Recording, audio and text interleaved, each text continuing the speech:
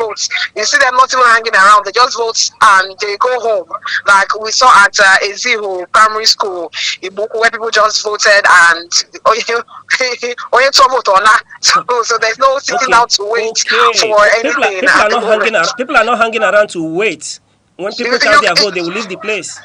Yeah, from Ezihu Primary School, people just vote and then they go home to go and look for what they're going to do. Someone will tell you, okay, I'm coming back because we know that the voting and accreditation will end by 2:30. So they will go and they say they will come back since they have voted. There's no need of staying there to wait or hang around. They'll come back by 2:30 because these polling units are very much close to their residential area. So it's easy for them to go and come back. All right, Jasmine. One more thing.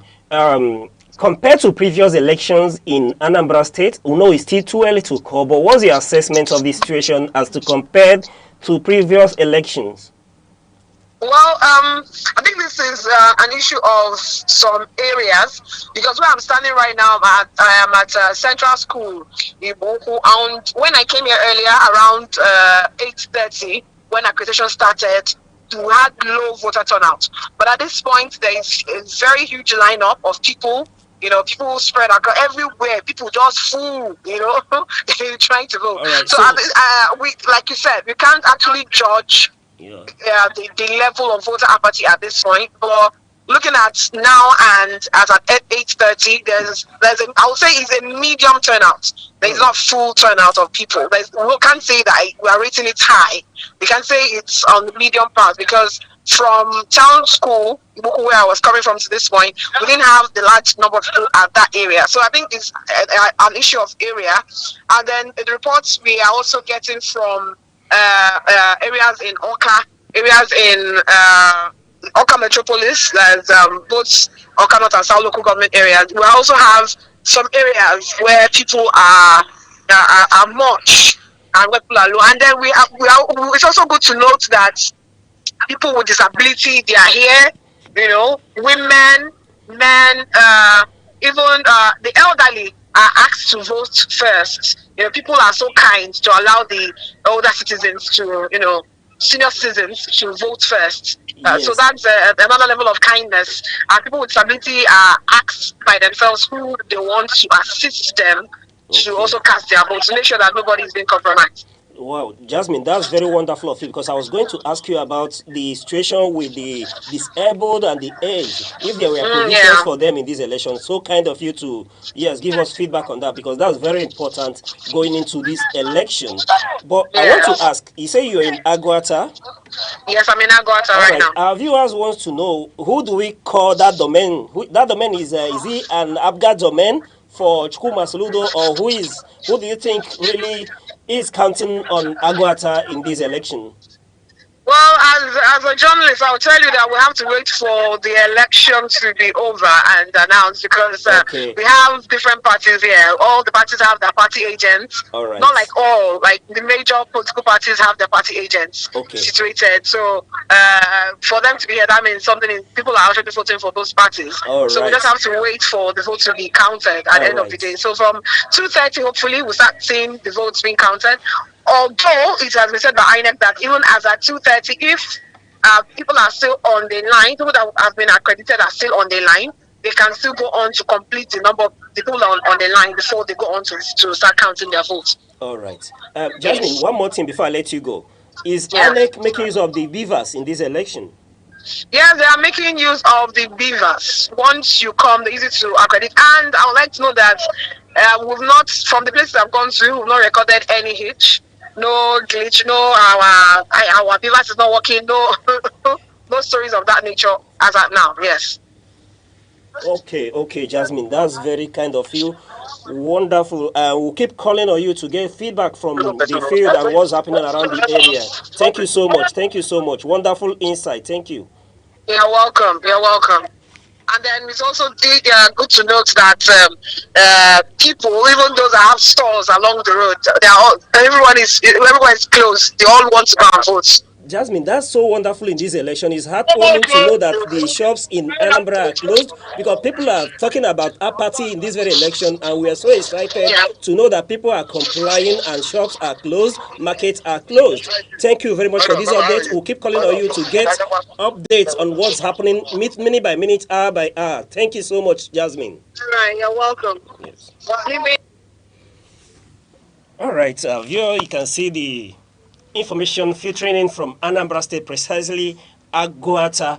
And, it's so wonderful that there is a turnout for this election. There's not going to be apathy as expected if people are turning out this early. And then talk about the disabled being assisted and the aged allowing to vote in this election is quite commendable for the people of Aguata local government. And we're so happy to hear that INEC were deployed their materials, their agents, their staffs were there on time. And then talk about the security in these places. We're hearing that Agune Chamber were not used in this very election because you can't remember that was an issue getting into this very day.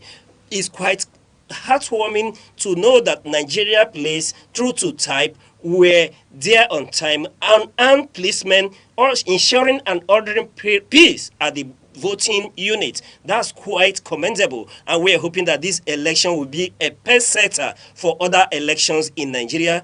That's quite commendable. But let's go back, as though we're talking about the contending parties. In this election, there are about over 16 parties. We will bring the details of these various parties to you as we move along in this Anambra Decide 2025. But there are major political parties who are jostling to take away that seat from APGA. Remember that Anambra State over the years has been and is seen to be an APGA state, and it still remains to be seen if these parties, talk about the ruling APC, being able to jostle that seat away from the Governor Soludo. That remains to be seen, because we know that APC is keenly contesting for that very coveted seat in this election. Not talk about Dr. George Mualu of the LP.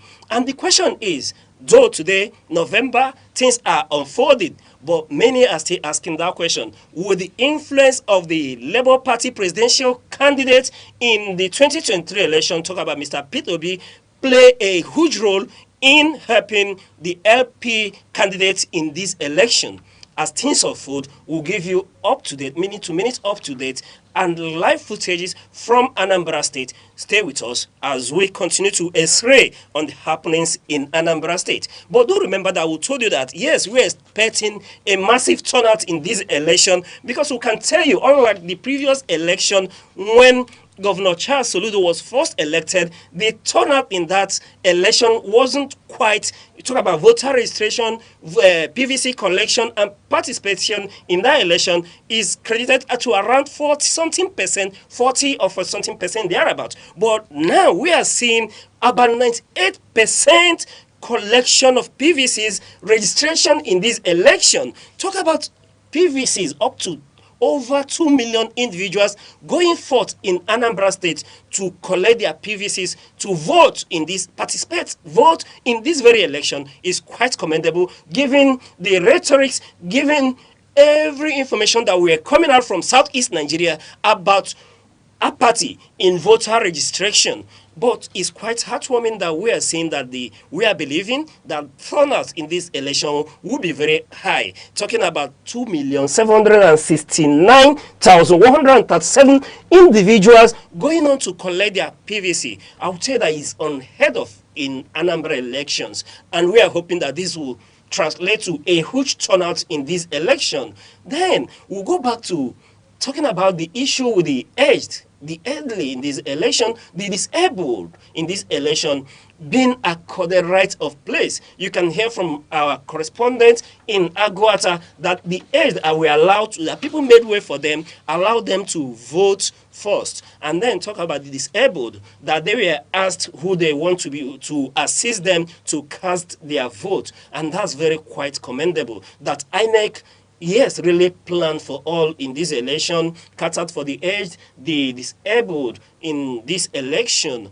is quite commendable. And so far we can see that there is peace in Aguata. Everybody is going about their business, and whoever leaves their home, we are told, are just going to their polling unit to cast their votes, to go back home and later to come wait for the result. That's what we are hearing from Anambra. We hope that that will be the same for Oka, same for Nature, and same for Newi as well. We hope that the process continues seamlessly, peacefully, without any issues of any kind. But we'll keep on commending the Nigerian police for being able to deploy that massive number, about 45,000 personnel, into this election is quite commendable. Thank you for keeping with us. We'll continue to bring you updates, and then we'll give you analysis of the goings on in this very election. You know, this off-season election is very important to Nigeria and Nigerians, being that the ruling All Progressive Congress are looking to use this avenue to flex their muzzle in this very election. You can remember, if we were to go further, you see that in southeast and south Nigeria, that the APC are beginning to host well. But Anambra is one of the states that is still outside the domain or the hold of the ruling APC. As things unfold, we will see if the power of incumbency at the center is going to play any part in this very election.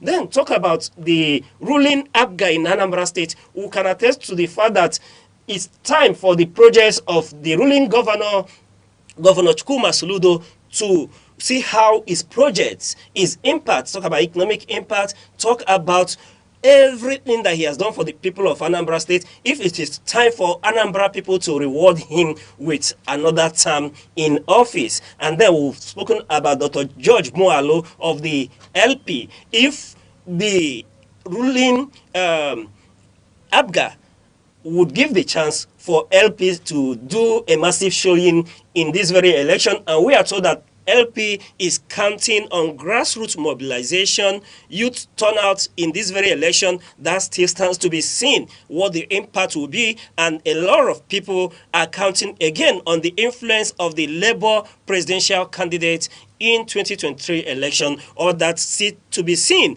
Then another party that is least talked about but are very, very big contenders in this election is the YPP. YPP cannot overlooked in this very election, given their showings over years in Anambra State. Whichever way it goes, their state time will follow the events as they unfold in Anambra State, and like we did promise, we'll give you up-to-date analysis of the going on in Anambra State. We'll take a short break, and when we return, we'll continue to call our correspondents in Anambra, beg your pardon, and we'll continue to give you up-to-date analysis of the goings on in Anambra State. As Anambra State heads to the polls today to elect a new governor, expectations are high for a peaceful, transparent, and credible election. Stakeholders from the Independent National Electoral Commission (INEC) to security agencies, political actors, and the electorate have all expressed commitment to ensuring that the process reflects the will of the people. For the Independent National Electoral Commission, the focus is on punctuality, transparency, and credibility through technology. INEC has assured that all sensitive and non-sensitive materials have been distributed across the 21 local government areas, with officials fully deployed to ensure the smooth functioning of the bimodal voter accreditation system and electronic transmission of results. The resident electoral commissioner in the state, Dr. Queen Ogwehi, has reiterated that the commission will not tolerate any compromise, adding that the collation and announcement of results will strictly follow laid-down procedures. On the part of security agencies, the Nigeria Police Force is leading a joint security operation involving the military, civil defense, and the Department of State Services. Over 25,000 personnel have been deployed across the state to maintain law and order, while vehicular movement has been restricted to prevent disruptions. The Commissioner of Police, Aderemi Adeoye, has appealed to residents to remain calm and law-abiding, warning that any attempt to incite violence or interfere interfere with the electoral process will be met with firm resistance. Political parties have also urged their members and supporters to shun violence, avoid vote buying, and allow the people's choice to prevail. Similarly, civil society groups and election observers, including representatives from the European Union and domestic monitoring bodies, have encouraged eligible voters to come out in large numbers and exercise their civic responsibility without fear or intimidation. For the electorate, today's election offers an opportunity to strengthen democratic values and determine the direction of governance in Anambra for the next 4 years. Many voters say they are eager to see a peaceful process that truly reflects the people's mandate. As voting begins, all eyes are on Anambra State, with hopes high that the conduct of the election will stand as a model of credibility and peace for the nation's democratic journey. Stakeholders are urging all citizens to put the peace and progress of Anambra above personal or political interest. They emphasize that elections should not be seen as a battle, but as a democratic exercise where every voice counts and every vote matters. Security agencies and community leaders are also calling for patience, tolerance, and respect for due process, noting that only through calm and order can the integrity of the process be protected. INEC officials, traditional rulers, and faith-based organizations are equally appealing to candidates and party agents to accept the outcome of the election in good faith and, where necessary, seek redress through lawful means. They remind the public that democracy thrives when peace is sustained and that a peaceful election in Anambra will send a strong message of hope and maturity to the rest of the country. As Anambra State heads to the polls today to elect a new governor, expectations are high for a peaceful, transparent, and credible election. Stakeholders from the Independent National Electoral Commission (INEC) to security agencies, political actors, and the electorate have all expressed commitment to ensuring that the process reflects the will of the people. For the Independent National Electoral Commission, the focus is on punctuality, transparency, and credibility through technology. INEC has assured that all sensitive and non-sensitive materials have been distributed across the 21 local government areas, with officials fully deployed to ensure the smooth functioning of the bimodal voter accreditation system and electronic transmission of results. The resident electoral commissioner in the state, Dr. Queen Ogbuehi, has reiterated that the commission will not tolerate any compromise, adding that the collation and announcement of results will strictly follow laid-down procedures. On the part of security agencies, the Nigeria Police Force is leading a joint security operation involving the military, civil defense, and the Department of State Services. Over 25,000 personnel have been deployed across the state to maintain law and order, while vehicular movement has been restricted to prevent disruptions. The Commissioner of Police, Aderemi Adeoye, has appealed to residents to remain calm and law-abiding, warning that any attempt to incite violence or interfere with the electoral process will be met with firm resistance. Political parties have also urged their members and supporters to shun violence, avoid vote buying, and allow the people's choice to prevail. Similarly, civil society groups and election observers, including representatives from the European Union and domestic monitoring bodies, have encouraged eligible voters to come out in large numbers and exercise their civic responsibility without fear or intimidation. For the electorate, today's election offers an opportunity to strengthen democratic values and determine the direction of governance in Anambra for the next 4 years. Many voters say they are eager to see a peaceful process that truly reflects the people's mandate. As voting begins, all eyes are on Anambra State, with hopes high that the conduct of the election will stand as a model of credibility and peace for the nation's democratic journey. Stakeholders are urging all citizens to put the peace and progress of Anambra above personal or political interest. They emphasize that elections should not be seen as a battle, but as a democratic exercise where every voice counts and every vote matters. Security agencies and community leaders are also calling for patience, tolerance, and respect for due process, noting that only through calm and order can the integrity of the process be protected. INEC officials, traditional rulers, and faith-based organizations are equally appealing to candidates and party agents to accept the outcome of the election in good faith and, where necessary, seek redress through lawful means. They remind the public that democracy thrives when peace is sustained and that a peaceful election in Anambra will send a strong message of hope and maturity to the rest of the country.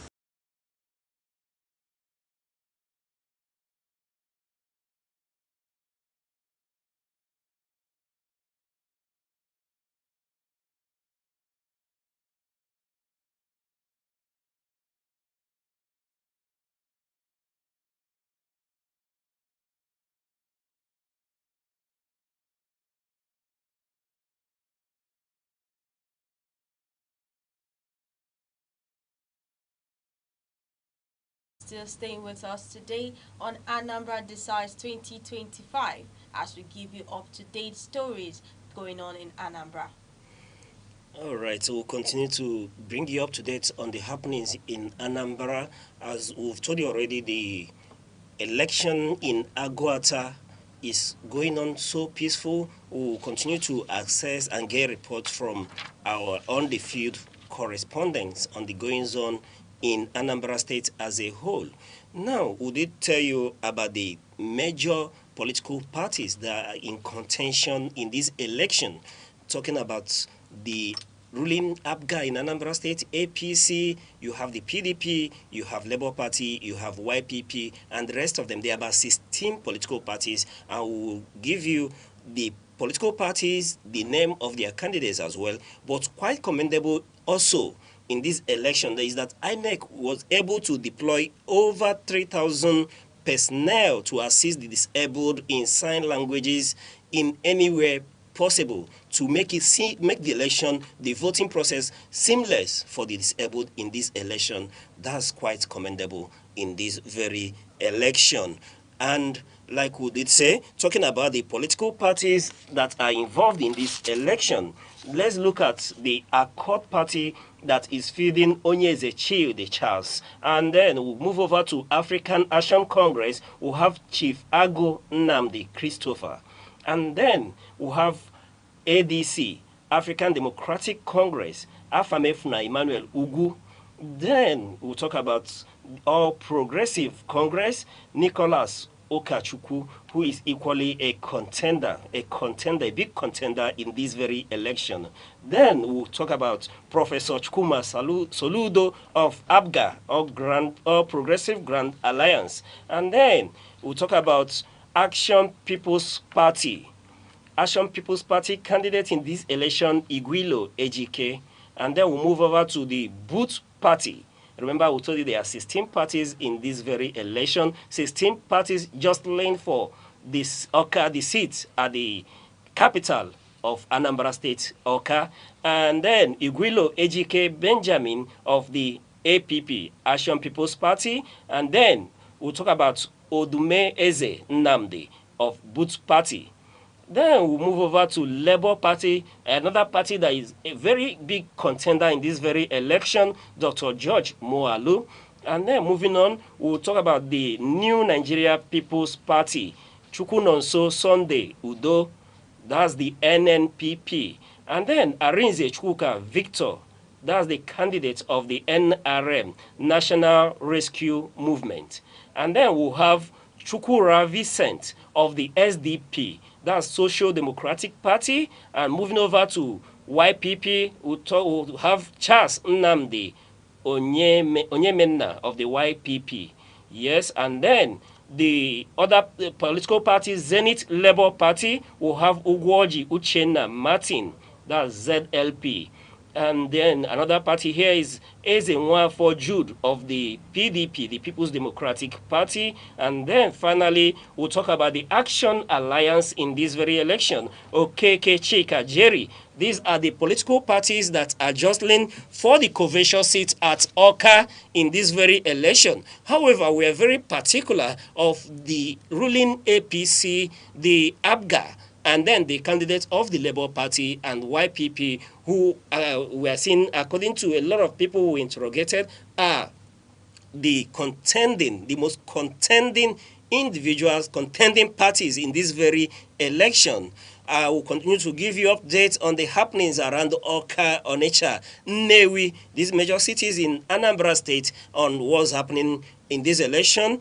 Then let's go into it proper. What would Chukuma Soludo be bringing into this, coming into this election? What is the appeal of the APGA candidate in this election? Like would they say, Professor Chukuma Soludo is quite popular in Anambra State, and going by his project, a lot of people are still seeing him as the major contender, but it still remains to be seen at the end of the exercise today if the good people of Anambra State will reward him with another 4 years in office. And then we'll talk about the Labour Party presidential candidate, talk about Dr. George Moalu. we're talking about Dr.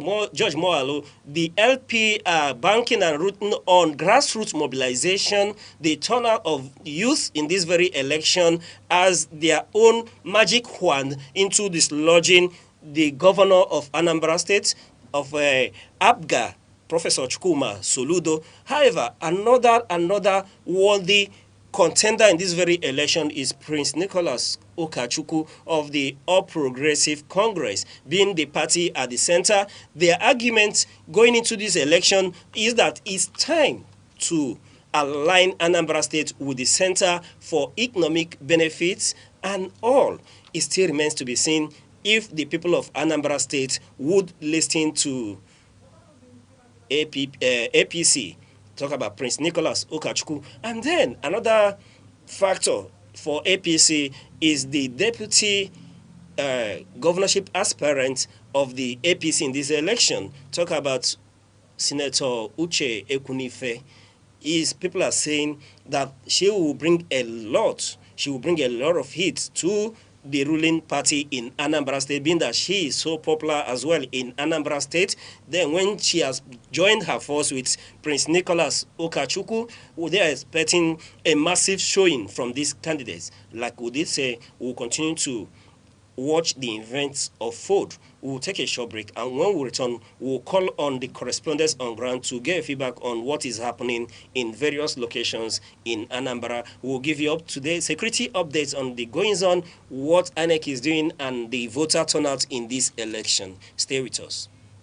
As Anambra State heads to the polls today to elect a new governor, expectations are high for a peaceful, transparent and credible election. Stakeholders from the Independent National Electoral Commission (INEC) to security agencies, political actors and the electorate have all expressed commitment to ensuring that the process reflects the will of the people. For the Independent National Electoral Commission, the focus is on punctuality, transparency and credibility through technology. INEC has assured that all sensitive and non-sensitive materials have been distributed across the 21 local government areas, with officials fully deployed to ensure the smooth functioning of the bimodal voter accreditation system and electronic transmission of results. The resident electoral commissioner in the state, Dr. Queen Ogwehi, has reiterated that the commission will not tolerate any compromise, adding that the collation and announcement of results will strictly follow laid-down procedures. On the part of security agencies, the Nigeria Police Force is leading a joint security operation involving the military, civil defense, and the Department of State Services. Over 25,000 personnel have been deployed across the state to maintain law and order, while vehicular movement has been restricted to prevent disruptions. The Commissioner of Police, Aderemi Adeoye, has appealed to residents to remain calm and law-abiding, warning that any attempt to incite violence or interfere with the electoral process will be met with firm resistance. Political parties have also urged their members and supporters to shun violence, avoid vote buying, and allow the people's choice to prevail. Similarly, civil society groups and election observers, including representatives from the European Union and domestic monitoring bodies, have encouraged eligible voters to come out in large numbers and exercise their civic responsibility without fear or intimidation. For the electorate, today's election offers an opportunity to strengthen democratic values and determine the direction of governance in Anambra for the next 4 years. Many voters say they are eager to see a peaceful process that truly reflects the people's mandate. As voting begins, all eyes are on Anambra State, with hopes high that the conduct of the election will stand as a model of credibility and peace for the nation's democratic journey. Stakeholders are urging all citizens to put the peace and progress of Anambra above personal or political interest. They emphasize that elections should not be seen as a battle, but as a democratic exercise where every voice counts and every vote matters. Security agencies and community leaders are also calling for patience, tolerance, and respect for due process, noting that only through calm and order can the integrity of the process be protected. INEC officials, traditional rulers, and faith-based organizations are equally appealing to candidates and party agents to accept the outcome of the election in good faith and, where necessary, seek redress through lawful means. They remind the public that democracy thrives when peace is sustained and that a peaceful election in Anambra will send a strong message of hope and maturity to the rest of the country.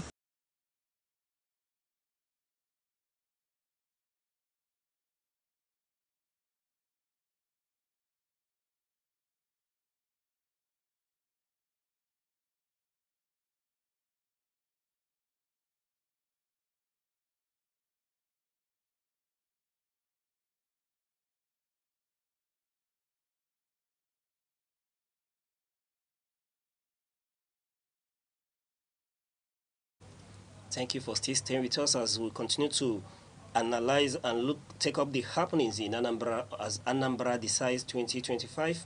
We can categorically begin to bring you videos of what's happening in Anambra State. We'll have a respondent from polling unit 007002 Ward 1, Gear Secondary School, Ibuku in Anambra State. So, good morning, sir. Yeah, good morning. Your name and polling unit again. Okay, I'm Barrister Sajay BC of Yukon. I'm here at Ibuku in my polling unit 007, Ibuku Ward 1.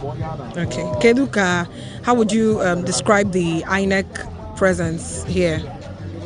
Well, I want to commend INEC in this particular election. They came in on time and everything is working very fine. They came with all the materials and doing diligence their job. And the voter turnout, would you say it's high or medium? I would say it's high. Our people are interested in what the governor is doing. They want to come and show solidarity to the governor who is working all out. I think most of them are. That's why they came out in mass to vote. Even if you look at behind us, you see that this school here is being turned to a smart school. Not the same governor Chukuma Soludo. So why should people not come to vote? So they are here, most of them. The security operatives, are they making sure that there's orderliness? Yes, they are here in their numbers, about three of them in each polling. There's two polling units here, Unit 7 and Unit 12, and they have three policemen there. 2 policemen and 1 road safety in each of them, and they are here conducting. Because there's no problem here, so everything is moving normally. So it's a seamless. Having a free day. Right. The beavers, all the equipment, is everything going on? No hitch? Because there are some problems, a little hitches. Some people cannot be identified in the beavers. Some few, not all, but people are voting. I'm sure some of the voters have gone up to 50 persons voting. Okay. 50 voters have passed through. So some of them are still having some little issues, but I think they'll get it right. Thank you very much.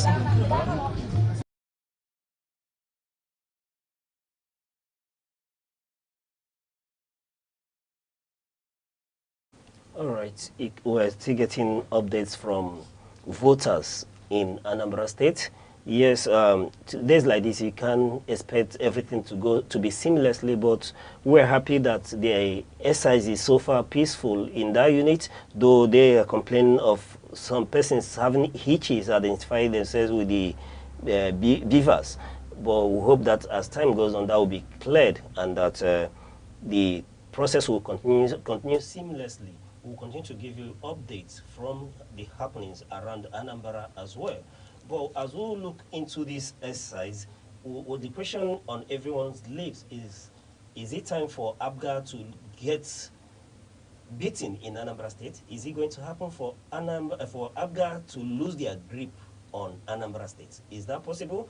Going that Anambra has been an APGA state, look at the era of Peter Obi being able to maneuver through the elections in Anambra State. When Anambra State was keenly contested by the PDP, the state was said to be in the hands of the PDP when APGA came in. And through the period, Peter Obi helped sway in Anambra State to Obiano coming in. And then people were thinking that after Obiano, that APGA would lose his grip on Anambra State politics or on the grassroots, but that was not the case. And then we saw in 2021 the coming in of the professor himself, and is yet another test for APGA to show their mettle. They are able to withstand the fire, the challenge from the opposing political parties and their candidates in this very election.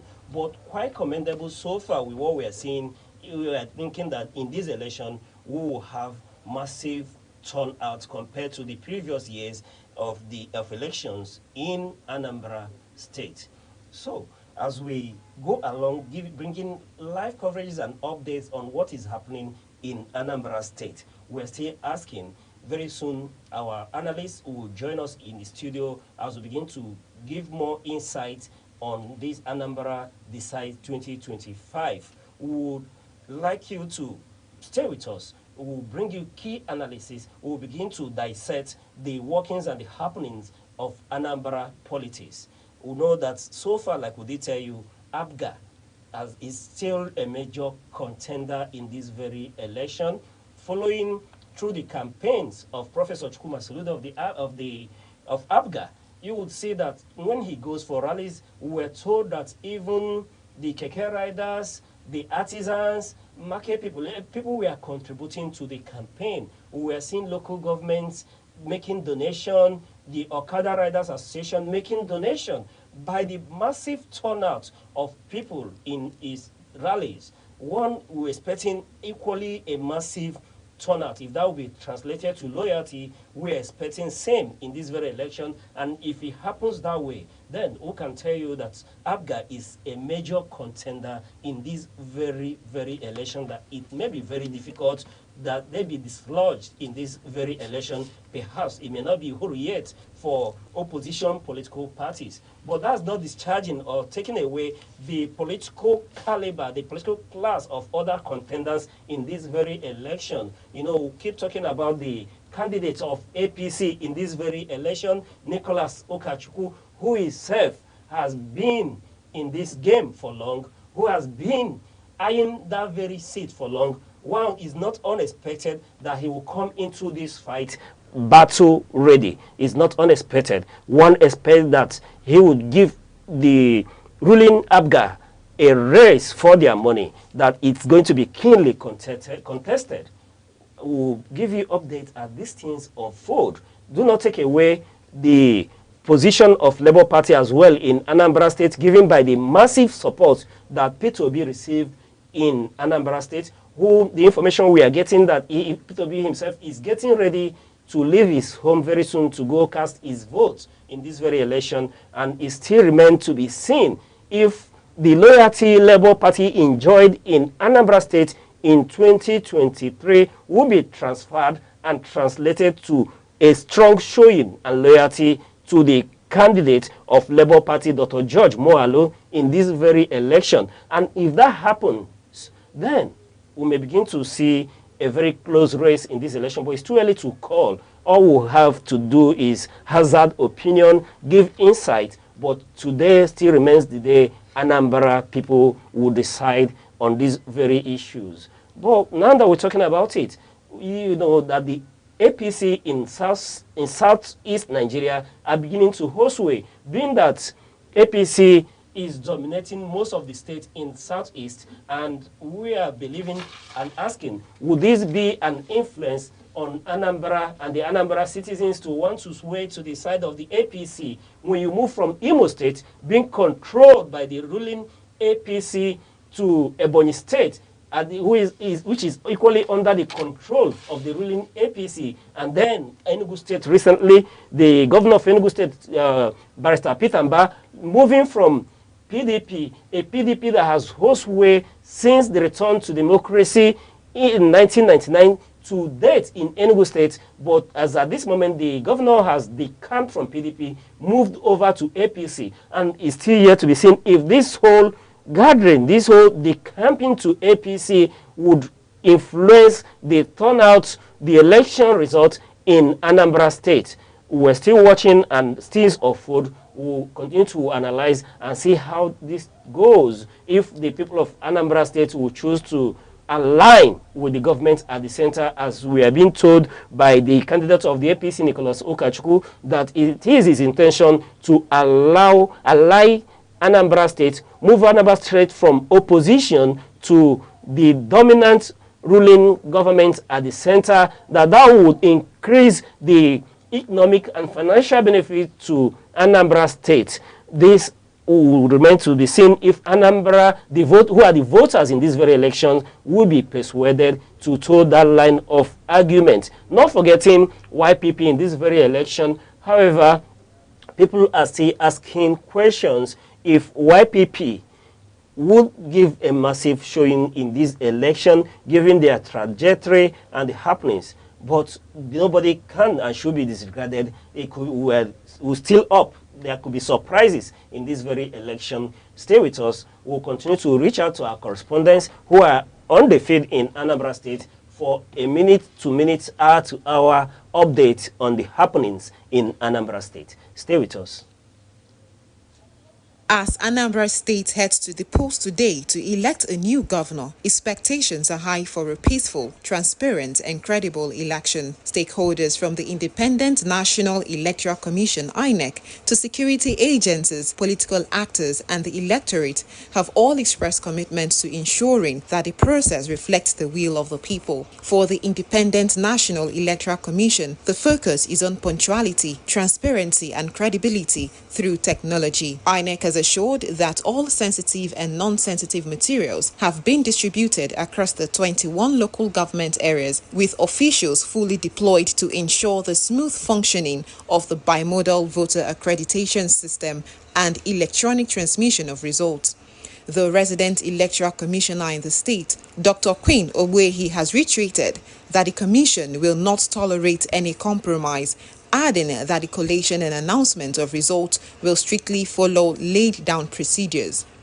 On the part of security agencies, the Nigeria Police Force is leading a joint security operation involving the military, civil defense, and the Department of State Services. Over 25,000 personnel have been deployed across the state to maintain law and order, while vehicular movement has been restricted to prevent disruptions. The Commissioner of Police, Aderemi Adeoye, has appealed to residents to remain calm and law-abiding, warning that any attempt to incite violence or interfere with the electoral process will be met with firm resistance. Political parties have also urged their members and supporters to shun violence, avoid vote buying, and allow the people's choice to prevail. Similarly, civil society groups and election observers, including representatives from the European Union and domestic monitoring bodies, have encouraged eligible voters to come out in large numbers and exercise their civic responsibility without fear or intimidation. For the electorate, today's election offers an opportunity to strengthen democratic values and determine the direction of governance in Anambra for the next 4 years. Many voters say they are eager to see a peaceful process that truly reflects the people's mandate. As voting begins, all eyes are on Anambra State, with hopes high that the conduct of the election will stand as a model of credibility and peace for the nation's democratic journey. Stakeholders are urging all citizens to put the peace and progress of Anambra above personal or political interest. They emphasize that elections should not be seen as a battle, but as a democratic exercise where every voice counts and every vote matters. Security agencies and community leaders are also calling for patience, tolerance, and respect for due process, noting that only through calm and order can the integrity of the process be protected. INEC officials, traditional rulers, and faith-based organizations are equally appealing to candidates and party agents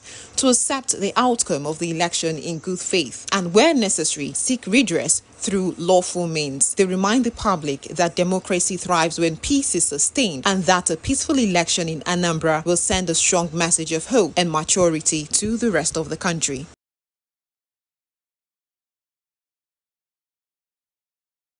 Anambra State, located in southeastern Nigeria, is one of the nation's most dynamic and enterprising regions. Created in 1976, it takes its name from the Anambra River, a tributary of the Niger.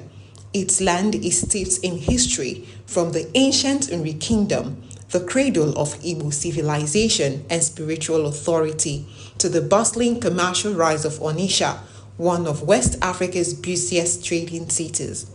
Every inch of its soil seems to breathe heritage, resilience, and the quiet power of innovation that defines the Igbo spirit. Anambra's people are known for their industrious drive, intellectual prowess, and unyielding creativity. Across Nigeria and beyond, They stand tall as business leaders, scholars, inventors, and professionals whose influence reaches every corner of society. From the sprawling market of Onitsha to the humming industrial machines in Nnewi, fondly called the Japan of Africa, the state exemplifies the fusion of tradition and modern enterprise. In Awka, the capital, new technology hubs and startups are springing up, harnessing the energy of a generation determined to build a future powered by knowledge and innovation. The state's endowments are immense. Anambra boasts of fertile soils that yield abundant harvest of yam, rice, cassava, and vegetables, feeding not just its people but the wider region. Sources: crude oil, natural gas, kaolin, and limestone, waiting to be fully harnessed. With a well-educated populace and a vibrant entrepreneurial culture, the state's economy is driven by small and medium-scale industries that continue to expand Nigeria's manufacturing frontiers. Culturally, Anambra is the heartbeat of Igbo identity. Age-long traditions and legendary figures like Nnamdi Azikiwe, Chinua Achebe, and Dora Akunyili, whose contributions have left indelible marks on Nigeria and the world. Its towns and villages are known for strong community bonds and progressive values that inspire excellence in every field. Anambra's potential lies not only in its natural and human resources, but in the unbreakable spirit of its people, a people who see every challenge as a call to greatness. With expanding infrastructure, digital transformation, and a thriving creative scene, the state stands poised to lead Nigeria into a new era of prosperity. It is a land where heritage meets ambition, where history fuels innovation, and where the light of progress never dims.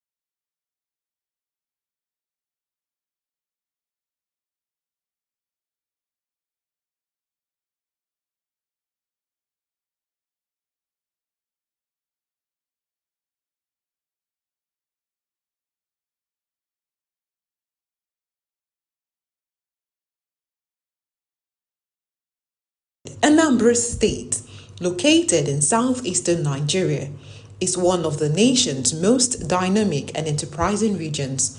Created in 1976, it takes its name from the Anambra River, a tributary of the Niger. Its land is steeped in history from the ancient Nri Kingdom, the cradle of Igbo civilization and spiritual authority, to the bustling commercial rise of Onitsha, one of West Africa's busiest trading cities. Every inch of its soil seems to breathe heritage, resilience, and the quiet power of innovation that defines the Igbo spirit. Anambra's people are known for their industrious drive, intellectual prowess, and unyielding creativity. Across Nigeria and beyond, they stand tall as business leaders, scholars, inventors, and professionals whose influence reaches every corner of society. From the sprawling market of Onitsha to the humming industrial machines in Nnewi, fondly called the Japan of Africa, the state exemplifies the fusion of tradition and modern enterprise. In Awka, the capital, new technology hubs and startups are springing up, harnessing the energy of a generation determined to build a future powered by knowledge and innovation. The state's endowments are immense.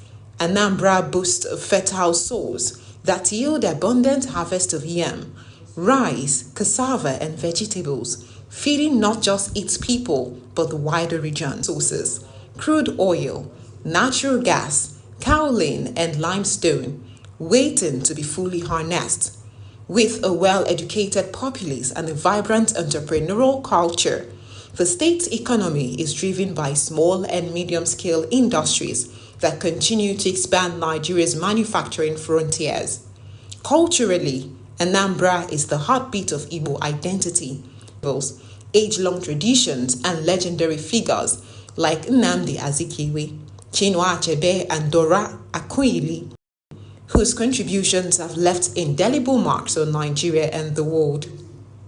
Its towns and villages are known for strong community bonds and progressive values that inspire excellence in every field.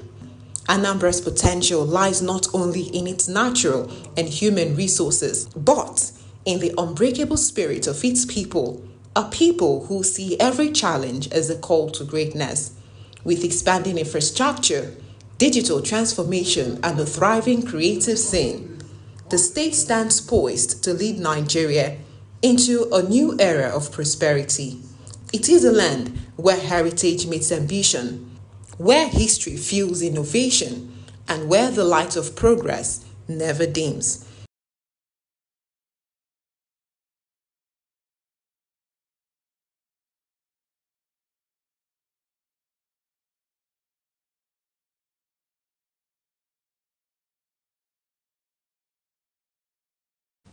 All right, thank you for still staying with us on Anambra Decides 2025. Thank you very much. We are still reaching correspondents in Anambra State to give us live updates on the happenings in Anambra State. We're still reaching out to our correspondents around Agwata, Nnewi, Awka, and Onitsha. But as things progresses, we'll give you minute by minute hour to hour updates on the happening, talk about security updates, talk about the voter turnout and all the happenings in this election. Remember that we've reached out to our correspondent in Anambra and they are already letting us know that the 2023 presidential candidate of the Labour Party is getting set to go out and cast his vote. We will give you updates on happenings, and when we're equally informed by people on ground that the governor himself is getting set to go out and cast his vote with the wife and other entourage, we will give you pictures and up-to-date of what is going on in Anambra State. We'll play a short clip and picture that we've just received from Anambra State. After that, we'll go on a long break where we'll play children program to keep you company while we get informations and happenings around Anambra State. While we return, we'll continue to give you back-to-back information, analysis on Anambra election. Stay tuned. Don't go away.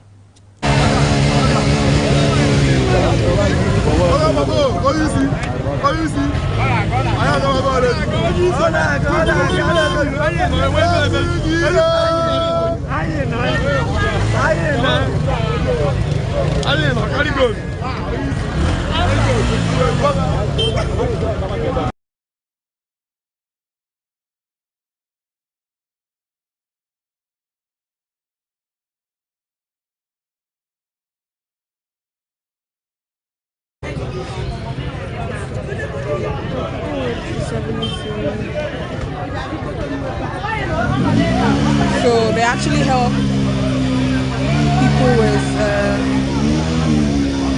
disability. This is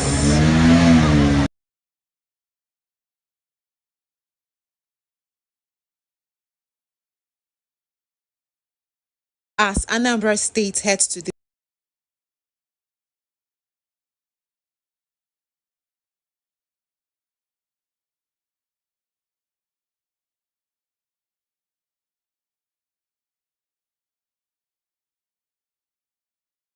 All right, thank you for staying with us. We are now live with our correspondent around Oka, Mr. Chooks. Yeah, my brother. Yeah, please, can you tell us what's going on where you are at the moment? Where are you exactly? Presently now I'm at Njikoka local government area of Anambra State. Okay. I'm in one of the polling booths right now. Everywhere is calm. Okay. Voting started, the accreditation started as early as after 7, some places to 7. Okay. Materials were delivered on time. And the people are well informed and they came out in mass. Most of the people have exercised their voting rights. As I speak with you, some polling units have concluded everything, and they are expecting more people to come and cast their vote. Okay. The situation everywhere is calm. Okay. So let's talk about security. What's security like in this election? This is first of its kind. We've never seen it this way before. Everywhere is well secured. Okay. In fact, it is so funny that in some polling booths, the security men there are more than the voters that are turned up for the day. Okay. So everything is calm. Okay, let's ask about accreditation. Some individuals have an issue with accreditation. There's information filtering from around Aguata that some persons were unable to get cleared from the beavers. I have not experienced any as for now, because all the places we've been to, I can assure you that there have not been any such problem or issues. People have had a free flow of transition from the first stage to the voting stage. All right, so what you're telling us is that INEC deployed material and men as early as possible coming into this election. We never knew that it's going to be that easy, because this is the best we've had so far. Okay, the best we've had so far compared to previous years. Very, very, because one of the best things that happened this time around was that material got to their designated areas as early as 7 a.m. Okay, please, can we talk about the disabled coming into this election? The information around Aguata is that the disabled were duly assisted and the aged were allowed to vote. Is it the same at where you are? Yes, it is the same everywhere, because before now, a lot of NGOs came out and did a lot of sensitization on that.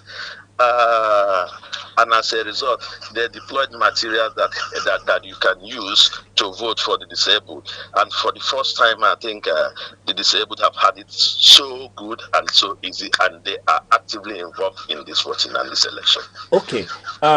Quickly, before I let you go, you talked about security, but we're told that this time around, the place around the plane were not armed. Yes, the way it's been structured, I think they adhere strictly to the rules, to the electoral rules, because the security within are not armed, but the security outside the premises of within the location or outside the location are well armed. Okay, that's very informative, Chooks. Thank you so much. But before I let you go, can you speak to the beavers, the machines that are deployed? Are we encountering any beavers failures?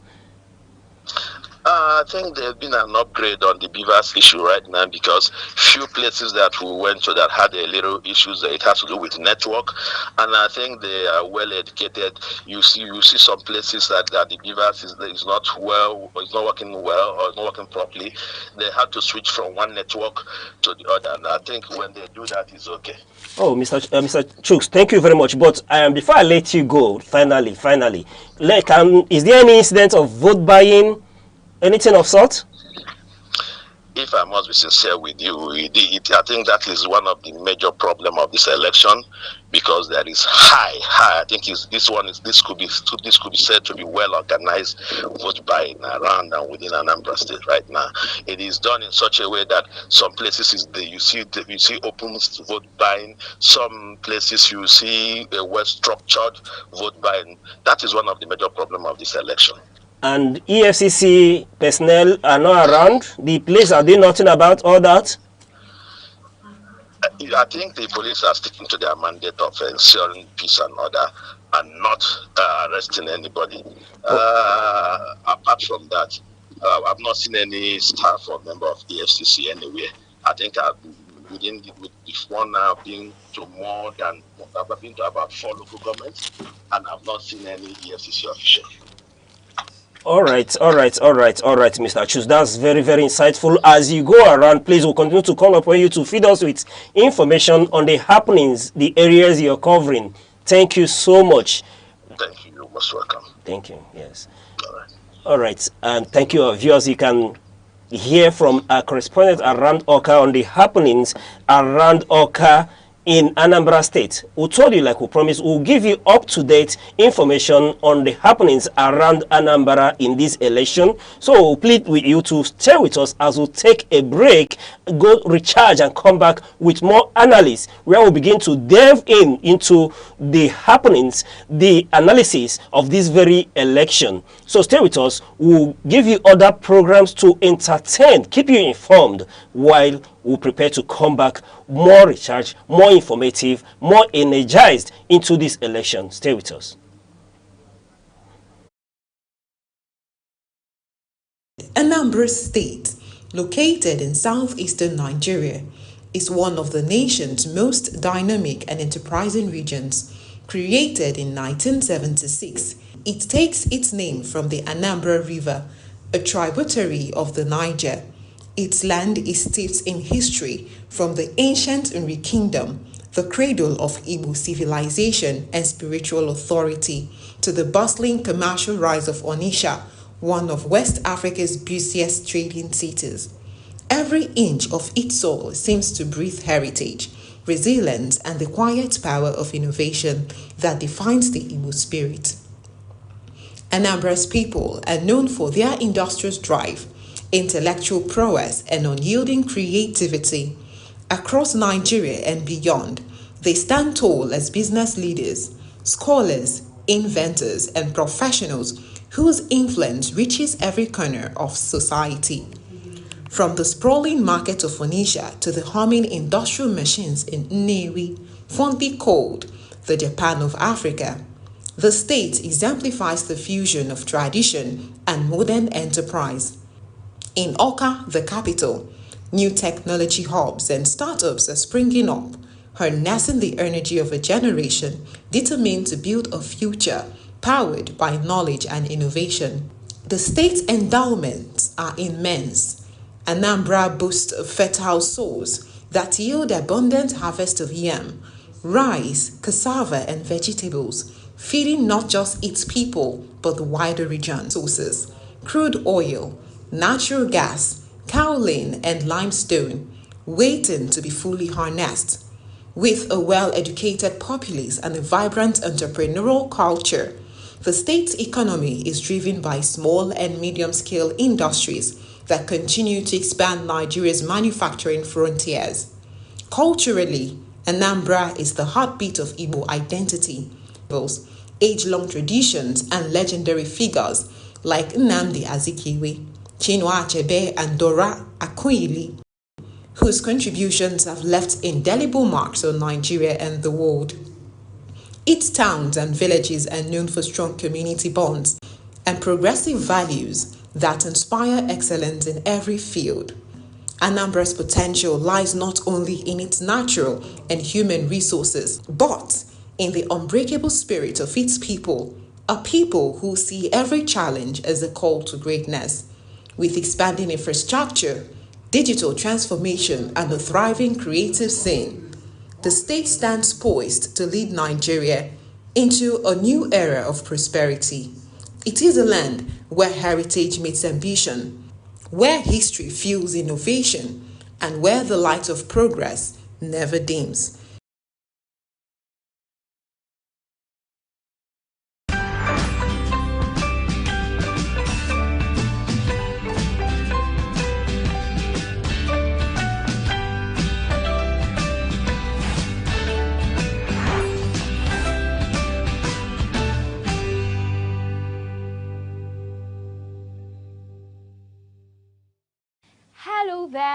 welcome to another edition of Teens Fun Hub on Aneke TV. And I am your host, Auntie Onyi. Here at Teens Fun Hub, we laugh, we learn, we interact, we have some fun, and we talk about everything that matters most to you. I'm sure you enjoyed the last edition of Teens Fun Hub. We are here again with super exciting segments to keep you entertained. Now, whatever you're doing, I would love you to keep it down and join us on today's edition. Remember to follow us on our social media handles on Instagram, Facebook, X, TikTok, and YouTube at Aneke TV. Stay tuned. Coming up next is the Entertainment Gist by Princess. Thank you, Auntie Oyi, for having me on the show today. Hi, viewer. My name is Annie Princess, your gist mate. Today on Entertainment Gist, I will be telling you about two celebrities. Let's start with Ugochi and her new song, Achalugo. Ugochi, the queen of Achalugo, is slaying the game with her latest banger, Achalugo. I know most of you must have heard of the song because it's literally so popular right now. And guess what? She also organized a red carpet campaign that made her to meet many celebrities like Mary Uche, Uche Nancy, Chineye Nebe, Destiny Tiko, the drama doll, Bimbo Ademoye, and many others. Meanwhile, Vikoka is out again with another hit song, and we are not surprised. Or should I say, I personally am not surprised. Because the guy's got talent pouring out of every pore. If you are a fan of Port Harcourt's finest, I know you would definitely want to check out his latest track. Let's keep it real, Vikoka's got the talent. And speaking of Afrobeat royalty, Davido, the king of Afrobeat, is set to perform live in Enugu on November 1st. And I know you won't want to miss it. Trust me, it's gonna be super epic. If you are in Enugu or nearby Enugu, I know you wouldn't want to miss the opportunity to meet the king of Afrobeat live and in person. Stay tuned for more updates and get ready to dance the night away because it's gonna be so epic. There you go, folks. Ugochi's Achalugo, Vikoka's new song, and Davido's upcoming concert in Enugu. Stay tuned for more updates. I am still your gistmate, Annie Princess, and now I will be handing over to Auntie Ife for past heroes and history. Hi viewer, my name is Ugwi Forma. I hope you enjoyed the information I gave you concerning Margaret Ekpo on my last week's segment. And on today's segment, I'm going to talk about Chief Anthony Enahoro. Chief Anthony Enahoro was a renowned Nigerian nationalist, politician, pro-democracy activist, and journalist, born on July 22nd in 1923. He was the eldest of the 12 children to Anastasius Okotako Enahoro and Fidelia Inibokun. Early life and education. Enahoro attended Government School Urumi, Government School Owo, and King's College, Lagos, where he became a student leader and led anti-colonial protests. At 21, he became the editor of Nnamdi Azikiwe's newspaper, Southern Nigerian Defender. Career. Enahoro's career spanned journalism, politics, and activism. He was the editor of Southern Nigerian Defender, Daily Comet, and Morning Star. Politics. He was a member of Federal House of Assembly, Minister of Home Affairs, and Federal Commissioner for Information and Labor. Activist, co-founder of National Democratic Coalition and Pro-National Conference Organization. Notable achievements. Chief Anthony Enahoro moved the historic motion of Nigeria's independence in 1953 and was later granted in 1960. He was conferred with the title Adzolo Urumi, meaning someone who brings progress and development, and received many awards including Grand Officer of the Order of Merit, Grand Star of the Order of the Nation, First Class Officer of the Order of Two Nows, and Commander of the Order of Federal Republic in Nigeria. Later life and death. Enahoro married Helen Emayose Idia in 1954 and had 5 children. He later passed away on December 15, 2010 at the age of 87 after a prolonged battle with diabetes. And this is the end of my segment for today. I hope you guys enjoyed the information I gave you about Chief Anthony Enahoro. And now I'm going to hand over to Auntie Oyi, who is going to take you on the rest of the segments. Thank you so much, Informa, for that wonderful rendition on past heroes. Moving over to the next segment, which is titled A Chance to Meet. Are you ready to meet our guest on this segment? Hold on still, sit tight and enjoy. Hello, amazing teenagers. Welcome to A Chance to Meet. In this segment, we'll be meeting people, inspiring people who took right decisions during their teenage, and today they're in those places that they have always dreamed to be. And today we'll be talking about an important topic, which is purpose. Why are you here? What makes you unique? How can you use your gifts and abilities to help the world and even the planet as a whole? Don't worry, we are not going to rush into it, because purpose is not just something that you find. It's something you discover step by step. And today, to help us uncover all this, we have someone really special in the house today. Joining me today is a woman of many shades of brilliance, a graduate of English and Literary Studies, holds a degree in environmental science, and of course, a barrister. Join me as I welcome Barrister Eze Menanyi Chiamaka to the show. Thank you so much. It's such an honor to have you, ma. It's such an honor to have you. So, ma, today we are discussing on a topic, a very important topic, which is purpose. This is a big word that we hear every day with teenagers. Every day we hear purpose, find your purpose, have you found your purpose? But unfortunately, many of us, we don't know what this really means. So can you help us define purpose, or what it actually means? Purpose, when the first time someone says, what's the purpose for you being here? It means, what's the reason for you being here? Why are you here? So purpose simply means why. Why are you in this world? Why are you born? Why did God make you? You know, what's your reason for being in this life? That's just the short meaning of purpose. That's the short meaning of purpose, because we serve a God who doesn't do things in vain. God has a reason for every single thing that he does. You understand? So you are born in this world for a reason, for a purpose. So when you hear purpose, that's just the sum. Why were you made? Why did God make you? Okay, so ma, you mean that purpose is the intent in which God created, like what God had in mind, yes. Why creating us? Yes, more like your assignment for being in this world. Okay. Yeah. So that's so powerful, ma. Yesterday, while I was taking my bath, I remembered something that happened when I was in JSS3.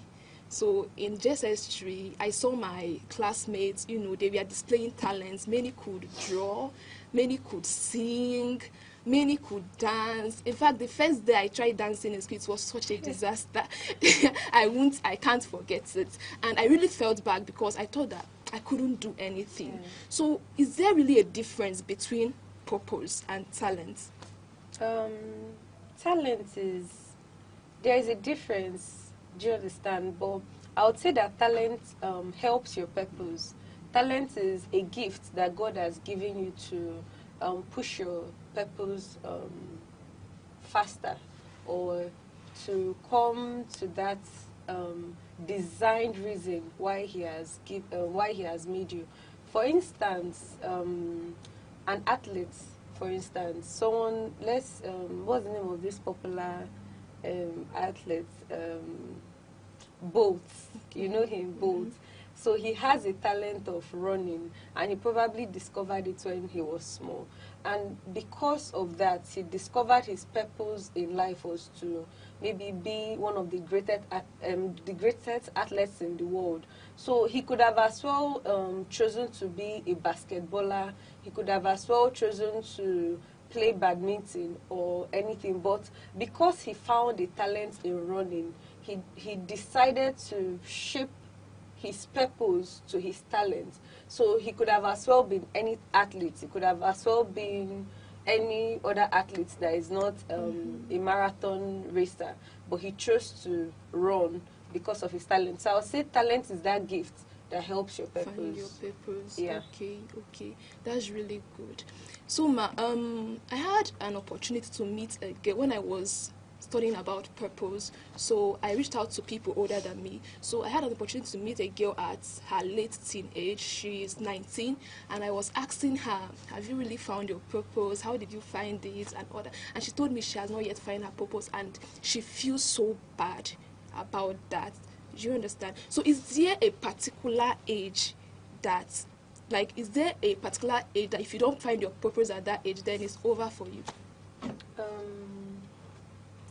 There is no age to finding your purpose. It is good that we find our purpose early, but there are people who don't even discover their purpose until their 40s, Wow. until they're in their 40s, until they're in their 50s. You know Jack Ma.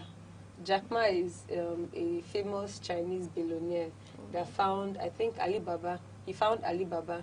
So he discovered his purpose I think he was in his 50s when he discovered that retail site, and he became a billionaire, actually. Before then, he had been poor, he had been struggling, and he has been struggling so much in, trying to get on in life, but he still discovered. So I don't think there is a particular age to discovering your purpose in life. There is no particular age to that. So any age is okay? Yes, any age is okay, but I would still encourage everybody to find their purpose early. To find the fact that there are people who God had made that exception to find their purpose at old age doesn't mean you don't start discovering your purpose in life now. There's a saying that goes, so I would say read books now as a young person. There are so many books you can read to discover your purpose. There is this book by Myles Monroe. The name of the book is Discovering Your Purpose in Life. Yeah, books like that would help you discover your purpose. So I would encourage teenagers to start reading early books that would develop their minds and help them discover their purpose. Okay, Ma, do you have any other recommended book apart from this? Gifted Hands. Okay. Gifted Hands is also by Ben Castle. That's also a good book. Okay. We read all those books when we were in secondary And it really helped you? Yes, books help a lot. It expands your mind. We're in the time of social media, and we're in the time of short attention span.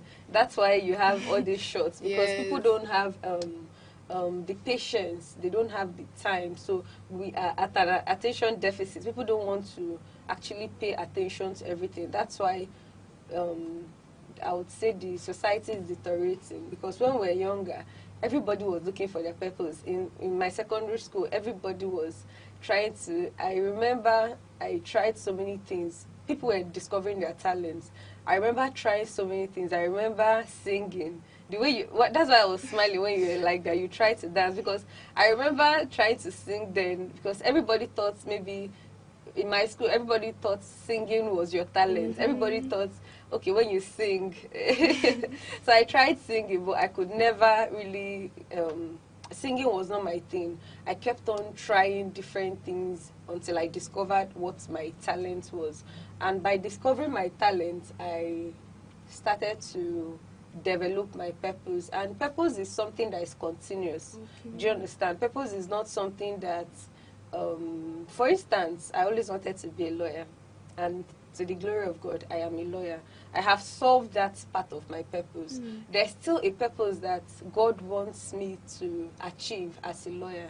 There is a reason why God, and I want to say something very important. Your purpose must be aligned to God, because you didn't make yourself. Why did God make you? You did catechism. Are you a Catholic?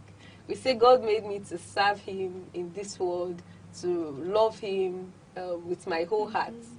So there is, if your purpose has to be aligned with God, if your purpose, I would say that if your purpose is not furthering the kingdom of God, if your purpose is not adding value to this world, then there is a problem with your purpose. Because you know that the way God gives a purpose, the devil could also give a person a purpose. So some people are living out a purpose, but the purpose that you are living out could be causing more harm than good. I don't know if I should go so deep, but I want to give an example. I was discussing with my spiritual director yesterday, and we were talking about contraceptives. And he was talking to me about this Pope, when they discovered contraceptives. So this Pope started to speak against it. He said, because at that point, what the world was preaching, the way they are preaching gay marriage, LGBT now, what the world was preaching then was sexual freedom. Because, you know, in the 80s, sex was not as common as this. So the world was preaching sexual freedom. I have a right to sleep with anybody I want to sleep with. It was a thing then. The way you are hearing gay marriage, and some people are protesting against it, that was the way they were protesting against free sex then. My body, my choice. So they started bringing out contraceptives. People were... think tanks, people were thinking about contraceptives. Oh, how do we prevent pregnancy? How do we prevent diseases? And the Pope was saying, this thing that you are doing will do more harm than good to the world. Do you understand? Yeah. So, well, we have gotten to this stage, and you have seen that free sex is doing more harm than good to our societies. So people who made all those things, people who spearheaded all those things, they achieved an aim. But is that really their purpose in life? Was that really why God created them? When Adam and Eve disobeyed God, was that really their purpose? So if you understand what I mean, your purpose, there are different purposes. So even as a child that is born now, the devil already wants to take you away from God's purpose for you and create an alternative purpose. I just hope I'm communicating. Yeah, so I needed to point that out. So your purpose for being here, why did God make you? Very important. Yeah. Okay, that's really wonderful, Ma. That's really wonderful. At least I've known that purpose is not something you discover at once. No. It's a journey. It's continuous. It's a journey. And teenagers watching out there, remember what she said. If you want to find your purpose, you have to start reading now. Reduce your scrolling time and start reading. And if you feel like you cannot read, there are various motivational speeches on YouTube. This man that discovered Apple, what was his name? I'm trying to remember his name. He has Stephen, the man that discovered Apple. Go ahead. So he has several YouTube motivational speeches. There are several YouTube motivational speeches that you can watch, but I would still encourage you to read. Okay, Ma. So, Ma, teenagers out there would be wondering, how can I really find my purpose? So how can we find our purpose? There is no manual to finding your purpose. That's number one. Someone can just be walking on the streets and see, and maybe someone can just be walking. And let me say, maybe in the olden days now, you are trying to go from this village to this village. And this village has this big stream. And you are thinking, okay, how can I get to pass this big stream and get to that other village? And they discover a boat. Do you understand? And maybe they discover a boat and someone is like, okay, this boat is very uncomfortable. We can make it more... comfortable, and they discover a ship, something bigger, and someone makes a ship, and they said, okay, well, you know, we are passing through this, I love the air in the ocean, let's make it nicer, and they discover a luxury yacht. So discovering purpose is, there is no manual to discovering your purpose, but an advice I'll give teenagers is to know God. The Holy Spirit is the fastest way to discover your purpose. Having a relationship with God, having a personal relationship with God, allowing the Holy Spirit to speak to your mind, allowing God to speak to your mind, to minister to you, and also discovering your talents would also help you to find your purpose. There's something that you're exceptionally good at, something that you know that if maybe we have a competition, I'll do better than every other person. Do you understand? There are people who are not book smart, but they are very good in every other thing. And there are people who are very book smart. So your talents can help your purpose. And another thing that can help your purpose is trying to solve a problem. Trying to solve a problem can help your purpose. When you discover your talents, you need to ask yourself, how can I use my talent to better my environment? How can I use my talent to better the world? I gave an example of someone trying to cross a river and discover a boat. That's solving a problem. So your talent has to solve a problem. And just getting confirmation from God is also very important. I'm a lawyer now, and every day I wake up and I'm asking myself, how can I use my profession to better the world? How can I help people with, I will just call to the bar. And that's just what has been on my mind. I am not after money. It's not that I don't want to make so much money in this life, but money would come. Money would come when I start to solve a problem. So all I'm thinking about is, how do I solve a problem with my career and my talents? Wow, wow, wow. Thank you so much, Ma. Thank you so much, Ma. We are really glad to have you today on a chance to meet. Expect our invitation next time. My fellow teenagers, hope you enjoyed this, because I did, and hope you learned a lot, because I did. So see you next time on A Chance to Meet, and try as much as possible to put everything that has been said into practice. I am Callista. See you. Bye.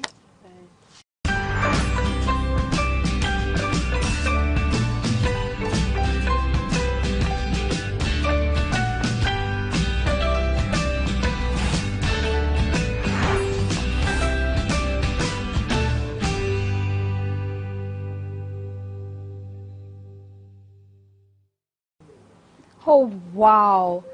That was super amazing. I'm sure your big questions about purpose was answered today. Mine were answered. I don't know about you, but I'm sure you enjoyed yourself. Coming up next is the Health Tips by Chinaza. Sit back and enjoy. Thank you, Antiomi. Of course, I'm ready to take you guys on the Health Tips segment. So today, we're going to be discussing about stress. Stress and stress management. Stress can be said to be the natural human response to challenging or demanding situations. This can cause mental tension or worry. It can be triggered by thoughts or events that cause someone to feel angry, nervous, or frustrated. Simply put, stress can be said to be the way the body responds when put under pressure, both negative or positive pressure.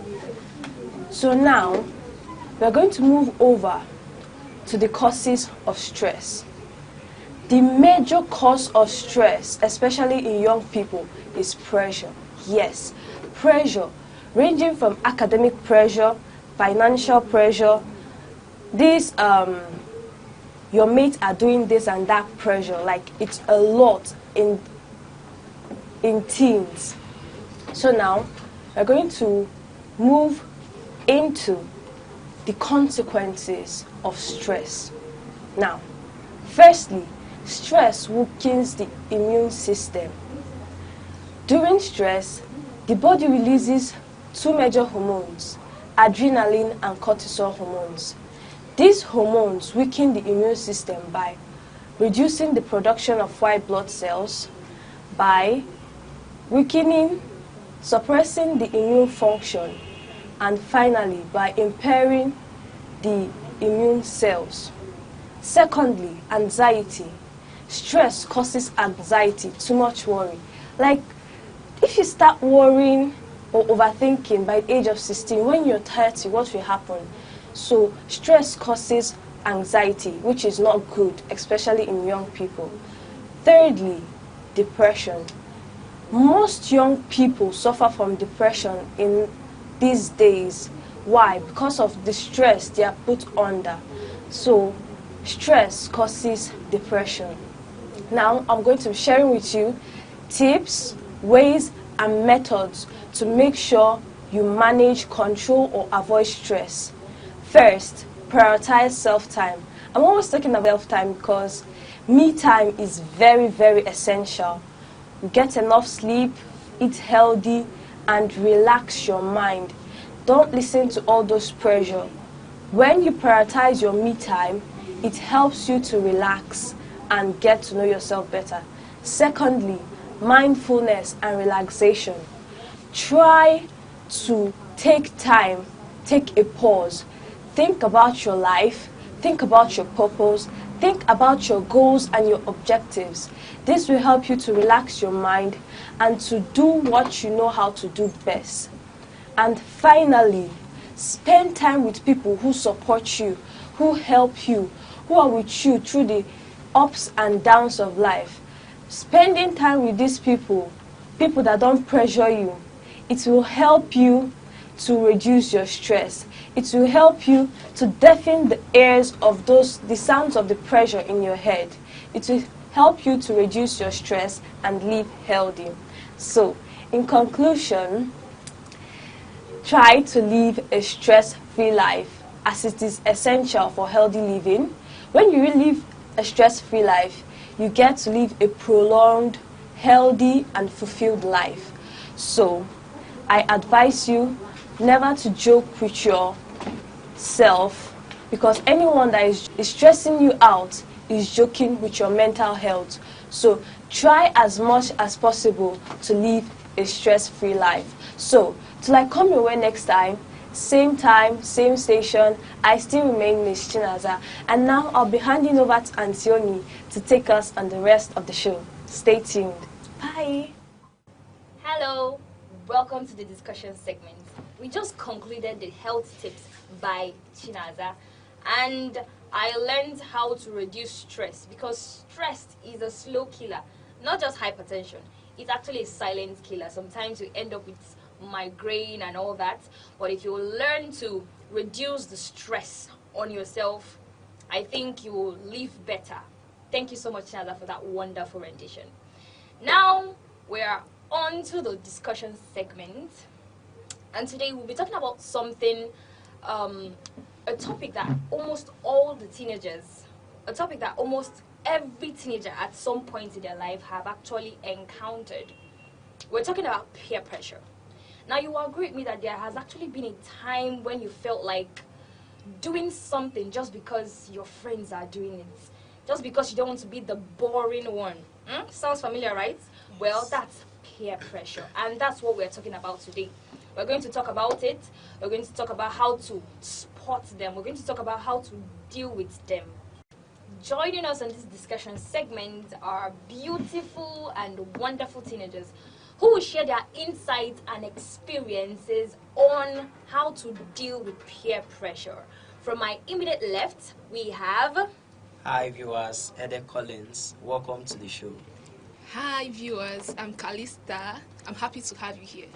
Hi viewers, I'm Chinaza. Stay tuned.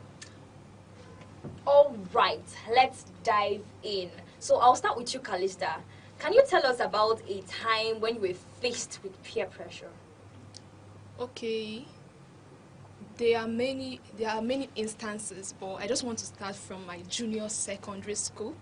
So during that time, I was so troublesome. I wasn't this quiet. Am I really quiet now? No, you're not. Of the look on your face. Okay. But I was more troublesome. Okay. So I had a group of friends then. We are just, I can't even. Area scatters. I don't know. We just like trouble then. We just like trouble. And you know, that was JSS3. That's the time normally in secondary school where when we feel we are now big girls because we are about to enter into the senior class, so you can't talk to us, we are now big girls. So during that period, they elected the prefect newly, and we have already made the decision that we're not going to respect any prefect. Who is this one? This is my sister's maid, so I'm not going to respect her. I'm not going to even call her senior anything, captain or anything. I'm just, don't talk to me, you know. That was the decision, that was the plan. So I could remember one day, and during that period, we also made another terrible decision that we're not going to go to attend the morning assembly till that term ends. I and my group of friends in secondary school. So every morning, and fortunately, I was the level prefect. I was the level prefect in my class. Then when I got to the senior class, I was also a school level prefect. So then I was the level prefect. So when the seniors come to our class, just tell them, senior, please, we need to sweep this class. I tell my classmates, I tell them, please don't, the class is normally you sweep it after school. But I tell them, please don't sweep after school, just go home. And they really like me for that. Hey, they love me for, just go home tomorrow, we are going to sweep. That was a very stupid decision, looking back. So I told them, tomorrow we are going to sweep it. So the next morning, I and my friends will just stay in the class. When they come with us, senior, we are sweeping this class and we are not going. We are not going. So one day, another crazy person, like a senior, you know, others, we are calm. Okay. So the crazier one, crazier than us, came. And normally now you said, senior, we are not going to go. We are not going to go. And the senior said, you must go. He said, senior, you cannot do anything. Just leave. So she went back and called almost all the prefects. And then in my group, we are just 3. No, 4. We are 4. Then about, I think, 7 seniors or more. And when they were coming, everybody escaped. I was the only one caught. Wow, very interesting. Very interesting. I was the only one caught. So that was really bad. So that was one of the major things, peer pressure, negative peer pressure led me to in school. I love the way you just said negative, because there is negative and positive. But before we dive deeply into that... Sorry, I want to speak on, she said negative peer pressure.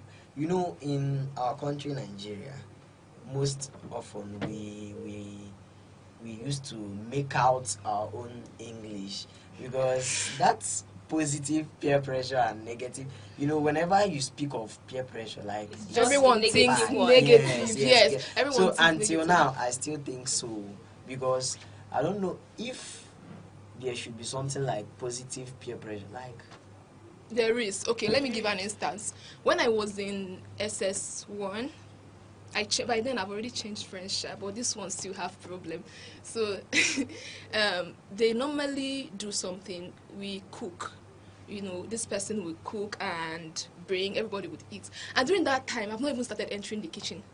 Sincerely speaking, I didn't know how to cook. My mom did everything, my big sister, my brother, they did all the chores because I'm the last child. So I just stay, sleep, eat, and do all those things. But when it got to my turn, and it's I always boast, I'm a good cook. If I cook okra soup for you, she's treasuring the people that cannot cook. Yes. Okay, if I cook okra soup for you, if I cook this one, so when it reached my turn, hey, I was just praying, because if I know my friends, they can embarrass you. They will just announce it in the class. So in that SS1, I was just thinking, hey, what am I going to do? What am I going to? I don't really know how to cook. I'm just forming because I didn't really know that it will get to my turn. My plan was when it's about to get to my turn, I'll just tell them our gas finished or look for but my friend insisted. She said, you are eating other people's food. We want to test your food. We want to test your food. So what happened? I had to go home. I started browsing. I saw my mom's food. My mom's book. There's this book they gave me. I think they gave them during her wedding anniversary. I don't know. But I just got the book. I was looking at recipes of cooking different meals, and my friends, how wicked they were. They said no Indomie. No Indomie. You are going to cook something, just a food. Yes. So, and that was, to be sincere, that was when I learned how to cook. I started entering the kitchen. That's positive. Even my mom was surprised. She was like, you would have, I will be forced to come into the kitchen. I'll be like, Mommy, I'm tired from school. I entering the kitchen. And when I later made abacha, it's a simple dish, but it was really wonderful. Everybody was complimenting. And how did you feel? I felt so good. I felt so good. Oh my God. In as much as you were copying You understand? You were copying from the book. Like a copycat, But I you learned understand? it. I learned it. That was when I learned how to make abacha. Kudos to Until you, today, kudos, it's still kudos. in me. Kudos, Yeah. kudos. All right, so we have now established the fact that we do not have only negative peer pressure, but we also have positive peer pressure. Okay, let's talk about those things that actually caught your attention when you were, you know, just any experience of a situation, or just tell me those things that used to catch your attention, that whenever you see and people start saying, oh yeah, do this, your spirit is attracted. And what can actually pressure you? What are the things that pressured you? Let's hear from you. Okay. Let me say the thing that pressured me like the most in secondary school was actually putting on trousers. Putting on trousers. Yeah. Okay. Because in those days, like in my family, we don't normally put on trousers. So, and almost half of my friends they do, and I'm actually like the only one putting on skirts, long one for that matter. Okay. Very long. Okay. So, okay, we attended one. Should I call it? Let me say a visitation to our form teacher because she gave it. So they were like, we are going to be hot. We are going to put on very hot clothes. Everybody turned to me was like, Chinada, please don't disgrace us. I know this is always what you are like your final destination. You are always do that, disgracing people. Like I know that that's always my way of life because I can't put on short skirts and I also can't put on trousers. My dad, he's always good at persecuting those putting on trousers. You can't do that. It's not like wearing trousers is bad though. It's not bad, but it's bad for ladies. It's bad. It's not bad. Please excuse me. No. It's not bad. Wearing trousers is not bad. No, ladies aren't meant to wear trousers. Why? It wasn't made for you people. Don't mind it. Nice that they don't wear trousers. Gen Z, people are now making it something like it's very special. People are meant to wear that. Like it's better to very put on soon we'll trousers start than putting on skirts. Exactly. Don't worry, we'll start putting on skirts. We are And waiting the for gown. you. And the gown. Actually, the people of the olden days, they used to put on Gown. How can you differentiate? Yes, Like, and we are coming back. Yeah, don't worry, we're just coming finish up your story. So said that we are going to meet in our friend's house before going to the place. So normally when I got home I searched for short skirts and I know that there's no short skirts at home, so I had to put on one long gown, very long. And to make the matter worse, my mom now brought a cake belt for me to wrap it up. And I was looking like ancient of days. Oh so my God. I had to step out with one shoe like that. That is like nothing very bad. Let me just exactly. So on reaching there.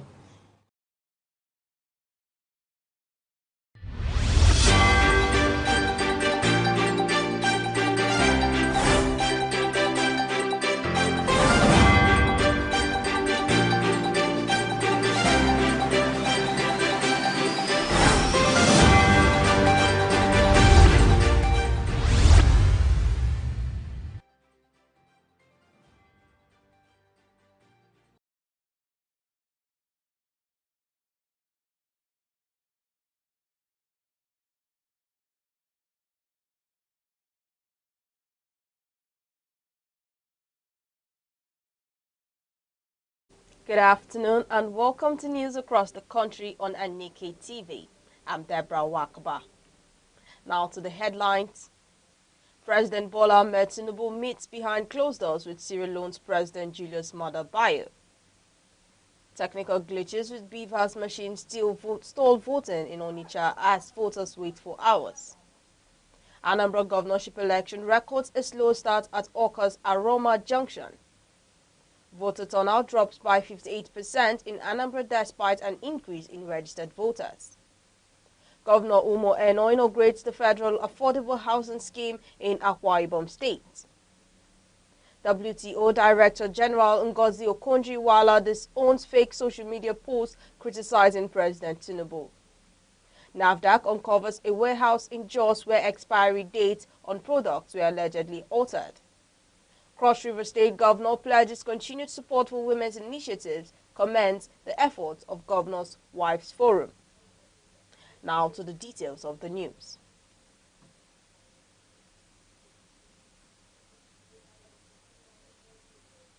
President Bola Ahmed Tinubu has reaffirmed that the nation's security remains non-negotiable amid global reaction to a statement credited to former United States President Donald Trump threatening to send troops to Nigeria under the guise of defending persecuted Christians. The president, in a renewed message to Nigerians on national security, described the statement as unfortunate and misplaced, insisting that Nigeria is capable of protecting all citizens and residents regardless of faith or background. He urged the public to ignore what he termed external distractions and pledged continued investment in the armed forces to sustain the fight against terrorism and banditry. President Tinubu also met with the Sultan of Sokoto, Alhaji Mohammed Saeed Abubakar III, where he emphasized the interfaith dialogue. Meanwhile, the African Union Commission dismissed Trump's comments as lacking basis in international law.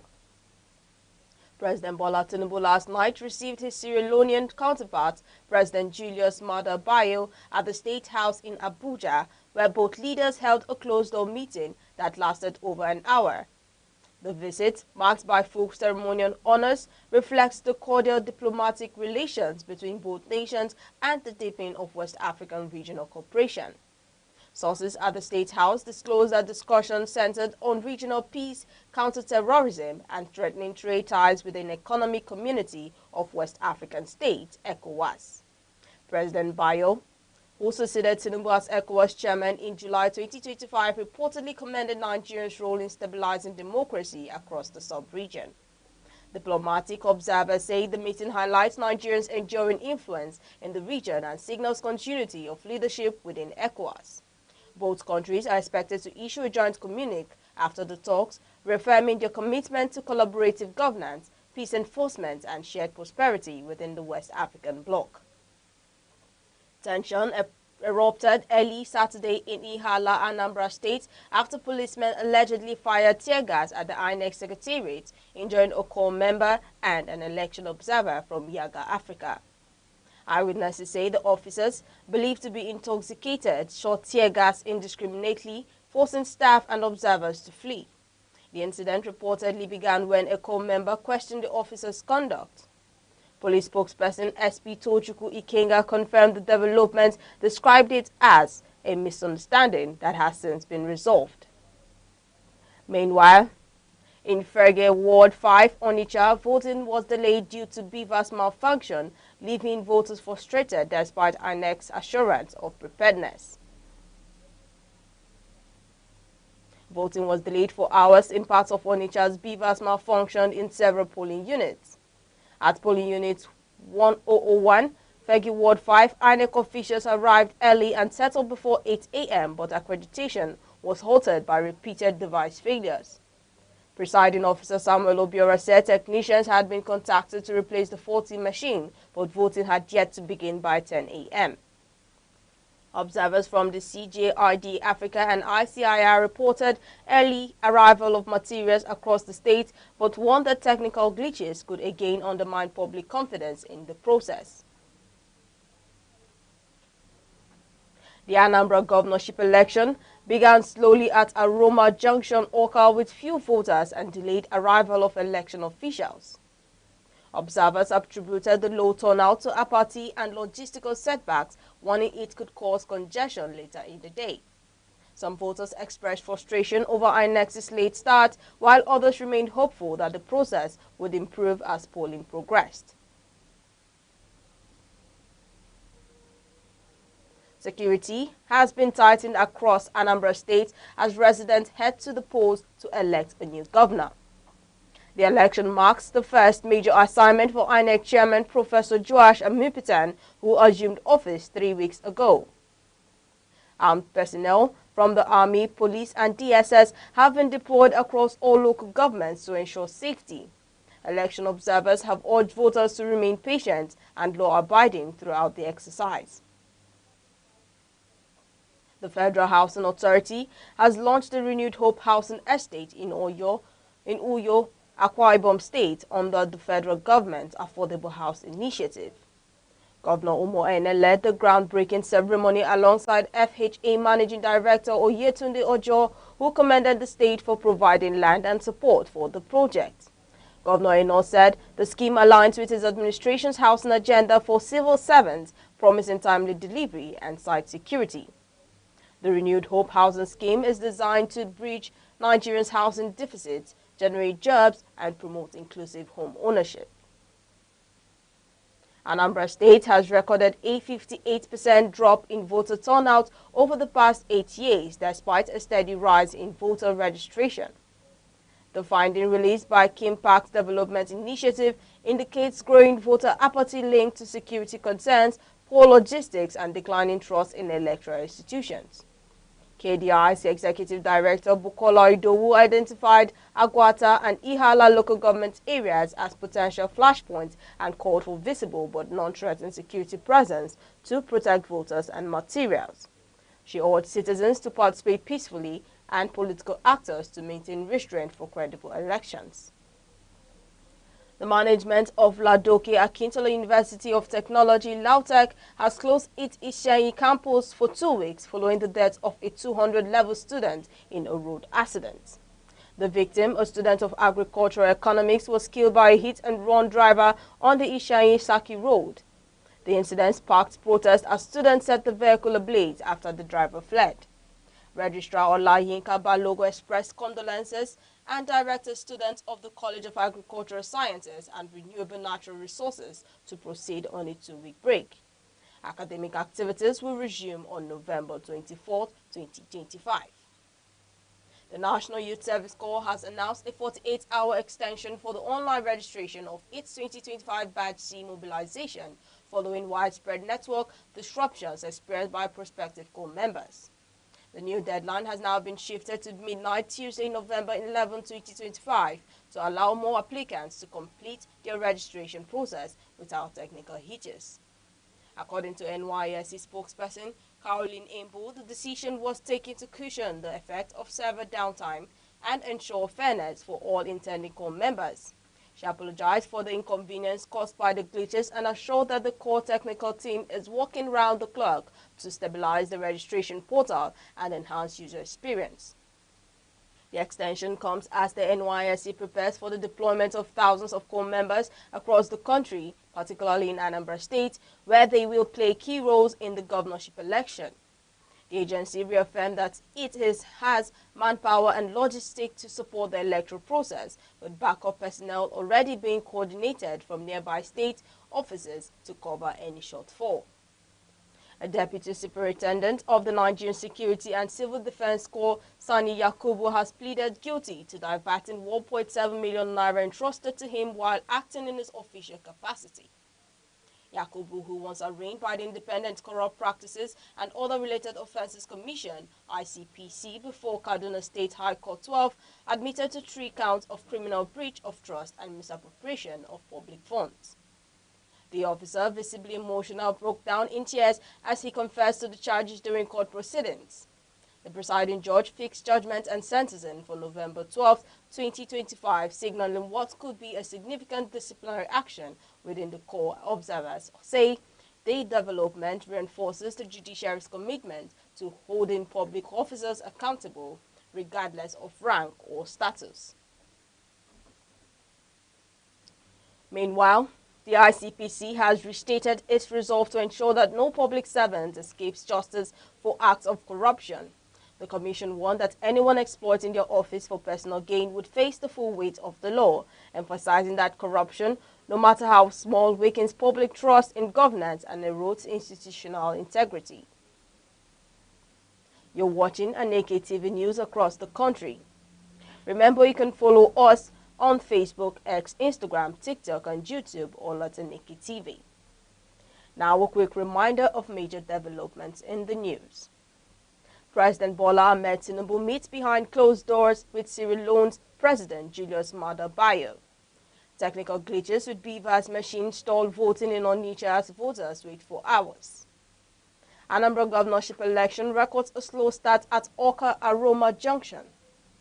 Voter turnout drops by 58% in Anambra despite an increase in registered voters. Governor Umo Eno inaugurates the Federal Affordable Housing Scheme in Akwa Ibom State. And coming up shortly, WTO Director General Ngozi Okonjo-Iweala disowns fake social media posts criticizing President Tinubu. NAFDAC uncovers a warehouse in Jos where expiry dates on products were allegedly altered. Cross River State Governor pledges continued support for women's initiatives, commends the efforts of Governors' Wives Forum. We'll be right back. The Insight with Uche Osai. Having the political will to confront whatever is the challenges. Igbo man wrestles with the tortoise that had a lot of ingenuity, a lot of ideas, and the tireless. It will take the bold mind of government in power to say, let there be electoral reform, no matter who sorts is God. I was there. We did everything. All of us came and supported him with our last blood. In-depth analysis, expert views, real voices, uncover the stories shaping Nigeria today. Deep dive, honest, unfiltered, only on The Insight with Uche Osai on Aneke TV. Join us.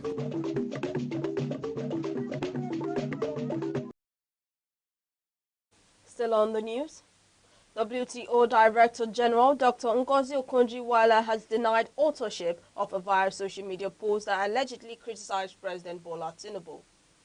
The false message shared on multiple platforms accused the president of neglecting insecurity. In a statement on her verified X handle, Okonjo-Iweala described the post as malicious and fabricated, vowing legal action against the impersonators. The clarification comes amid renewed international comments on Nigerian security, which President Tinubu has dismissed as misinformed.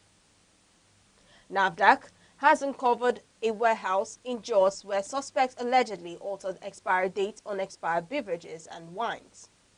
Officials arrested two men, Yusuf Hassan and Ima Wobi, during the operation in Abata community.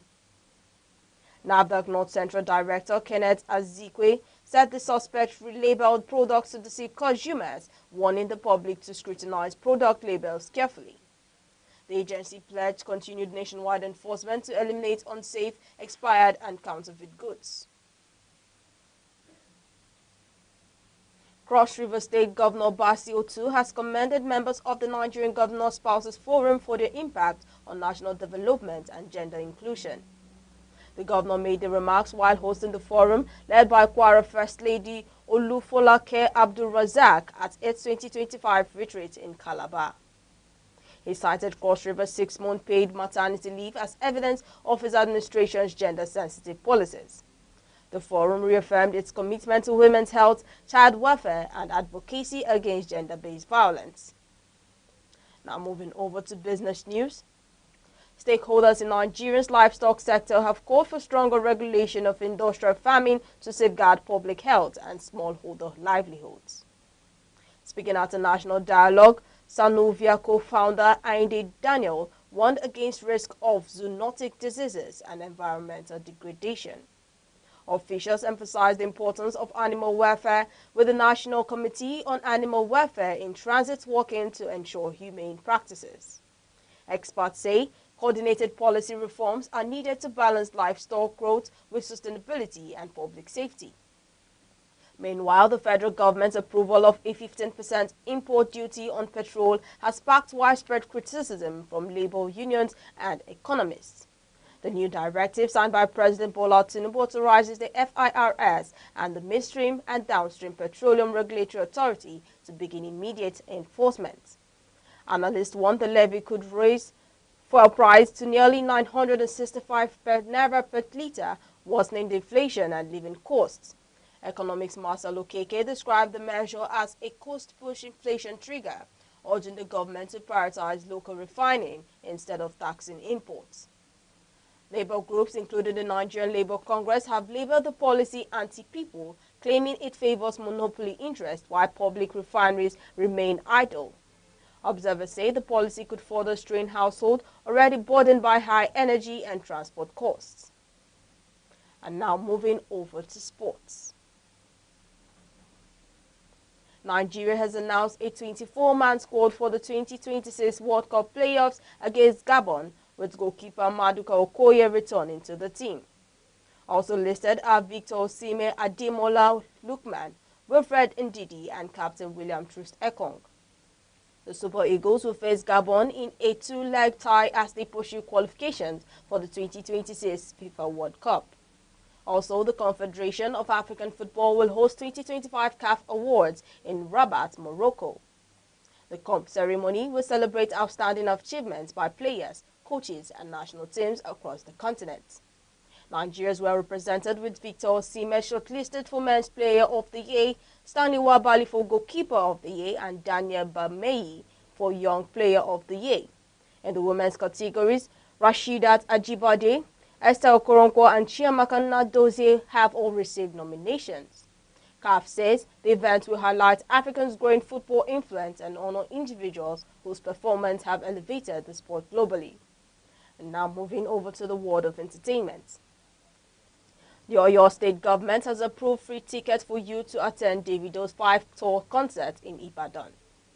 The tickets, distributed by the Oyo State Agency for Youth Development, are part of Governor Seyi Makinde's initiative to promote youth engagement and creative industry growth. The Ibadan show, scheduled for November 9th, is part of Davido's nationwide tour, which also includes Uyo, Yola, Enugu, and Lagos. Also on entertainment, Afrobeat sensation Burna Boy has achieved another milestone, becoming the first Nigerian artist to earn 5 career Grammy nominations in album categories.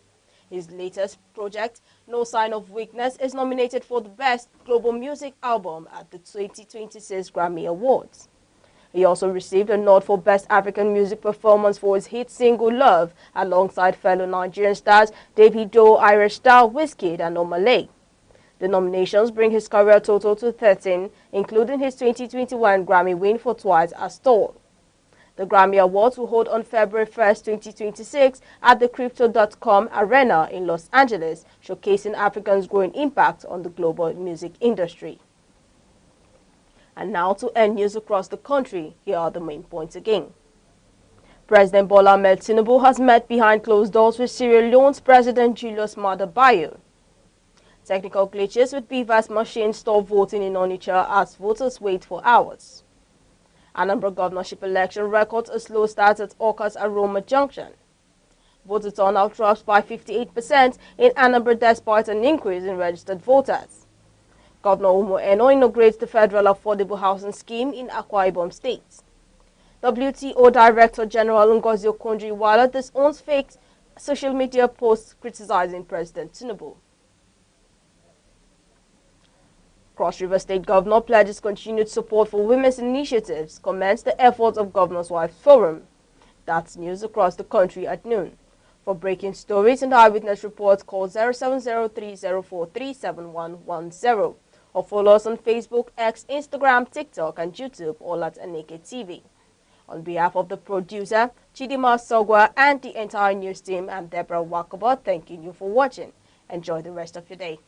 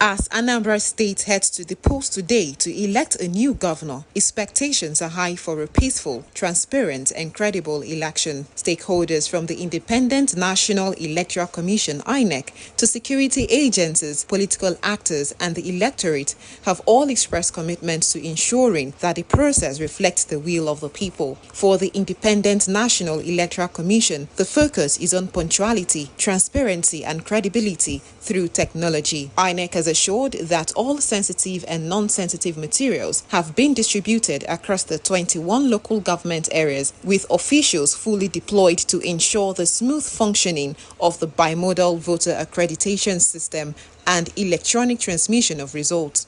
The resident electoral commissioner in the state, Dr. Queen Ogbuehi, has reiterated that the commission will not tolerate any compromise, adding that the collation and announcement of results will strictly follow laid-down procedures. On the part of security agencies, the Nigeria Police Force is leading a joint security operation involving the military, civil defense, and the Department of State Services. Over 25,000 personnel have been deployed across the state to maintain law and order, while vehicular movement has been restricted to prevent disruptions. The Commissioner of Police, Aderemi Adeoye, has appealed to residents to remain calm and law-abiding, warning that any attempt to incite violence or interfere with the electoral process will be met with firm resistance. Political parties have also urged their members and supporters to shun violence, avoid vote buying, and allow the people's choice to prevail. Similarly, civil society groups and election observers, including representatives from the European Union and domestic monitoring bodies, have encouraged eligible voters to come out in large numbers and exercise their civic responsibility without fear or intimidation. For the electorate, today's election offers an opportunity to strengthen democratic values and determine the direction of governance in Anambra for the next 4 years. Many voters say they are eager to see a peaceful process that truly reflects the people's mandate. As voting begins, all eyes are on Anambra State, with hopes high that the conduct of the election will stand as a model of credibility and peace for the nation's democratic journey. Stakeholders are urging all citizens to put the peace and progress of Anambra above personal or political interest. They emphasize that election should not be seen as a battle, but as a democratic exercise where every voice counts and every vote matters. Security agencies and community leaders are also calling for patience, tolerance, and respect for due process, noting that only through calm and order can the integrity of the process be protected. INEC officials, traditional rulers, and faith-based organizations are equally appealing to candidates and party agents to accept the outcome of the election in good faith and, where necessary, seek redress through lawful means. They remind the public that democracy thrives when peace is sustained and that a peaceful election in Anambra will send a strong message of hope and maturity to the rest of the country. God is not far. He is in the stillness after the chaos, in the laughter of children, in the stranger who smiled at you for no reason. He is not confined to buildings or books. He walks with us in dust and rain, in heartbreak and healing. He is the answer before we even speak.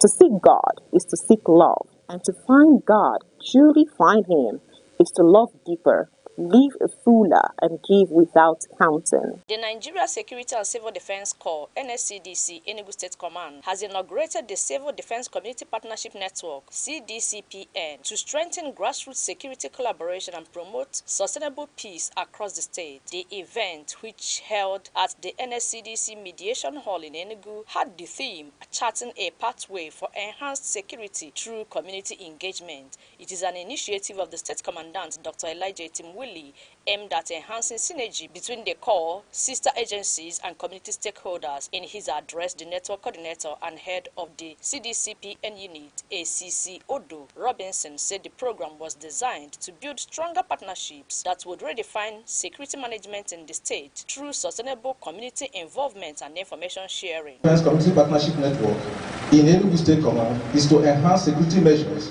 within and outside the local communities in Enugu State. But he cannot do it alone.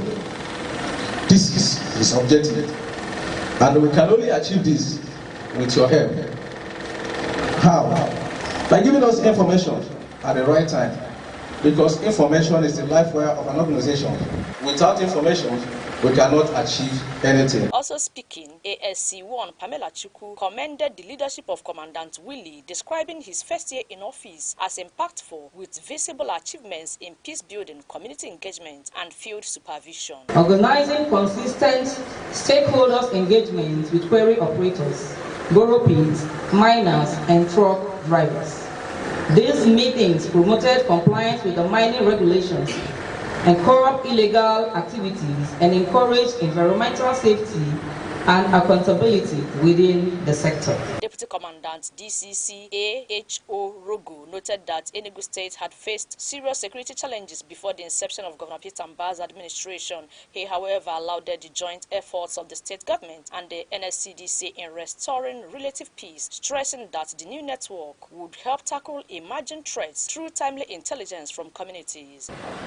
I can remember that as at early 2022, we hardly sleep with our two eyes closed, irrespective of wherever you are within Enugu State and then the Eastern region at large. In his keynote address, Commandant Elijah Etimwili said the CDCPN represents a proactive step in deepening community participation in security management. He explained that modern security threats require collaborative solutions, adding that the initiative seeks to bridge the gap between the core and the people for a safer society. The complexity of modern threats, ranging from vandalism of critical national assets and infrastructure, to terrorism, to banditry, to cybercrime, to communal conflicts, demands a holistic approach that integrates community participation into the security architecture.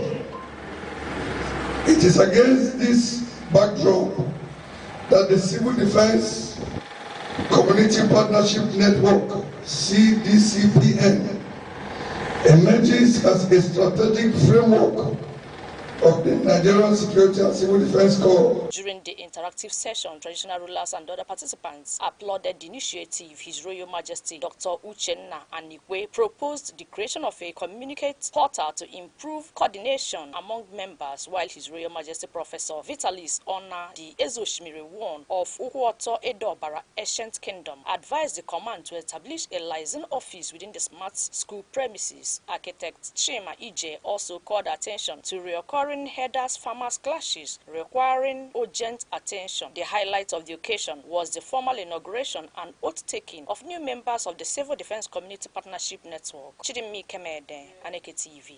Beauty is not a mirror's gift. It lives deeper in how we listen, how we love, how we live.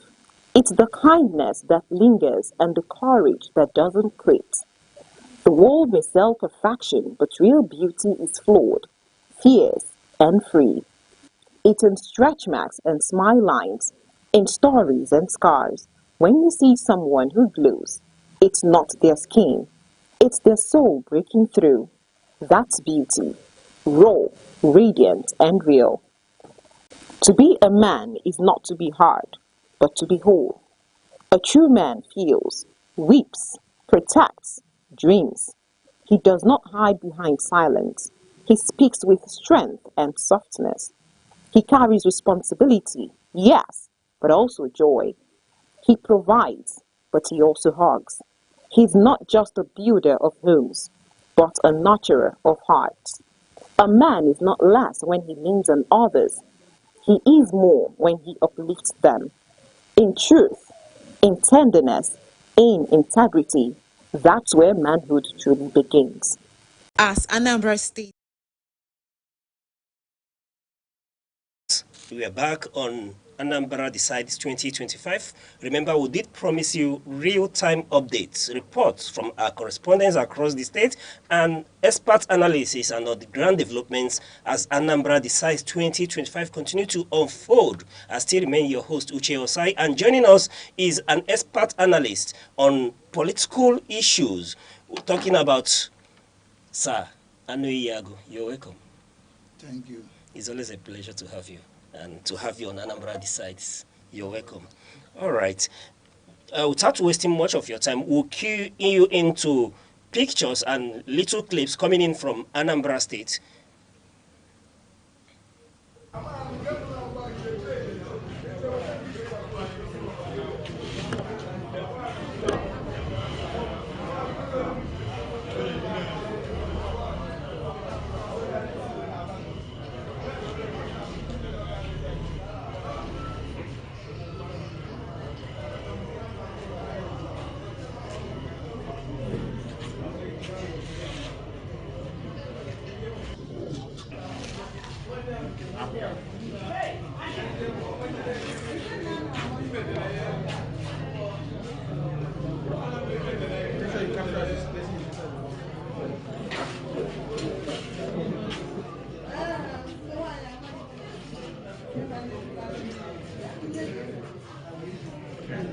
Thank you very much. Thank you very much.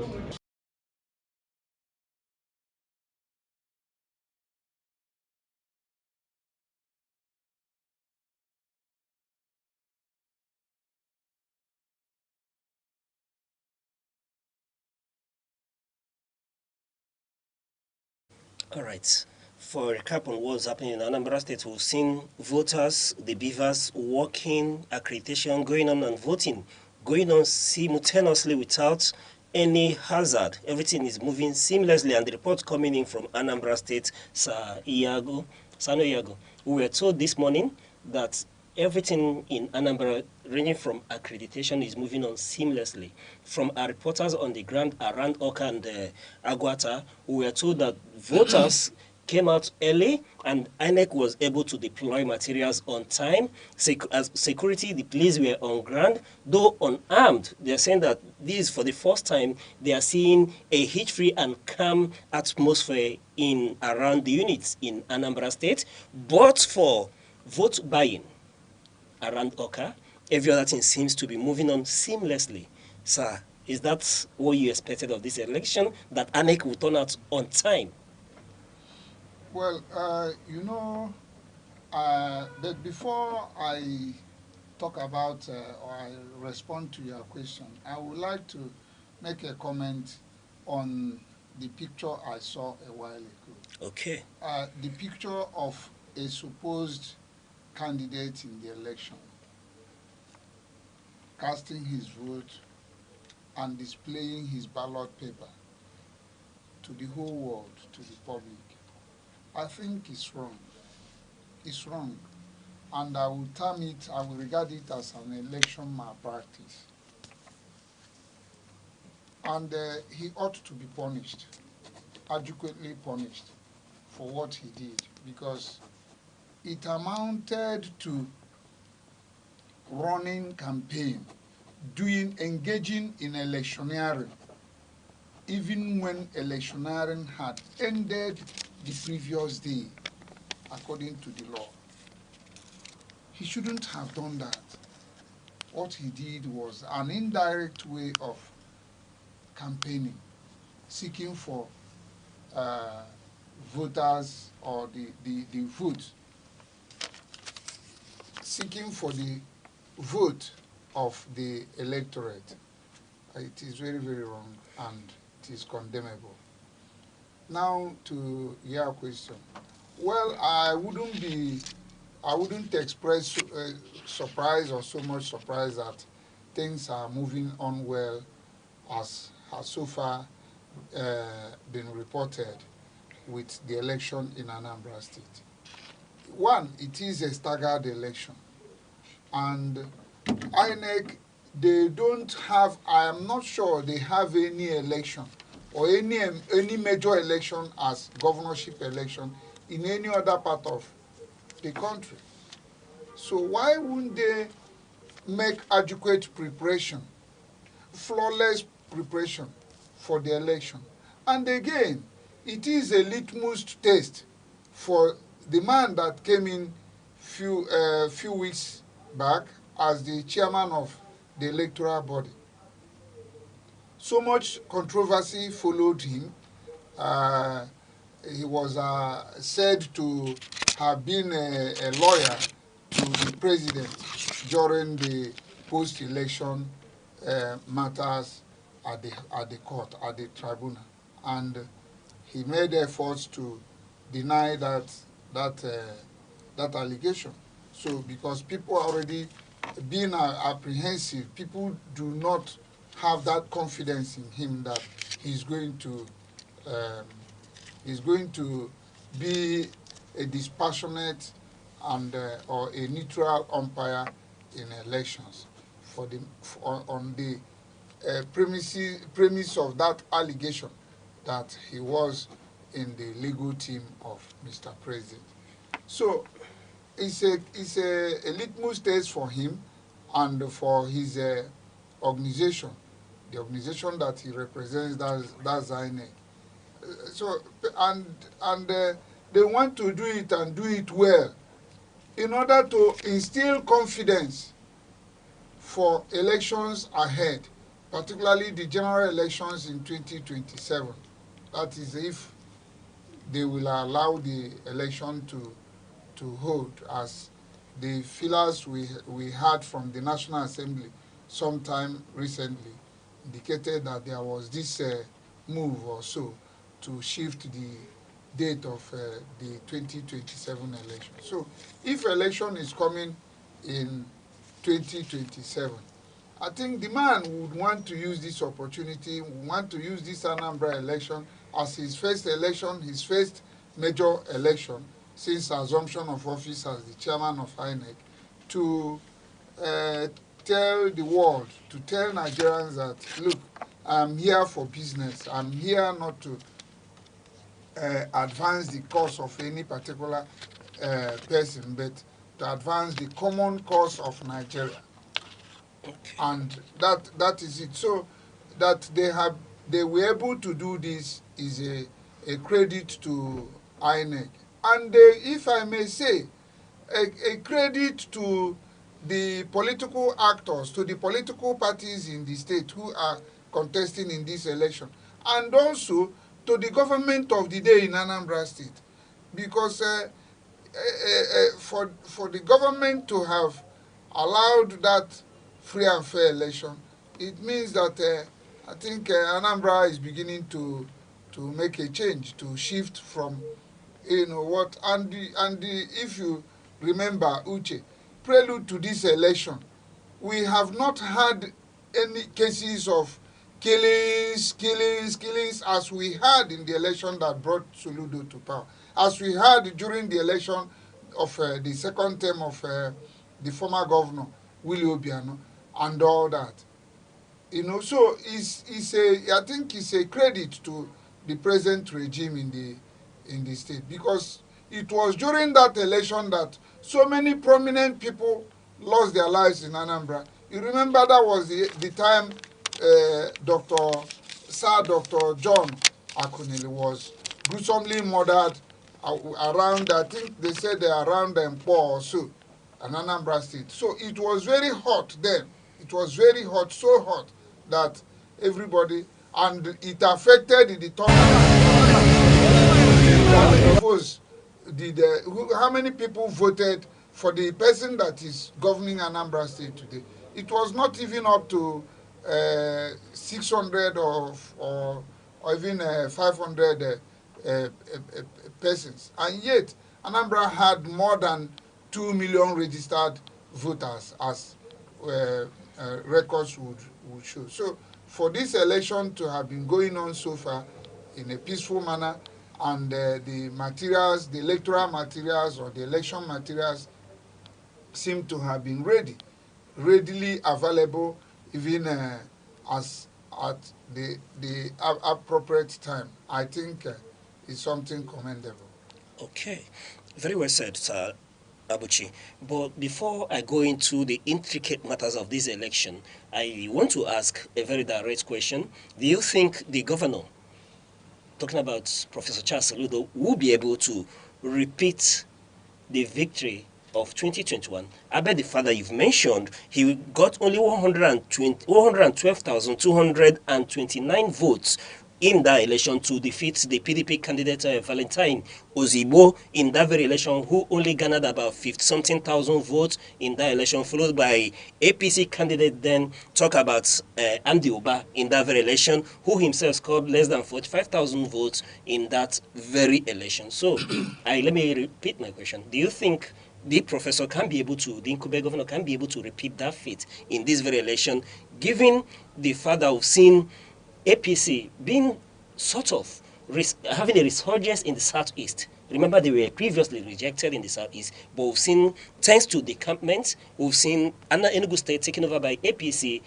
APC is still also in Imo State and Ebonyi State. Do you think there's any offset in that regard? And as well, we will not take away the fact that P2B's influence may still be something to count on in this very election, because Labour Party has a candidate, and the information coming from to us shortly was that P2B was about going to vote, and he is equally campaign seriously for the candidates of his party in this election. Well, let me address some of the issues you touched, in the course of asking your question. That the governor of a state defected to another party.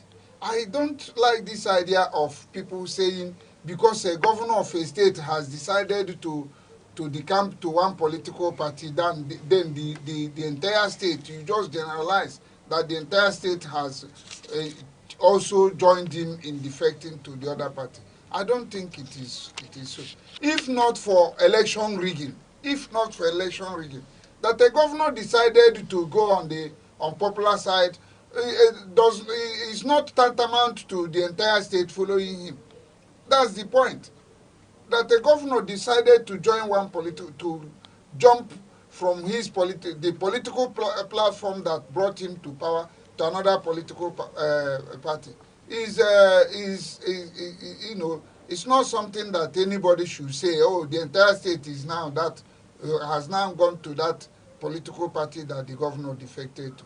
It's not, and I would like to disagree with that, and that is why I gave the proviso. If not for election rigging, it won't happen. And perhaps it is because of election rigging that people now say that the governor, the political party to which any governor belongs, that party becomes the party of the state. No, it happened in Imo State. I still remember in 2011, during the time of Ike Diohakim. Ike Diohakim came to became the governor of Imo State on the platform of PPA.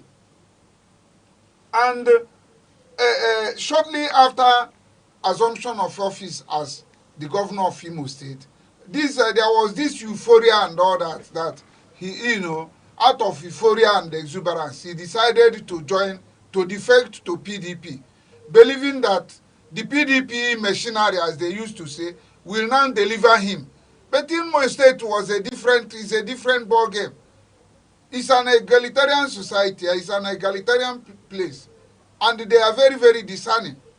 So they said, if you are going to, if you are not governing us well, you are not doing well, and you feel that by running to one political party that they will save you, maybe they will use their rigging machinery to deliver you against the will of the people. The people said no. And they stood by their words. There was nothing Hakim didn't do to retain his position. But the Imo State people said no to it. They said no, and they stood their ground. At the end of the day, another person emerged, and that was when Rochas Okorocha became the governor of Imo State. So it has happened in so many other places, and that of Enugu State, if they so decide that they are not going to APC with the governor, I tell you, if they are determined, they'll be able to achieve that. The only thing that will save a governor, any governor, is a good performance, his acceptability by the people. You are doing well and the people are happy with you that you are doing well. They will want you to serve again. It has happened here in the past in Enugu State. There was a governor called Sullivan Chime. The media went to him. The media, the journalists, they were pestering him, and they needed him to be a kind of having a publicity stunt. Sullivan told them, look, my friends, I appreciate you, but I am not ready for publicity. I'm not ready for this publicity stunt. Please, I would want my work to speak for me. All right. And he allowed his work to speak for him, and his work spoke for him. Enugu State was, everybody knew then. Sullivan did well. Excuse me, sir.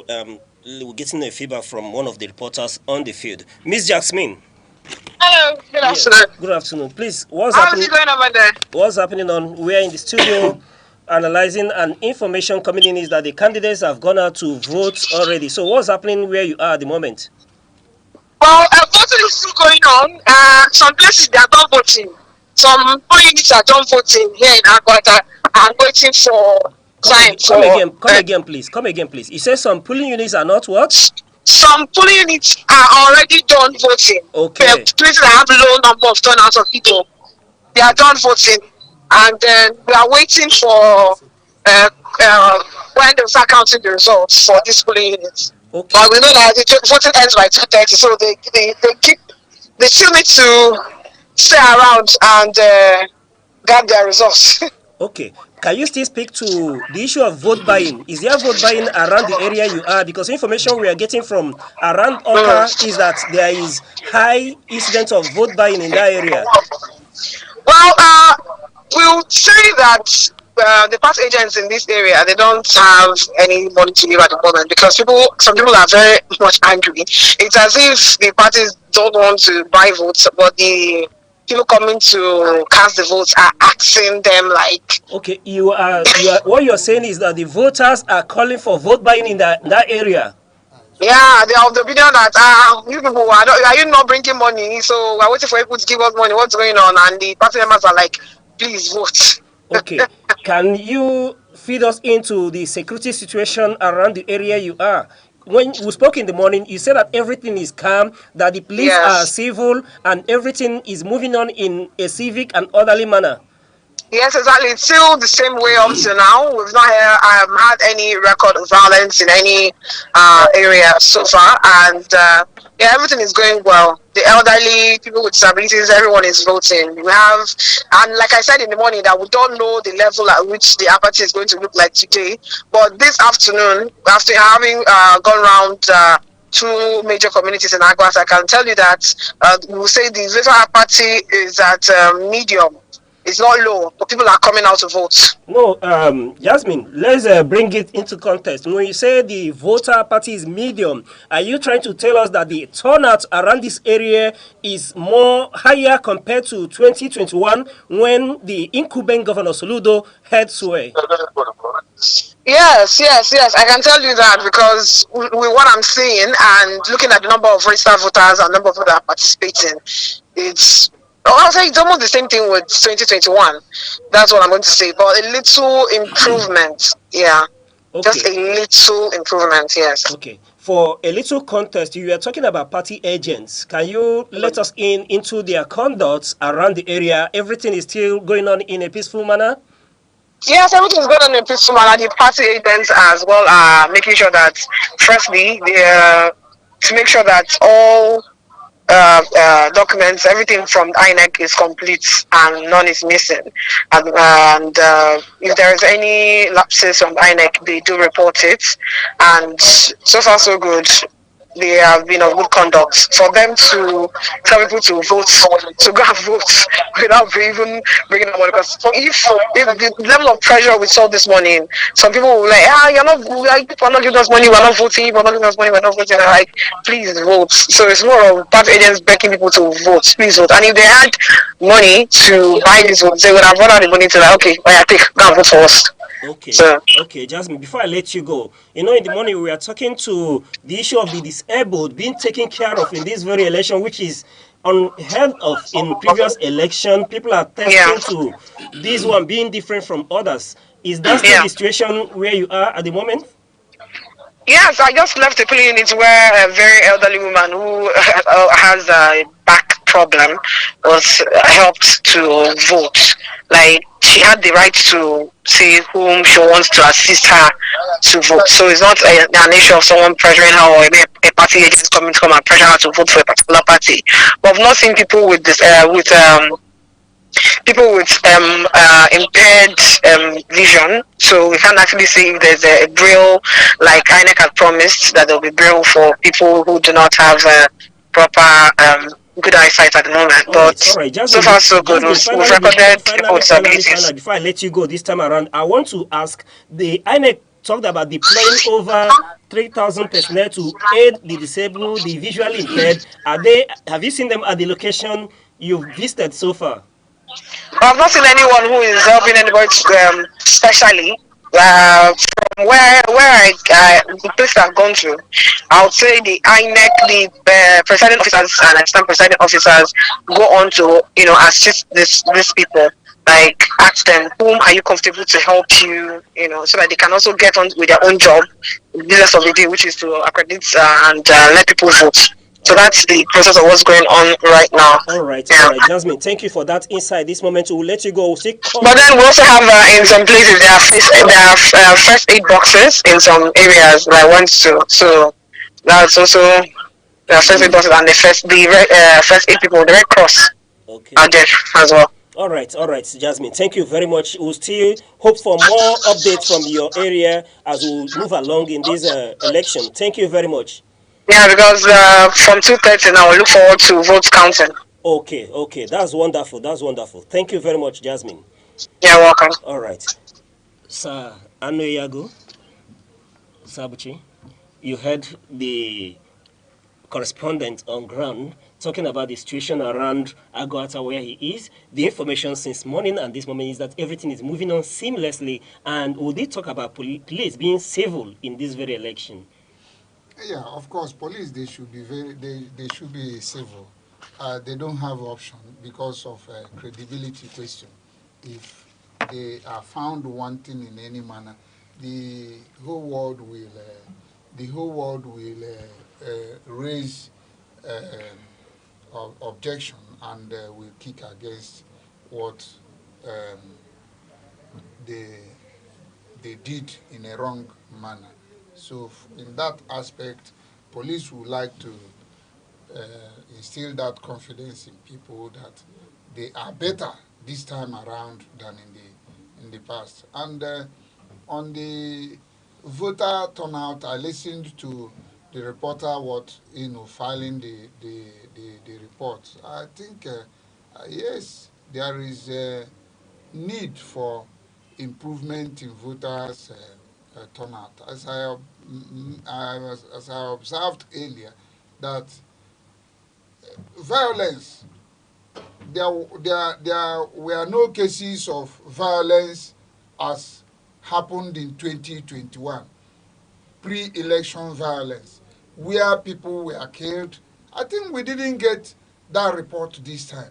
Perhaps the Soludo solution in security provision in Anambra State may have helped matters with this his Udogachi or something security outfit. All right, sir, if I may, sorry to cut you short. Earlier in the morning, the reporters informed us that in this election that the security outfit, like you speak to, the Udogachi and the rest of them, were not deployed. They were disarmed. They were disarmed. Yes, they were not deployed. What I'm saying, before this election, yes, prelude to the election, this disarming of the various the various security, private security outfits or unofficial security outfits, they were in operation. Perhaps even as at last week, even as at Monday of this week, even as at Wednesday of this week. So it's just because of this election, so that nobody will say that social security apparatus was used to intimidate voters or to intimidate political opponents. So it was a wise decision that the federal government took in temporarily disarming or suspending the operations of this group. But before the election, the people that were killed in 2021, they were not killed on the day of the election. They were killed days before the election. So what I'm saying is that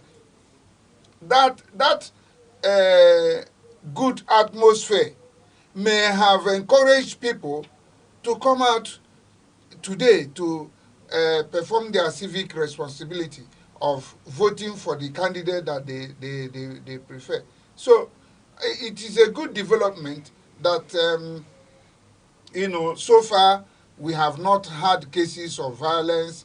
Perhaps we have not had cases of ballot box snatching, election materials being snatched, being taken away to some unknown locations, and all manner of infractions and breach of the orderliness in the election.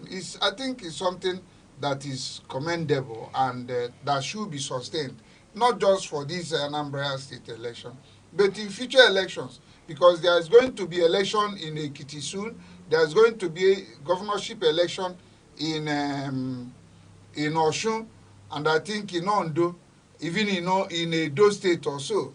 So there will be these staggered elections in those places, and the Imo State as well, because Imo no longer holds their governorship election the same day with the rest of the country, with others. So I believe that INEC may try to improve depending on the fact that if there is no interference, if there is no bias, if there is no compromise of their responsibilities, then Nigerians may be looking forward to the better. That's the issue. So the outcome of the election today, they say so far so good. It has been going on peacefully. You hear the reporter that by 2 o'clock they will start talking about counting of the votes. Yes. So which is a good.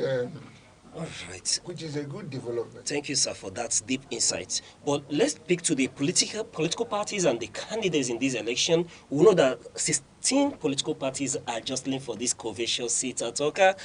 But let's speak to the major candidates in this election, the major personalities, talking about that of APC, Nicholas Okachukwu, and that of Labour Party, Dr. George Moalo. And equally, we know that YPP is equally in contention in this election. Can you speak to these personalities and what they bring into going into this election? I know I did ask before. Yes, I did ask about the influence of the incumbent in this election. Of course, you cannot rule out the factor of the incumbent governor in the election, because this election is like an assessment of his performance, because he is seeking re-election. And it is this time that the people will now tell him whether he has so far governed them well or not. It is the election and that is why you say it is Anambra decides. Anambra people will decide today whether Soludo will continue to be their governor, that they like him, that they like him, and so far he has done well for them, that they want him to continue. It is this election that they will take that decision. It is this election that they will say, no, so far you have not proved any point. You have failed in all those promises you made 4 years ago or thereabout, and we cannot continue with you. It is today that they will decide. And then they will look at the array of other candidates and begin to take this decision, begin to examine them one after the other. The advantages and the disadvantages of the 16 candidates that you have mentioned. All these things will be put into consideration, and then they will take their decision. So the incumbent factor, the incumbency thing is a factor, is a major, is going to be a major determiner of this election. If Soludo, for instance, if he is unpopular and tries to make, do anything funny, just to thwart the decision of the people, of course, knowing Anambra State, they will resist it. They will say no to it. Anambra is a well-informed society and is an egalitarian society. It is not any one of those states that will say, oh, that everything is okay, that whether anybody likes it or not, that the governor is going to take it. No, it's going to be a hot contest. And the people, the other candidates in the election, you remember the issue between Soludo, sorry, the APC candidate and Soludo, and even extending to the APC deputy governorship candidate, Senator Uche Kunife. They had a running battle, they had a problem, and today the people will now decide who to follow, whether to follow Soludo or whether to follow Uche Kunife or whether to go with George Moral and some other people. So it is the people that will look at these indices and decide on the way to go. So that's the issue, that incumbency factor will be there. And then some other considerations will also come into decision taking, in the course of this election today. All right. I know you've been speaking to this fast, but I want to look at George Moalo, in particular, bringing into context the personality of P2B in this whole scenario. Yes, P2B is, of course, is a factor. He's a factor in the election because he commands so much influence, so much support, particularly in the southeast here. So, but again, this is no longer a matter of P2B because the people will be looking at making an assessment of the candidates. George Moyalo, yes, he belongs to the same party with P2B, but is he of the same character mold and all that with P2B? That's the different thing. I remember in the last election, people voted for P2B for the presidential election and voted in some other ways during the other elections, that of governorship, that of the National Assembly, State Assembly elections. So that P2B is a member of, it belongs to Labour Party. It's not P2B that is running for this election. He's not on the block. He's not a candidate in the election. So, because this is a local election, it is a local election. So many things will come into play. The P2B factor will no longer be there because the people are now assessing themselves. It is like this Umunna thing. You are within a community, you are from a community. So it's no longer a matter of enjoying this thing, riding on the wings of somebody to when they know that they know you very well, that you are not going to do well. They will look the other way. So it is George Moyalo that the people will be looking at. I'm not sorry, I'm not P2B. The same thing is applicable to Nicholas Ukachukwu. The people will be looking at Nicholas Ukachukwu. And also, by extension, his political party, the way the people of Anambra State perceive his political party. So they will be looking at Nicholas Ukachukwu from that perspective. And then his individual character, his individual personality. That will be the same yardstick that they will use in assessing other candidates. As I said earlier, that in the case of Soludo, the people will be looking at so many things. His performance, his personality, his kind of person, his attitude and all that. The people, all these things will come into consideration. And it will help in making the people take their decision the way to go. All right. On that note, we'll go on a very short break and we'll return with more and another analyst joining us to continue to give expert opinion on this very Anambra Decide 2025.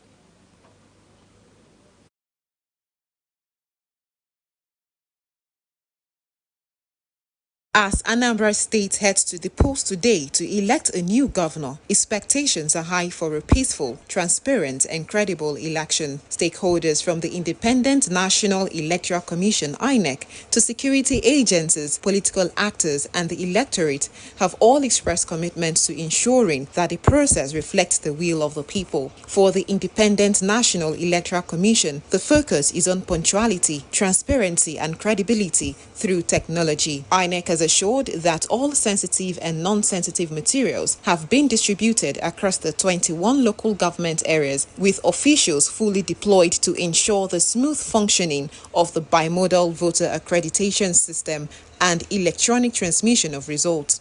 The resident electoral commissioner in the state, Dr. Queen Ogwehi, has reiterated that the commission will not tolerate any compromise, adding that the collation and announcement of results will strictly follow laid-down procedures. On the part of security agencies, the Nigeria Police Force is leading a joint security operation involving the military, civil defense, and the Department of State Services. Over 25,000 personnel have been deployed across the state to maintain law and order, while vehicular movement has been restricted to prevent disruptions. The Commissioner of Police, Aderemi Adeoye, has appealed to residents to remain calm and law-abiding, warning that any attempt to incite violence or interfere with the electoral process will be met with firm resistance. Political parties have also urged their members and supporters to shun violence, avoid vote buying, and allow the people's choice to prevail. Similarly, civil society groups and election observers, including representatives from the European Union and domestic monitoring bodies, have encouraged eligible voters to come out in large numbers and exercise their civic responsibility without fear or intimidation. For the electorate, today's election offers an opportunity to strengthen democratic values and determine the direction of governance in Anambra for the next 4 years. Many voters say they are eager to see a peaceful process that truly reflects the people's mandate. As voting begins, all eyes are on Anambra State, with hopes high that the conduct of the election will stand as a model of credibility and peace for the nation's democratic journey. Stakeholders are urging all citizens to put the peace and progress of Anambra above personal or political interest. They emphasize that election should not be seen as a battle, but as a democratic exercise where every voice counts and every vote matters. Security agencies and community leaders are also calling for patience, tolerance, and respect for due process, noting that only through calm and order can the integrity of the process be protected. INEC officials, traditional rulers, and faith-based organizations are equally appealing to candidates and party agents to accept the outcome of the election in good faith and, where necessary, seek redress through lawful means. They remind the public that democracy thrives when peace is sustained and that a peaceful election in Anambra will send a strong message of hope and maturity to the rest of the country.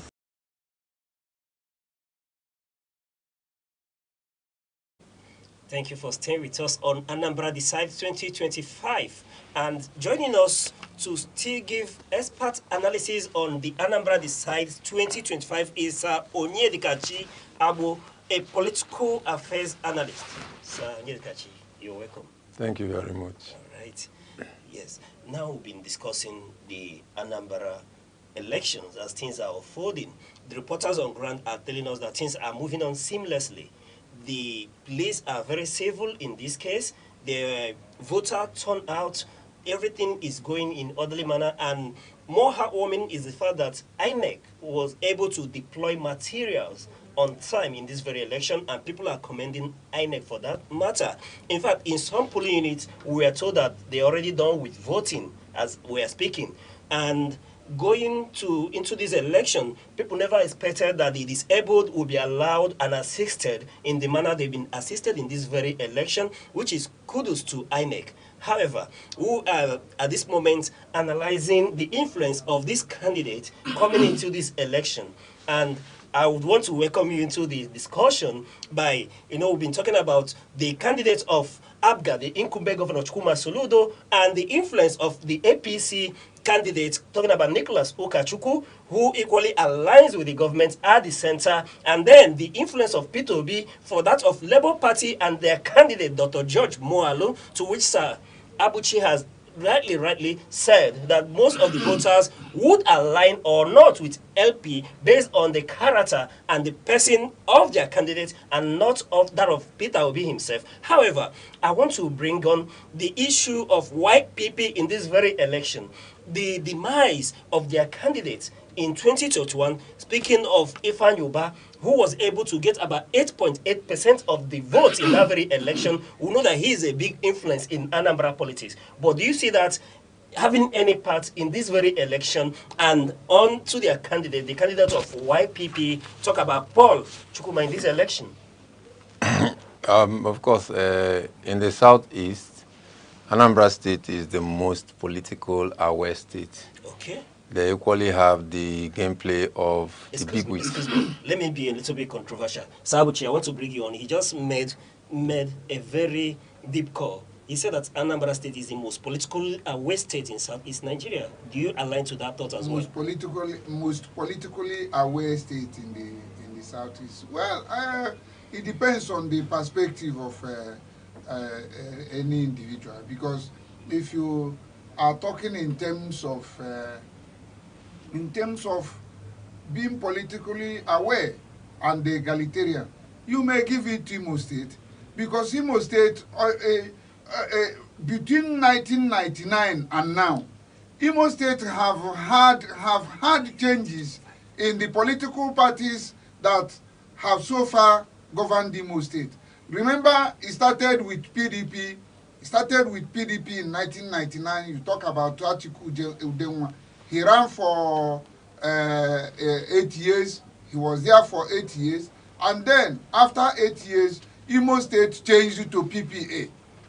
All right. They changed to PPA. From PPA, they went to APGA under Rochas. And today, they are the governor of the state belongs to APC. So, yes, Anambra State is a highly political, aware or informed society, just like Imo State too. Because any state, any place that could shift from a tradition to another, you would describe that particular environment as being politically aware, as being politically discerning, because they are discerning enough, and that is why they were able to make a change, to make assessment and say, no, this is not a matter of political platform, political party, it's a matter of individual. And when you are looking at a political party and you feel that that political party has failed the state,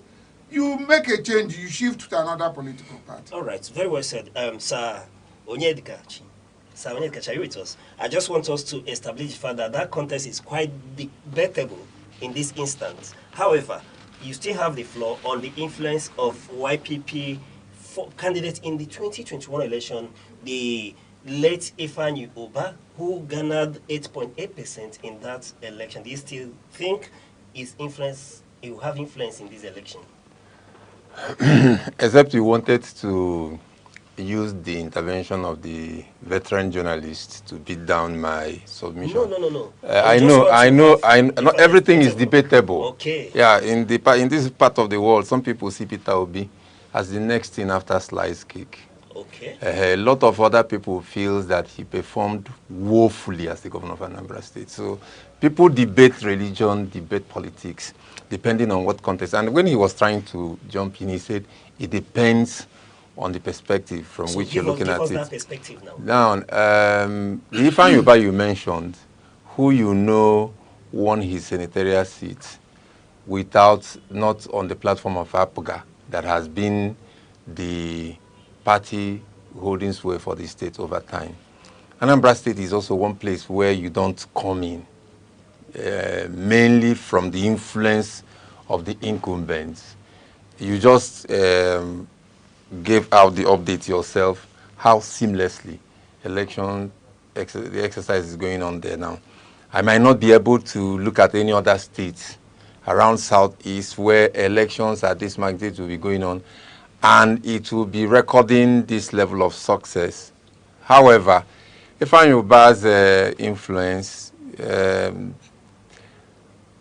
died down with him.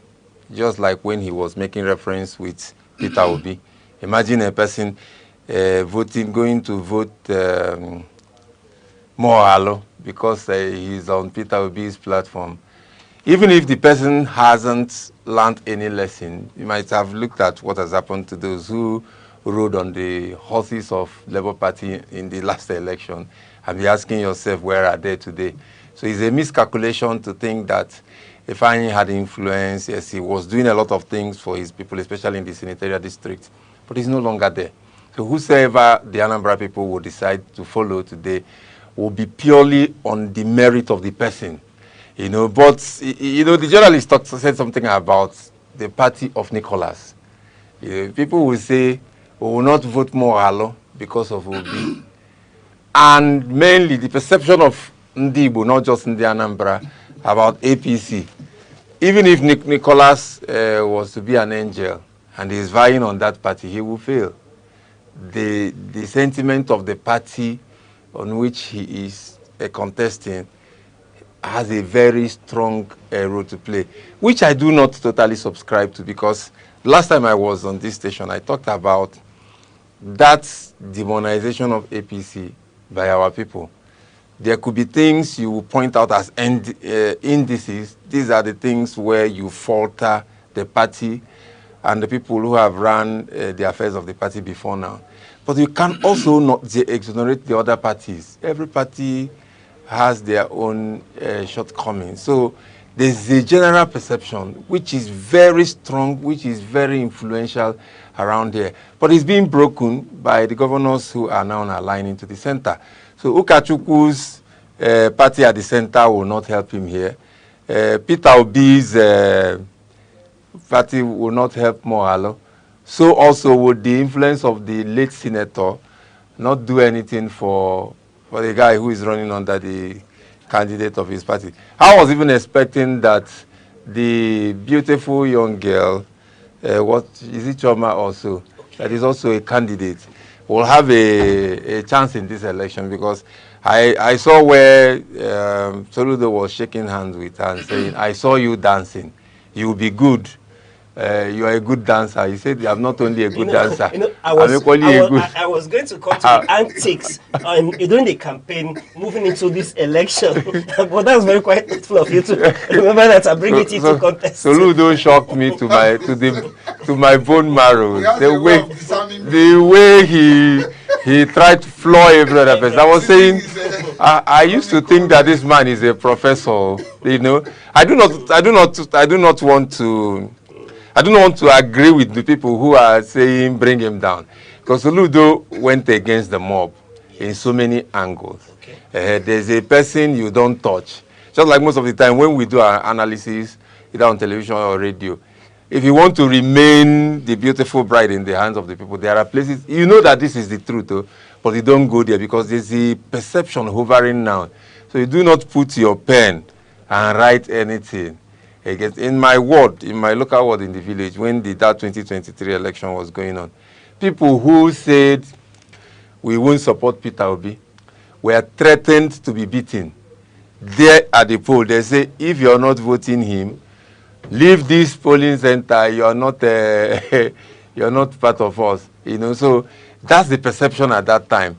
Now, I don't know whether he was believing, whether Soludo was believing that level of antics and flooring the opponent will equally help in demarcating them, because he went all out for almost every one of them. You know, the co-analyst was talking about the issue he had with Nicholas, the issue he had with the deputy running mate of Nicholas, who is Senator Kunife.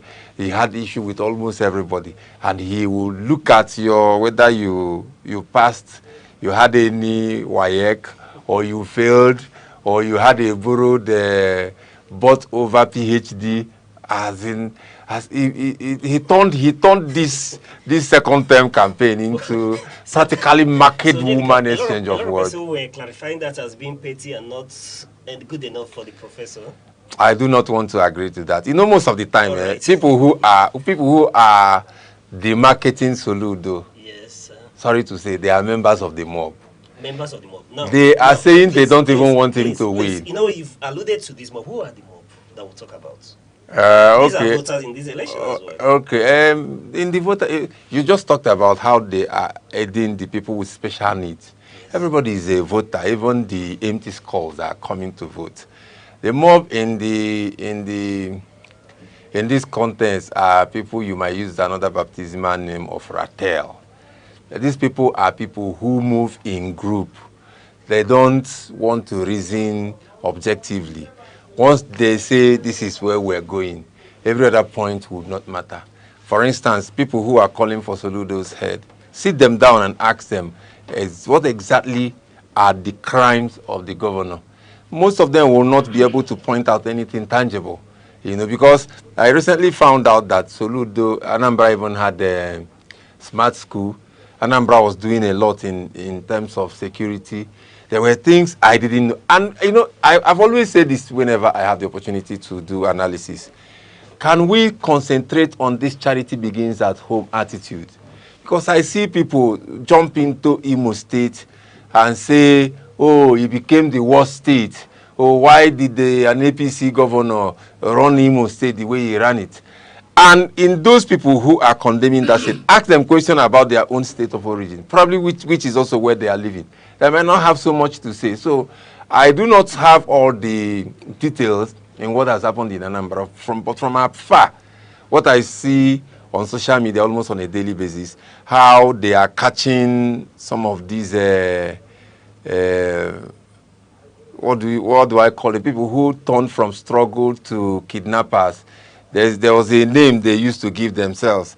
They were promised that the country is coming out of Nigeria. They were giving arms when they were no longer getting directives from those who were guiding them on how to get that country. A lot of them went into kidnapping. I've seen a lot of videos where vigilantes and neighborhood security people in Anambra caught them with the support of the police, and they are confessing to what they are doing. If you see the number of people they have been able to catch out of those covens and hideouts, you could see that they are all reducing the case of insecurity and kidnapping in Anambra State. So I might not want to totally write Soludo out and say he was being petty. And mind you, campaign and politics is not a battle for the weak. Sometimes you need to talk tough. In fact, I see some of those things he was doing, even though it's surprising to me that a professor could be busy with all those market women approach. I will still not write him off. I feel that he's confident. I love the fact that despite the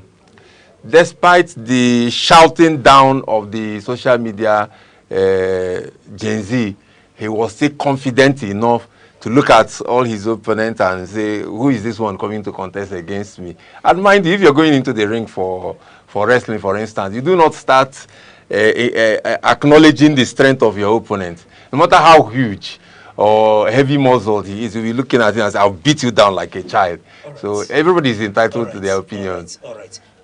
But let's go into federal rights in this election. The government at the center, talking about the APC. Do you think they have any influence in this very election? Talking about, we know that the APC is doing everything possible to win Southeast, the heart of the Southeasterners. And this off-season election, I'm asking, do you think APC at the center will have any influence in this election, being that they have a candidate in Nicholas Ukachukwu and a very sagacious Senator Uche Ekwunife in this election? Well, Uche, politics, so many things come into it in terms of consideration, in terms of power play and decision making.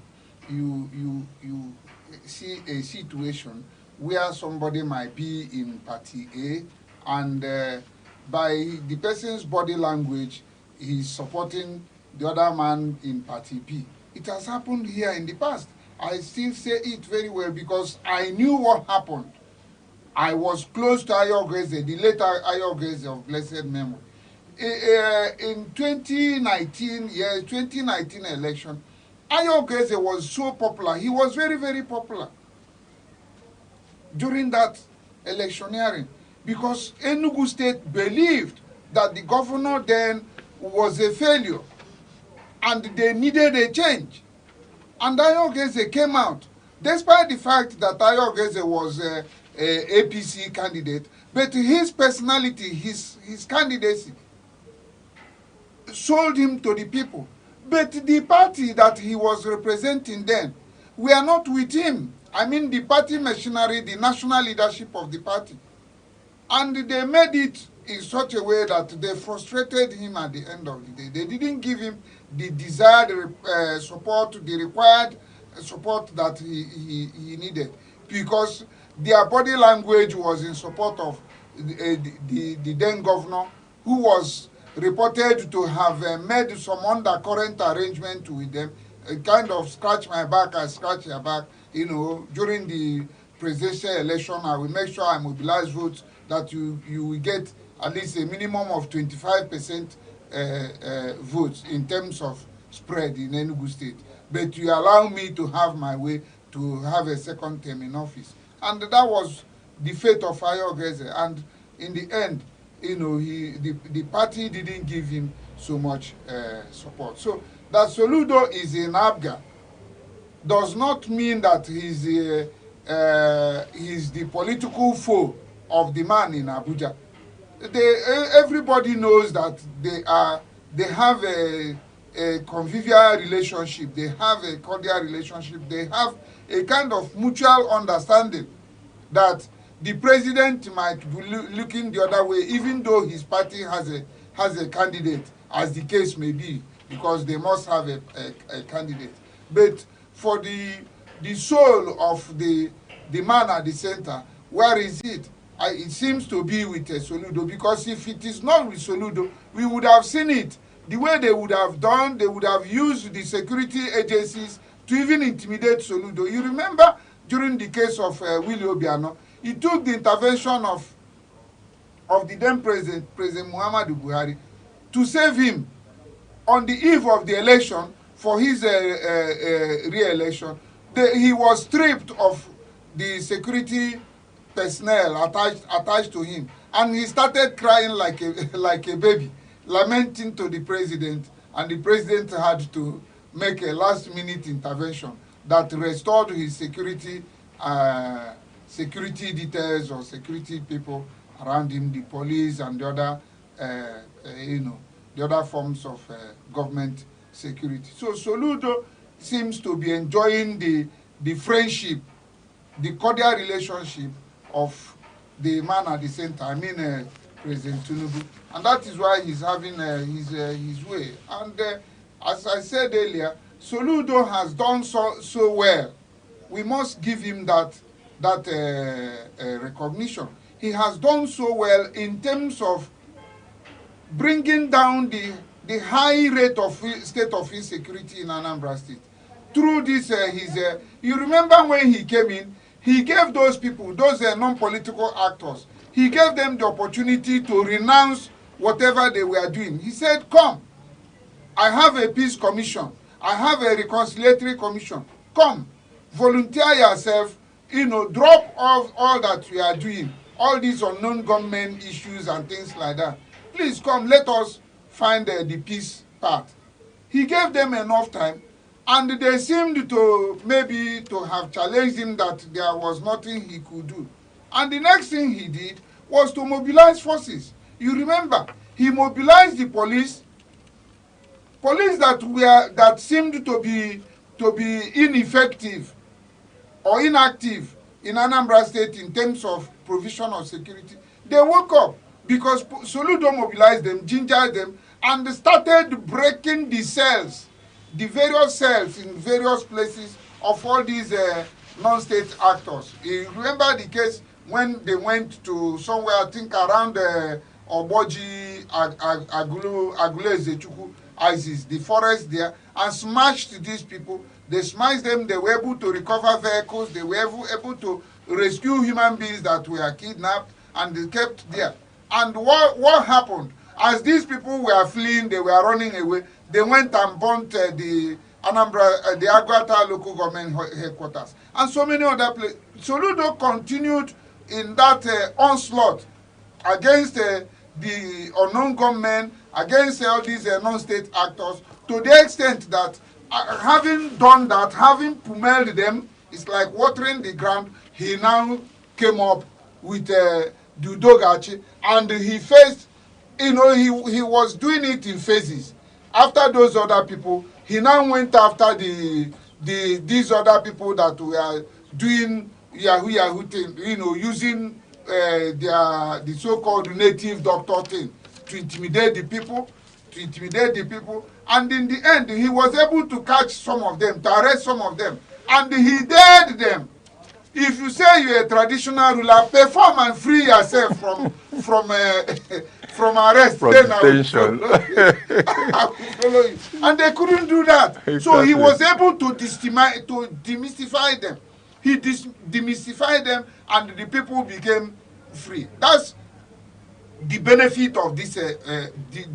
The gain of that thing that he did is what we are witnessing today, that we are having an election that is almost, in fact, that is free of any form of violence. It's a big achievement. And on the other part, Soludo, despite the fact that he's an academic now in politics, he is deploying his comical aspect, the comical aspect of Soludo as an individual. He's deploying it to put off his competitors.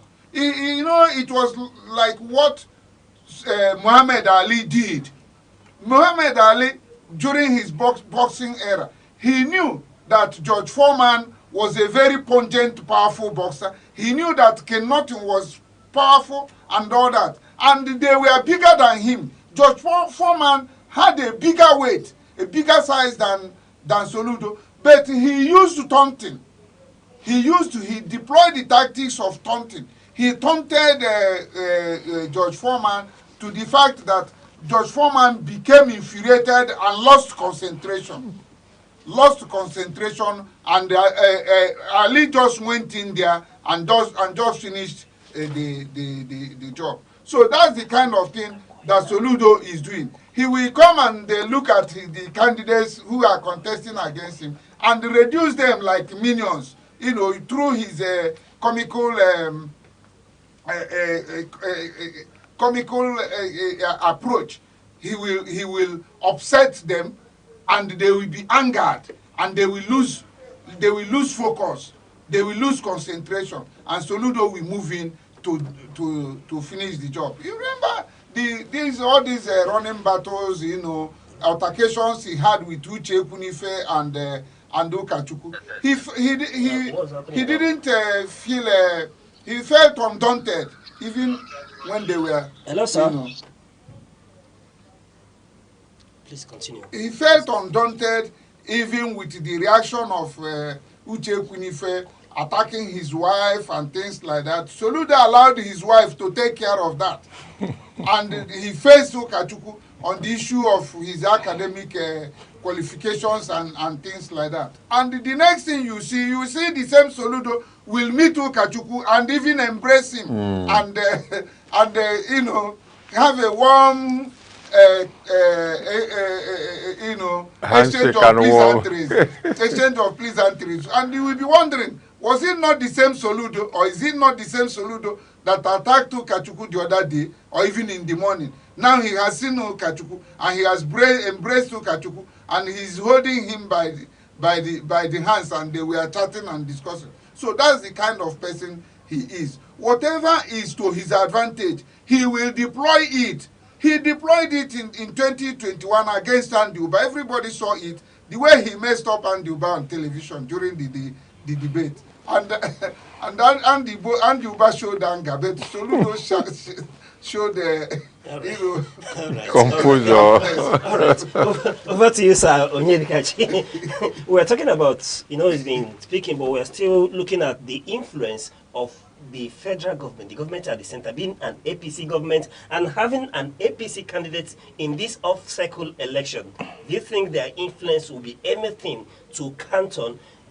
Listening to Nicholas Ukachukwu, he told us about the need to align Anambra State to the center, that it will be more economically beneficial to Anambra State to align with the government at the center. Do you see that having any impact in this very election? You know, Soludo is already aligned. It's just like he said, he doesn't need to one, come to APC. He doesn't need to a number of people do not need the party candidate, the candidate of the APC to align to the center. And you know, it depends on who is on the ballot. We've seen so many times where the federal government will look elsewhere while either supporting the candidate of another party subtly or openly, and they might be concerned in a place where the ruling party at the federal is not having recognition. So Ludo has done anything, and by the way, APGA and APC are almost party of the same ideology. They are both progressives, All Progressive Grand Alliance and All Progressive Congress. So they have all, and they are all progressive. I don't see the influence of anything federal government, most especially because Soludo, in the real analysis and calculation of governance, has done massively well. But you know, I also pointed out the fact that a lot of people, I will go with the word mob again, are calling for his downfall, not because they've been able to critically look at his performance as a governor, but because he dared them. I heard a lot of them were saying he will never be re-elected. But if you engage them on one-on-one conversation to argue why he will not be re-elected, that's when you will see the vacuum there. So Anambra federal government is not going to come and start wielding any influence. The interest of the APC federal government in Nigeria has actually gained enough in the southeast. It's only Anambra and Abia that is remaining now. And we know that the governors of both states are all progressives in nature. Oti left APC to come and run for governorship where he ran it. Oti was in Enugu up to 3 times before Peter Mbah's defection. So what is holding Oti till today is still the fear of the mob. Go inside him and ask him, he's already APC settled. You know, I ask you again, sorry to cut short, I ask you again, you know, you speak to the mob, who are actually this mob that we talk about? Okay, they are headless people, mainly on social media, who are not rational in their thinking, who are not reasonable. They pander to sentiment and emotions. Anything that is trending and reigning, they all align with it. So when you look at the mob, it's not like you can point an individual, but any person who is against Soludo, mainly most of them are not from Anambra State, but they don't like him. Why don't they like him? He touched their savior. All right. Just hold on that. I would call the directorate, please, to help us. He touched our Exactly. the aqua of the mob nation. there's a feed coming through from Anambra. If we can have that field now, let's look at that field before we go to the next issue on ground. Okay.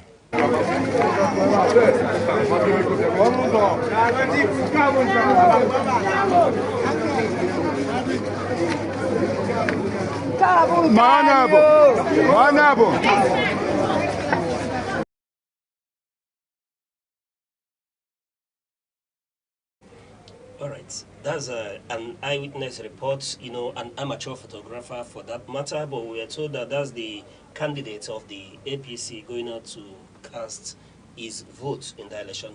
Be that as it may, Sir Onyedika Chiabo, I want us to speak to the issue of vote buying. Before you joined us, one of our correspondents that we spoke with in around Oka was speaking to the issue of vote buying. Though they say security is top-notch in this election, everything is going on so civil in this very election. However, there is open vote buying in around Oka. Nobody is hiding it, and there's no presence of EFCC, and the police and the polling units are minding the issue of security, so civil for that matter. And then another of our correspondent around Agata was equally telling us, though there's no incident of vote buying around the area where she is in Agata, however, the voters are calling for it, but that the party agents, none of them are willing and have the capacity or very much unwilling to engage in vote buying. So I want to get your opinion on the issue of vote buying, especially in this very election. I like the fact that you added the second part, that the voters were calling for the vote buying. You know, there are so many things I've seen. I've been participating in elections since 2022, and I've noticed that a lot of things determine the outcome of election. The factors of candidates, the factors of uncertainty. I've been part of elections where even the person leading in the election will still not be certain if he's going to win. So in order not to take those chances, most times the candidates are willing to gamble into, and in fact, that's at the stage where some so-called bigwigs will start saying, for us not to spoil things for you, you need to do this for us, you need to sign this. And a lot of them are always in a hurry to agree to that. Now, on one side, reporters are telling us that there are vote buying going on. On the other end, people who must have heard on the phone that they are giving so things for voters to buy are now holding their PVC and saying, who is going to give us here for us to vote? So in issue of bribe, it takes both the giver and the taker for corruption to have taken place. It's something I believe that we are gradually overcoming. There's economic hardship in the country, but the mindset of the people play a very strong major role in this whole thing, because somebody might get up from his house. It has happened here in Enugu where people are going out to vote, and we engage them and say, okay, who is your candidate in this election? The reply you will get, for the person who have not gotten to the polling center, you say, well, I'm all for sale. And if I go there, any person that gives me money. So it's a level of backwardness, it's a level of apathy, and we can't totally blame it on the system, because most of the time when people talk about hunger in the land, if you are hungry for maybe 2 days, do you do something to cure that hunger for a long time, or do you just say, give me bread to eat today for me to remain hungry for another 1 week? So it's also something that I believe as time goes on, if we can record, even if it is 70% or slightly above that in this Anambra State election, it will be a reference point for us to know that we are actually getting somewhere, no matter what the challenges are. If there is no vote buying totally today, I will be shocked and surprised, because currently we know that the Nigerian system has been largely marred by vote buying, election violence, police, and INEC and what have you. So by the end of the day, like I've already seen on social media, a lot of people are telling us that where the vote has been counted, where the voting has stopped, that APGA is leading, which is actually what is expected from this whole thing. But let's hope that it goes on well. And I've always said that in a developing nation like ours, after each exercise, both the people in power and the citizens should always do a review. What did we get well this time? What didn't we get well? What do we need to work upon? So, and in so doing, I believe that we'll be able to keep progressing gradually until we get to a point where we can go out and vote. People will vote online, and nobody will be either scared of his vote not counting. The update I made on my X handle early this morning, I said the vote of the Anambra will count. I've always trusted Anambra people to follow up in their voting system whenever elections come up and go on, that they will largely, the vote of Anambra people will count. And you know, if, for instance, 100 people are coming out to vote, or you have 100 voters lined up for an election. Hello, we'll have an independent reporter at the scene Please, sir, can you speak to us concerning security at the location where you are at the moment? Thank you. First, I want to commend you for the good job you are doing there in the studio. So I think I can observe you there in the studio, and thank you. I must say that you are doing well. Well, let's start from yesterday. And if I want to say that generally the security situation here is top notch. Yesterday was like, I wouldn't know if you kind of, okay, let me not go that far, but the helicopter were kind of hovering, helicopters were kind of hovering around the Oka, because I was at Oka yesterday, and the security, the team, we have a kind of team of security personnel around. We have the military, we have the civil defense, the police also, and they were on ground. And let me just give you a report from where I am actually covering. From Enugu to Northia to Umobu. Enugu is in Jikoka, local government area, and Umobu is in Oka, South local government area. And throughout this area, where the environment is very peaceful, people are going about and casting their votes, and no much violence, no much issue. Everywhere just quiet. And the security, as I said earlier, is top notch. Okay. I can assure you that. Okay. No kind of harassment. Okay. No kind of intimidation. All right.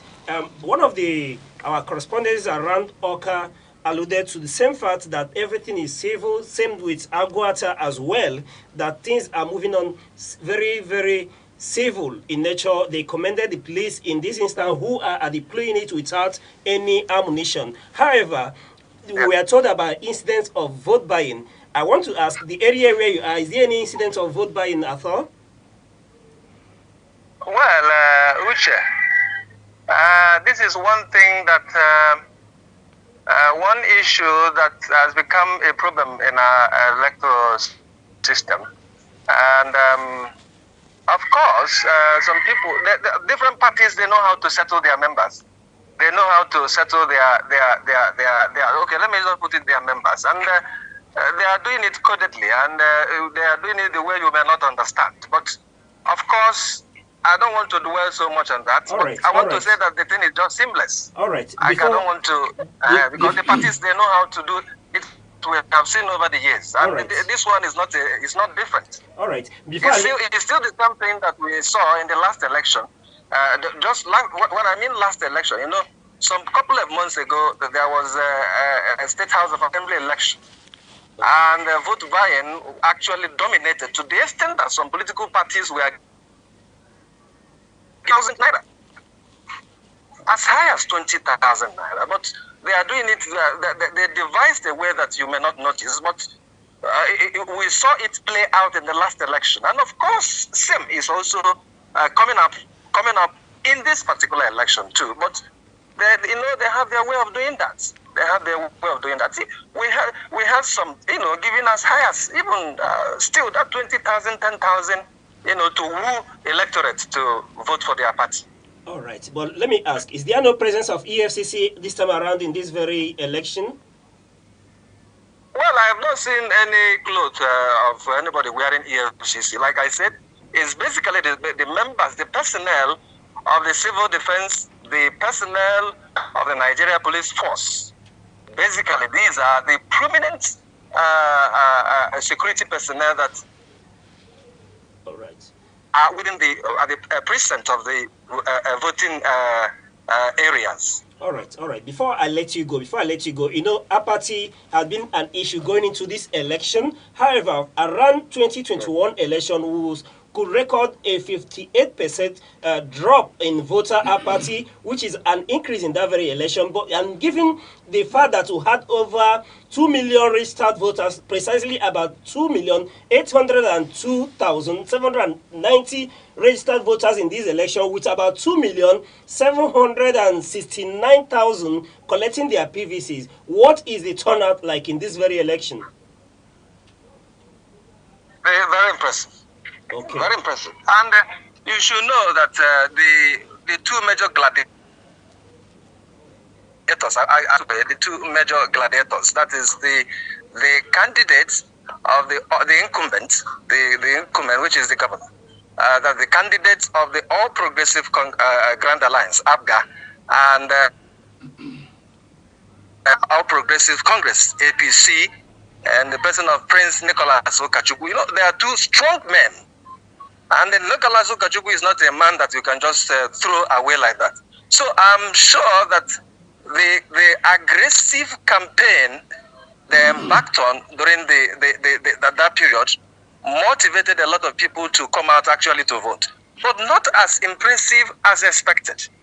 Right. Not as impressive as expected. But the turnout is relatively encouraging. But not as impressive as expected. And one of the motivating factors, like I told you, is the aggressive campaign engaged by these two major gladiators in this election, because they mostly the campaign was mostly grassroots oriented. They were going down to communities, engaging the people directly, and that to an extent encouraged the level of little sort of somehow turnout we experienced in this ongoing governorship election. All right, finally, just in a minute before I let you go, can you speak to the beavers, the deployment of beavers in this election? We are told that there's an upgrade on the beavers. Can you speak to that issue before I let you go finally? Just a minute. Well, in fact, I must commend INEC this time. And I must hail the leadership of INEC. They have really impressed us. All right. Those of us who are observing and also voting, that was not really experienced in this ongoing governorship election. It was peace. It was going. The accreditation was going seamless. There was no much hitches. And if you come, you go. They do the normal. Their normal thing, their normal screening, and get you properly accredited, and then you go and vote. And as I speak with you, the voting is almost concluding in this particular area. All right. Thank you for that wonderful insight that you've given us. Thank you very much. And that's coming from an independent volunteer, analyst, and reporter from on the ground at Anambra State in this matter. Thank you very much. And back to the studio. Sir, you heard what the reporter said, and Mr. Onyedikachi, you heard what he said. Can you speak to these issues, especially the commendation to INEC on the upgrade on beavers this time around? I think it's the same thing, similar to the conclusions we've drawn since we get updates from the ground. Once the government agency does well, it's quite good that they be commended so that they'll be encouraged to do more. It's when people are feeling shortchanged that they will be crying out the way they do in most cases. It's a good thing to see that an election can hold in Nigeria and the security will be there, even though in most cases people expect them to leave the job of securing the voter and the material and what have you to start running around to hold people with money and say, don't share this money, you know. And I have always said that it's a learning process for a country like ours. Let's look at the things we've done well, the things we've gotten this time, and then those who have called for Soludo's head, let them equally. Sorry to cut you short. One of our reporters coming in. Jasmine, where you are, what's happening at the moment? Are they done voting? Is the vote counting started already?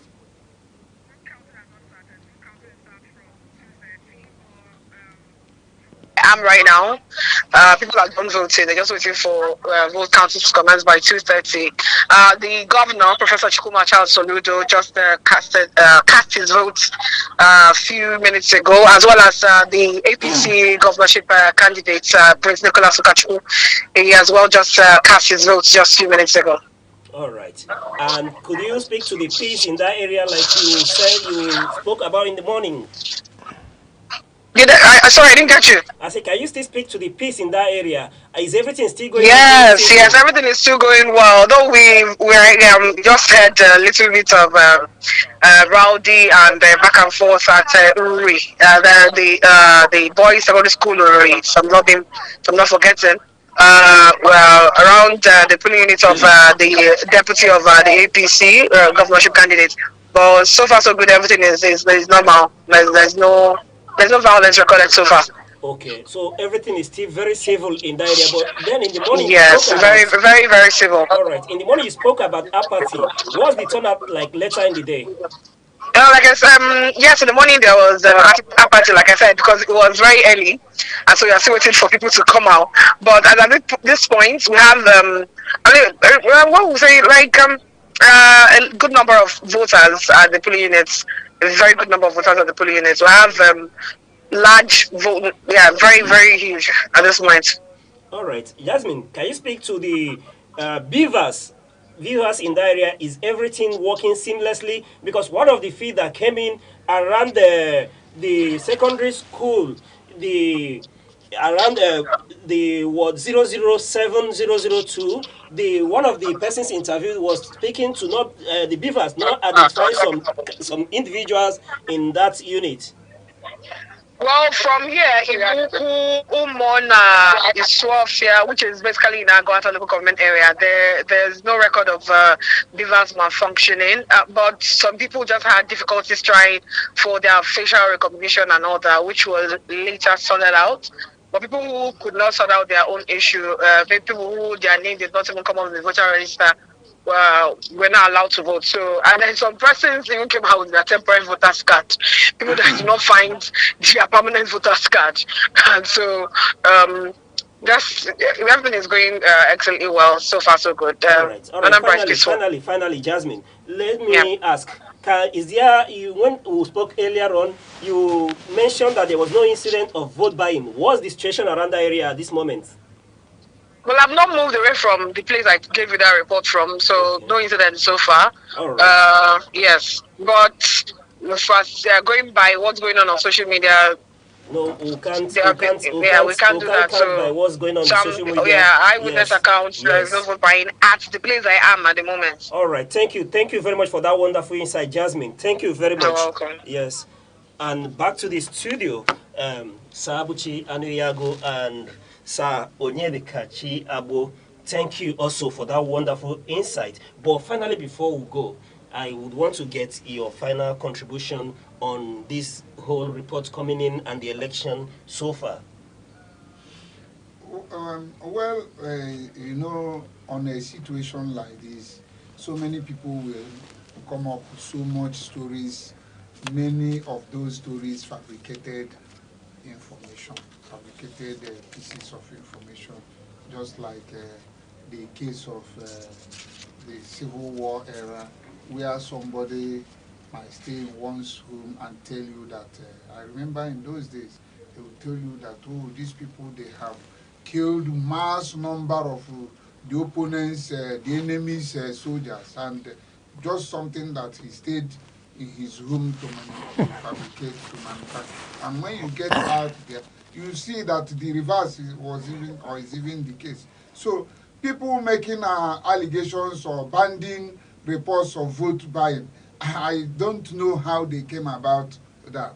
We listened to the other man that said he was around Umuokpu and the Enugu crisis. There was nothing like that. The lady that just spoke a while ago, people will try to manufacture things to discredit, just to ensure that they discredited that event that is taking place. And that is the danger of this social media thing, because we are not holding them. If it is the case of of conventional reporting. You will be guided by the ethics of the profession. You will be looking at libel, you will be looking at slander, you will be looking at so many other issues. And even discrediting your own medium organization, because any newspaper, for instance, when I was in the field, if your newspaper is known for false reports, of course, people will not patronize that newspaper. But in this era, somebody will stay in his home, use his phone and fabricate something and send out. Even manufacture images. The era of the social media. Yes, the era of the social media. Even manufacture images. And that's why some have reporters on the ground. So it's a problem. Yes. So far, the atmosphere shows that the election in Anambra State has been very, very peaceful and has moved on very, very well. So how many? The one you talk about 100, using 20,000 to buy. How many will you buy? So you will carry a sack of millions of bundles of money for to where, from where to where. So we don't need to take, when they say it, you take it with a pinch of salt, and you don't have to, consume the whole thing as good. We must commend INEC. They have tried. We must commend the security agencies. They have tried. And then we must commend the Anambra State electorate, the Anambra State people. The way they have conducted themselves, the way they have comported themselves is quite commendable. There is no bitterness, no rancor and things like that so far witnessed, apart from what I may call exchange of banters between Soludo and his other opponents. All right. Before we go back to you, Sir Onyedikachi. I think I've always said this, that there are lessons to learn. Yes. Lessons in every day of our lives, lessons in elections, especially those who had expected this election to go otherwise. One top notch for me is that of security. Anambra State used to be like a hub for all these non-state actors, those who have turned into something else. If eventually at the end of the day the election, the result is counted by some minutes past 2, we're already hearing that most of the places have concluded voting and they are now waiting for the result to be counted. If the result is eventually announced, let the winners and the losers congratulate each other, and let people who have always sat in their home to fabricate things, whether you're a social media expert or AI image generator, use the opportunity to know that Nigeria will definitely move forward, irrespective of what you have in the concept of your own heart. I want to thank the authorities, INEC, security agencies, and the Anambra, like my co-analysts say, and also commend the Aneke TV for always being prompt to bring updates to the people. We can only and always get better as a country. We make our mistakes, we learn from them. I have always insisted there are lessons to learn. So after this election, let's learn our lessons from the Anambra side and move forward, not just as a Ndibo, but as a country. All right, there's always lessons to be learned. Thank you, Sir Onyedikachi Abo and Sir Abuchi Anu Eyiago. Thank you very much for availing us your time, being with us in studio to give opinions and expert analysis on these issues, Anambra Decides 2025. And to you, our wonderful viewers, who can't thank you enough, we'll keep bringing you updates when the result of votes. We'll give you the authentic result by the time ANEC announces it. Like our guests have said, we'll commend the government of the day for the peaceful nature and conduct of this election. We commend the police for releasing about 45,000 personnel who are ensuring the peace, and more importantly, the civic nature of this whole process. The police, we are told, are very civil in their conduct in this very election, as we commend INEC for the seamless effort and the good citizens, the good people of Anambra State, for the first time turning out in mass. We are being told that this time around there's an improvement when you speak to apathy in the previous elections in Anambra State. Thank you very much. I still remain your host on Anambra Decide 2025, Uche Osai. Bye-bye. Anambra State, located in southeastern Nigeria, is one of the nation's most dynamic and enterprising regions. Created in 1976, it takes its name from the Anambra River, a tributary of the Niger. Its land is steeped in history from the ancient Nri Kingdom, the cradle of Igbo civilization and spiritual authority, to the bustling commercial rise of Onitsha, one of West Africa's busiest trading cities. Every inch of its soil seems to breathe heritage, resilience, and the quiet power of innovation that defines the Igbo spirit. Anambra's people are known for their industrious drive, intellectual prowess, and unyielding creativity. Across Nigeria and beyond, they stand tall as business leaders, scholars, inventors, and professionals whose influence reaches every corner of society. From the sprawling market of Onitsha to the humming industrial machines in Nnewi, fondly called the Japan of Africa, the state exemplifies the fusion of tradition and modern enterprise. In Awka, the capital, new technology hubs and startups are springing up, harnessing the energy of a generation determined to build a future powered by knowledge and innovation. The state's endowments are immense. Anambra boasts of fertile soils that yield abundant harvest of yam, rice, cassava, and vegetables, feeding not just its people but the wider region. Sources: crude oil, natural gas, kaolin, and limestone, waiting to be fully harnessed. With a well-educated populace and a vibrant entrepreneurial culture, the state's economy is driven by small and medium-scale industries that continue to expand Nigeria's manufacturing frontiers. Culturally, Anambra is the heartbeat of Igbo identity. Age-long traditions and legendary figures like Nnamdi Azikiwe, Chinua Achebe, and Dora Akunyili, whose contributions have left indelible marks on Nigeria and the world. Its towns and villages are known for strong community bonds and progressive values that inspire excellence in every field. Anambra's potential lies not only in its natural and human resources, but in the unbreakable spirit of its people, a people to greatness. With expanding infrastructure, digital transformation, and a thriving creative scene, the state stands poised to lead Nigeria into a new era of prosperity. It is a land where heritage meets ambition, where history fuels innovation, and where the light of progress never dims.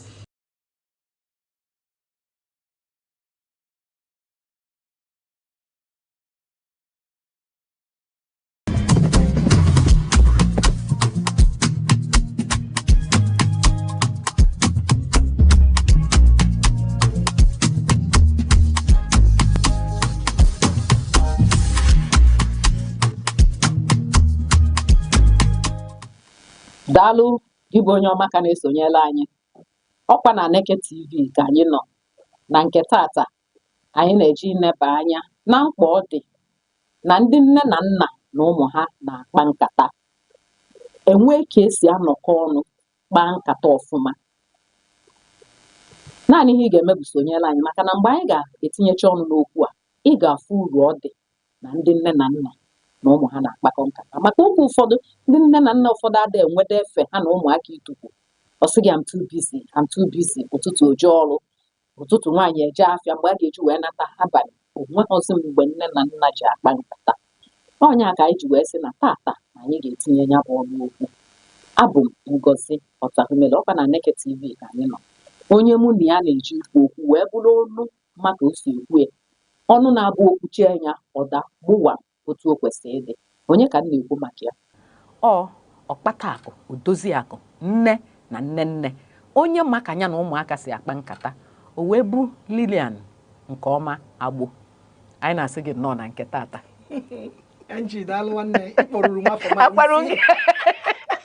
Akwarụ m ya n'isi, achọ m ka nke ọma anụnwa bata maka onye aka ọtụtụ ndị ji wee malụ gị nke ọma. Daalụ rinne. Dịka m si wee kwuo, ọ bụrụ ndị oyibo asị gị nọ parents child communication ama m na ịbụ ọ bụrụ onye oyibo ọsị gị na ịbụ expert ihe a bụ area gị ebe ọ ga-abịa itinye ọnụ onye na-enene anyị aghọta uru ọ balụ mana mbụ ihe m ga-ajụ gị onye bụ nne na nna maka oge ụfọdụ ihe anyị na-afụ onye bụ nne na nna bụ onye mụtalụ nwa kedu onye bụ nne na nna ya bụ kedu onye bụ parent daalụ nne na nna bụ nwoke toruru ogo bido na arọ 80 gbagoo ịbụ onye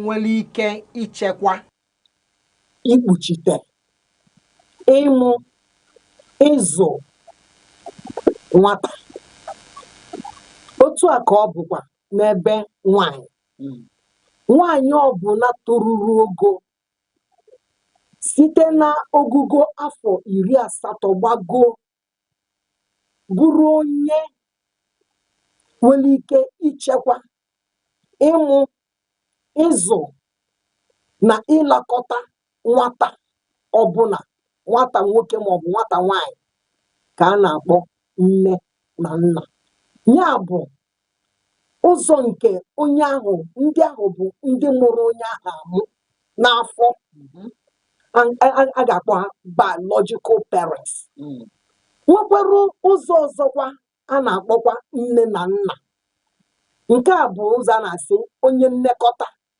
onye enyemaka onye nchekwa maka na ọ bụrụ sọnsọ ịmasị na maka na ọ bụ ọgụ amụrụ nwa na-eburo nne ya ọ bụrụ ọgụ amụrụ nwata nwoke na-eburo nne ya onye ka ji esi na o nwere ụzọ nke a na-akpọ biological bụrụ nke nwụrụ n'afọ bụrụ nke a na-akpọ guardian bụrụ onye ya na nwatakịrị bi o bụrụ onye na-enyere aka n'otu a ka nne na nna dị n'ebe ụmụaka dị. Daalụ rinne kịta anyị aghọtago onye bụ nne na onye bụ nna onye nlekọta ma ọ gị nwa mụrụ ma ọ na ọ bụghị gị nwa mụrụ o wee na-eweta m n'ebe ahụ anyị nọ na ya ịkparịkọta nkata ụfọdụ na-afụ ya ka o nwekwara ihe dị na onye aka bụ nwatakịrị ka ihe mụ na ya na-eje ịkọ biko o nwere uru ọ balụ na ndị nne na nna na ụmụ ha ọ bụ onye nlekọta ọ bụ onye mụrụ n'afọ na-akparị nkata ma anọkata anọla ha na tinye ọnụ n'ụfọdụ okwu bikọs ihe niile abụghị na a na-akpa nkata n'ọnụ ihe anụnwa ngọ nwanne m eziokwu o nwere ọ dị ezigbo mkpa na nwata ọbụla na onye nne na onye nna ọbụla na-enwe ezigbo mkparịta ụka n'ebe ebe ya na ụmụ ya nọ maọbụ ndị ọ na-emekọta nọ maọbụ ndị ọ na-azụ nọ maọbụ onye ọ na-enyere aka nọ maọbụ ebe ndị agbata obi ihe a kpọrọ parent child communication mkparịta ụka nke dị n'ebe ụmụ na nne na nna dị bụ ihe bara ezigbo uru ọkachasị n'otu obodo anyị Naijiria dị ugbu a ile anyị fụ na ezinụlọ ụfọdụ ghere oghe nke bụ na onye nna bilitekwa nwa nọla anya sị onye ka ị bụ nasị m nọla anya ịbụ onye ibichego ndụ nke gị hapụ nka mbie ndụ m na nke a bụ mgbe m kwesịrị ibi ndụ nke m ịfụ na mkparịta ụka anaghị adabarụ nna na nwa dị otu a onye nne bilitesi gwa nwata jee ameje anya tupu m ga-anata mee nka mee ihe dị otu a ije anya nwatakịrị ejere onwero ifu na mkparịta ụka nne na nwa nna na nwa kwesịrị ibido mgbe nwatakịrị na-etolite mgbe nwatakịrị ndị ụfọdụ na agwa ndị mmadụ si ya ọkwa ịfụ nwa nọ n'afọ ekwesịrị na-azụ nwa nọ n'afọ a na-azụ ya ihe dị si na a na-azụ nwa nọ n'afọ bụ na o nwe ka nwaanyị dị ime ga-esi o jee ị na-enye ya anya mgbe ụfọdụ ka nwa turulu afọ ọ na-ekwu ụkwụ mgbe ọ na-ekwu ụkwụ a gị ka nwaanyị a ga-eme ifufu nwaanyị fọrọ nwere aka mee gịnị o tie ya o tie ya ome gịnị ọ kwụsị ọzụzụ ọ mago na ụkwụ ahụ ọ na-ekwe ma mụ ya n'afọ ahụ na ọ dịchara mma mana inwe ike na-asị ọma ihe ọ na-eme ifu nwatakịrị ebe mgbe o bido gbobe ibe ọ na-egbu igbe na-eje n'ebe ihe nkụwa dị ịrapụ isi ọ bịara nwa hapụ ya biko ihe na-nsogbu nwere ihe ọma hapụ ya o ji ebe a ọ kụwa chụcha ihe ahụ weri ya beruo onwe ya ahụ mana mgbe ahụ ọ na-eje ebe ọ bụrụ ijekwuru esi were aka tinye ya ike ma ọ nọkwụ ike ebe ị na-eje ichekwa ebe ahụ ọzọ were ihe ahụ wepụ ifu na echi ọma nje ebe ahụ ihe a niile bụ onye nkụzi ifu mgbe nwatakịrị n'ụtụtụ nne na nna eteta ụlọ n'ụtụtụ akpọkọta nwatakịrị ekpe ekpere a na-akụ aka na-abụ abụ ihe nkụzi ka a na-akụzi mgbe unu bụchara abụ ahụ eme ihe a na-akpọ morning devotion ekpere ụtụtụ ihe mkparịta ụka n'ụtụtụ mgbe ahụ ibidogo n'ụtụtụ kụziri nwatakịrị na etete n'ụtụtụ a ga-ekpe ekpere etete n'ụtụtụ a ga-asa eze etete n'ụtụtụ a ga-esi ihe n'ọkụ a ga-eme ihe dị otu a ga-azụ ụlọ ihe a niile ka ị na-eme gị na-eme mkparịta ụka ka ị na-eme nwatakịrị ahụ enwere mkparịta ụka nke a na nke bụ n'iru na iru o nwere nke bụ mkparịta ụka nke akshọn ịkụziri ya ka esi arụ ọrụ maka mgbe nwatakịrị na-eto ọ bụ na onwe mkparịta ụka dị otu a mgbe ị ga-ama ihe na-aga ịgwa ozie mgbe o toro eto onweghị oge ji ịkpọrọ ụfọdụ bụ ndị nne ụfọdụ na-abụ ha nweta ụmụaka na-enye aka n'ụlọ nke anyị na-akpọ house help ha nọrọ n'ụlọ nwa gị bụ ịma na o toro gị ịrụ ọrụ ezinụlọ ịrapụ ya echi okeke bịa zaa ụlọ okeke fichaa ụlọ okeke tụgụrụ anyị okeke na-esi nri na kichin itiela m nke a ime nke a mkparịta ụka ka ị na-eme ị na-akụzi that child nke gị nwa ịrapụ gị echi ihe nwa gị ga-abụ ogoli ị na-aghọta onye ga-akachazi malife ga-abụ nwa haus ebe anyị na-akụziri niile mkparịta ụka ka ọ bụ ifu ụmụaka ụfọdụ ka m nwere oge m na-eje akwụkwọ ejem skuul na Nike Girls Upper Girls na JS3 ka m bido fụba nsọ nwaanyị natasị mọmi mma na o nwekwara ihe mere na skuul taa ọsị ma ọ ga isi anọ m ihe gburu pinafọm uniform ọsị nke nye bịa isi a na-abịa fụba ọbara na arụ nwaanyị ọsị m ewo nke ọma itochekwe ịgafere nwoke tụrụ ime ịmasị na mma m akụzie ọ kụzie mụ na ya nwee mkparịta ụka mana mkparịta ụka ahụ ya emeri ọfụma maka ọkọwataghị ọfụma o nwere ụfọdụ ezinụlọ ndị nne na nna anyị ga na-emekwa ụdị mkparịta ụka uche ụmụ ha ụbọchị taa esogobi ya n'elu ọgwa m sị m na nnekwe ọ bụ na mụ na nwoke nwee mmekọ nwoke na nwaanyị na nne ọgwa m mana ụbọchị na nsogbu danye na be anyị maka ọ bụ na mma m anọ mụọ na-ebuye mpa m ndị abalị ma o jicha fịọnata mbọsị ahụ esiche m nri buru na ibunye nwanne m nwoke si eje bunye mpa m si na ịmagoro ụmụ nwoke ndị gbo a ya manyikwe ndị a gwa anyị ji vuru ndị vie bụrụ nwanne m nwoke ka m bie ebe ka m nọ mama nọ mụ anọ ke ka m je mmegwu na-atọ m eme m bunye mpa m nri tụrụ ime ọ bụrụ ka o si kọwalụ ya nkụzi ọ bụrụ ka mma m kụzie m na ọ kụziteghị m ọfụma ya ọ bụrụ na ịbụ onye nne ka na-enwe ndị mkparịta ụka n'ebe ya na ụmụ ya nọ wepụ ya na ọ bụchaghị ya anyị bụ ndị nne anyị chi inwe mkparịta ụka na anyị na ụmụ anyị wutuo obi isi nwatakịrị ụfọdụ si ya ihe adịghị n'obi n'oroma ọ bụrụ oroma bụ ya na-ara bụ ya na ihe mmadụ emetụghị aka bịa dị otu a kwuo okwu imechi n'ife ihe dị otu a kwuo okwu mmadụ emeghị ihe dị otu a mepee ọnụ kwuo okwu ịma na o nwee ihe bụ mkparịta ụka daalụrị nne nke ọma agbo m ga na-akpọ gị nke ọma taa maka afọ anụnwa nwee ka o si aba n'ime ọfụma ọ bụ ọzọ nke lili mgbe ọbụla lili ka anyị bụ anya na nke ọma maka nke ọma nwere okwu o ji wee bịa taata gị bụ onye ọma ka na-enene anyị ihe anyị na-ene anya bụ mkpa ọ dị na ndị nne na nna ma ọ bụ ndị nnekọta na ụmụ ha na-akpa ezigbo nkata ifugo na ụdị nkata lili nke ọma na nne ya kpara nwoke ọbụkwa na nwoke gafee gị ịbara awọ ya dị ime ọ bụrụ nne ya ka ọ hụrụ zeche ọ gapara ahụ ọ bụghị na ụdị mkparịta ụka ahụ ka anyị ṅụọ mmiri ọ bụrụ na anyị ṅụọ mmiri anyị na-achịta azụ nkata anyị na-aga n'ihu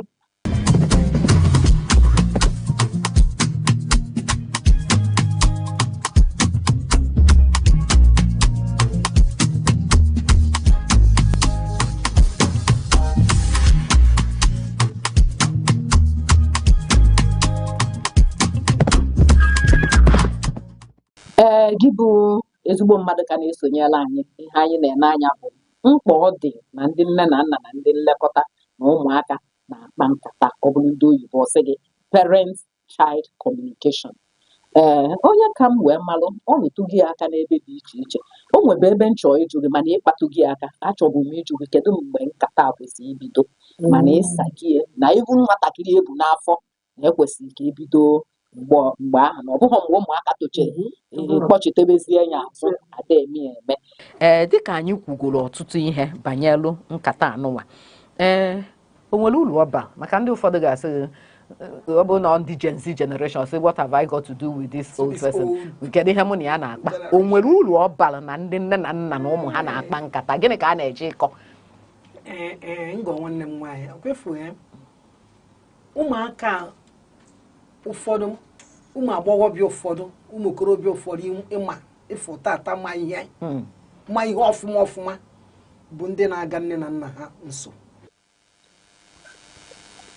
O nwere one boy nwata nwoke be anyị a na-akpọ oche nwa nwoke obere nwa nwoke mana ya na-akpọ ebe oche ihe eji akpụ ya oche bụ na onye dịka anọ holiday ọsị ma mụ ya na-ana ya ga-ana ụlọ ya chọ ije nọnyere papa nnukwu the man bịa ya karụ ụmụnne ya niile ndị nke tọrọ ya karụ ha marụ dịka ndị be nna ha karịa marụ ihe dị na dia family ọ bụrụ maka gịnị na mgbe ọbụla ọ na-abịa nọnyere papa na-akọrọ ya di ya na nke a mere nke a dị otu a ndị nwere nna nke a nwere nne nke a otu a ihe a na-akpọzi bọọlụ oche o nwere ihe ụfọdụ ọ bụ nwatakịrị ahụ na-akụziri ụmụnne ya ndị tọrịa o nwere ebe ụfọdụ a ga-eje n'obodo ọ bụrụ nke obere ahụ je gosi ya the compound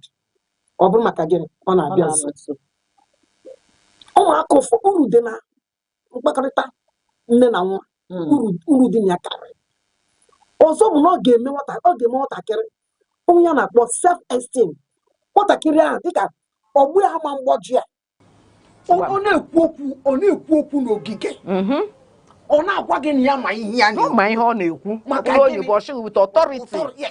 Maka gịnị o wetara okwu ọ mụtara ọkwụma n'ebe mamụ ya na nne ya nne ya nọ akụzieli ọfụma ọ ghọtaghị ya n'elu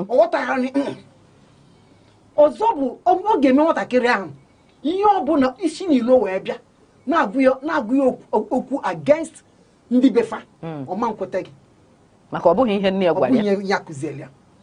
Ọzọ bụ ọ ga-eme nwatakịrị ahụ dịka ọ ga-ekpuchite ya dịka na-akpọ security personal security environmental security ọ ga-eme that child dịka ọ mago that na mama ya agwa gị ya ka ezinụlọ dị na papa ya agwa gị ya na-ekwu ogbugoro ha ọ mago ihe niile and ọ ga-enye the child trust dịka the child the family not even the child both families ga-afụ ekwesịrị onwe ha ịtụkwasị obi maka gịnị the child na-agwa gị ọsị gị na ya bụ ada amụrụ a na-eme aga na azụrụ zụọ ya ọfụma ihe na-afụ ya mfụ na azụrụ ya indeed ọ ga-emekwu ma ya ma nwunye ya dịkwa proud of that child.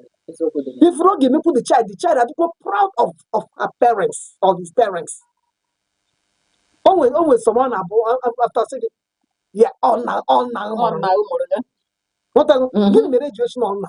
Only how about that? Me accuse that child not me. Accuse ya.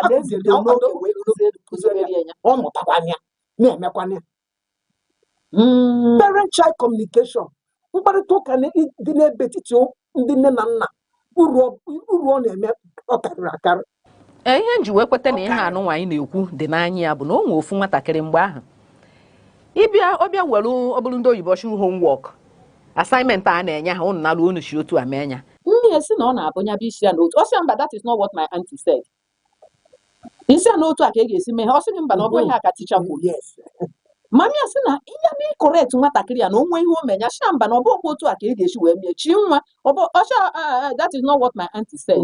Mgbe sị ya na ọ dịka nke auntie ka ọ na-anụ ebezi ka nke nne jere so ifu ha na ọ ba n'ihe anụnwa ị na-ekwu ọ bụrụ na anya na nne na-akpakọrịta nkata tupu ikwuche nke gị ọ sịrị na ihe a ka nne ekwu nya bụ ekwenye m n'ihe anụnwa ikwu na mana ọ dịkwanụ njọ na nne kpacha onye nkụzi ya na onye nkụzi akpa ọ dịrọ njọ mana ịma na asị na charity begins at home. Nwatakịrị ọbụla kwesịrị ọzụzụ nwatakịrị ọbụla kwesịrị ibido n'ụlọ maka na ọ bụ ndị nkụzi ọ bụ ha na-ebido ọzụzụ n'ebe nwa nọ kama ha na-enyere aka maka na nwatakịrị na-ebido n'ụlọ wee towe from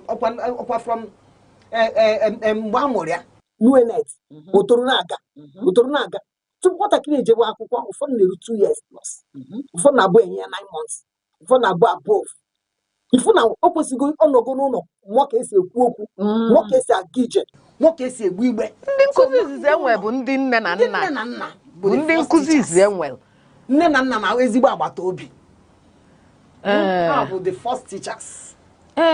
Mana ihe nji ekwuri mkpa anụnwa ọ dị bụ oge ụfọdụ akụzichekwa n'ụmụaka ọ gịnị kpatakwa na ịnọkọta ị na-asị na nwunye ha dị emezikwe ka nne ya na ọ bụ ihe nne ọnọọ n'ọha obodo bụ ihe gbugharịzi ya na ọ bụrụ na ịkụzicheri obido n'oge ma okekwena ihe ọha obodo ga-eji wee chenjie atitude nwatakịrị.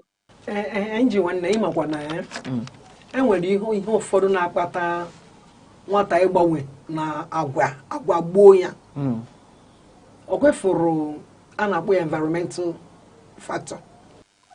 ebe a nọ mụọ nwata oge nwatakịrị nọ wee too oge nwatakịrị na-eje so enyela aka na mgbanwe nwata o nwere ike ọ bụrụ na nwatakịrị ahụ ka onwe ndị amụrụ n'ime ga-ahapụ ikwu amụ n'ime ebe ntị onwe ndị amụ n'ime ọban area o nwekwe ndị ụfọdụ amụrụ ebe a dịkwa good maka mụnwa na onwe m obi ego aka nọ wee mụọ m agwa m adịchaghị njọ ebe a jem skuul n'obi agro primary school jee secondary school m na abụkpa ntị ike so na anyị bụ ndị ogbe anyị nwa bụ ndị amụnye n'ime baraks anyị etoghị na GRA anyị etoghị na GRA then o nwere ndị ụfọdụ amụkwara ebe ahụ bụ ndị Igbo ikwuo mama ya na-ekwu ofe oge bọtụrụ pịalie ma anya ị na-aghọta so environment ahụ so a contribute ofu n'ime ya ọzọ bụ udu enyi nwatakịrị na-eme mgbe ọ na-eto onye mere anya nne na nna kwesịrị ijide n'ebe ụmụ ha n'ọfụma ọ bụrụ na nwatakịrị nwa gị na-eto ndị ya na-emekọ n'ụlọ akwụkwọ ị na-ajụkwa ha ụdị ndị gị na ha na-anyị n'ụlọ akwụkwọ kere afọ enyi ya friend na klaasị ọ dị ezigbo mkpa onwe ka isi nọkọta ogorogoro ije school visit mgbe si nwa gị na ị chọrọ ịfụ onye ya na ya na-adị na mma ọ na-enyere aka maka ọ bụrụ na ọ bụrụ ya enwere ike ịnọ n'ụlọ na-akụzi nwatakịrị ka esi ekpe ekpere ụtụtụ eme ekpere ụtụtụ abalị eme ekpere abalị wee naba ifu na ụlọ akwụkwọ na onye ya na-anyị bụ onye papa ya bụ eze nwoke na eze nwaanyị na-achị ọjị abịa ụlọ akwụkwọ a na-eme ya na-achị ose nsị abịa ụlọ akwụkwọ abịa akụzi ka esi ekpe ka esi achụpụ ose na ka esi eme achụpụ ndị mmụọ na ndị mgbe ị ga-amụ ihe na-aga ifụkwa nwa gị nwoke akwa o nwere ike ọ bụ na ya na chi nke ya soro ọdọkpụrụ ya by the time ị ga-amụ ya na nwatakịrị ị na-akọzi nwatakịrị na Jizọs na-abịa abịa ọ sịghị na ọ bịachagori na ka ihe ụmụaka na-ekwu kịta na chọọchị bụzi skam chọọchị bụzi skam ọ bụrụ ihe ọ mụta n'ilo maka onweghị nne na nna ga-akụziri nwa ha na chọọchị bụ skam onwero nne na nna ga-emie ngọ nwanne m nwaanyị ọ bụrụ ya bụ na ebe ọ bụla ọzụzụ nwatakịrị ọbụla na-enyere aka inye nwatakịrị aka n'ito ọfụma mkparịta ụka anyị na-enye nwatakịrị mgbe ọ na-eto na-enyere aka nwatakịrị ito udu enyi ọ na-eme na-enyere aka ito ebe nwatakịrị na-eje na-enyere aka otuto ụdị ihe oyiyo dịka fim ọ na-ekiri na-enyere nwatakịrị aka ito agbata obi ihe na-eme na agbata obi na-enye nwatakịrị aka ito o nwere ike ọ bụrụ agbata obi ebe a na-ewelụ restaurant chaka na mgbe ọbụla ihe na-ana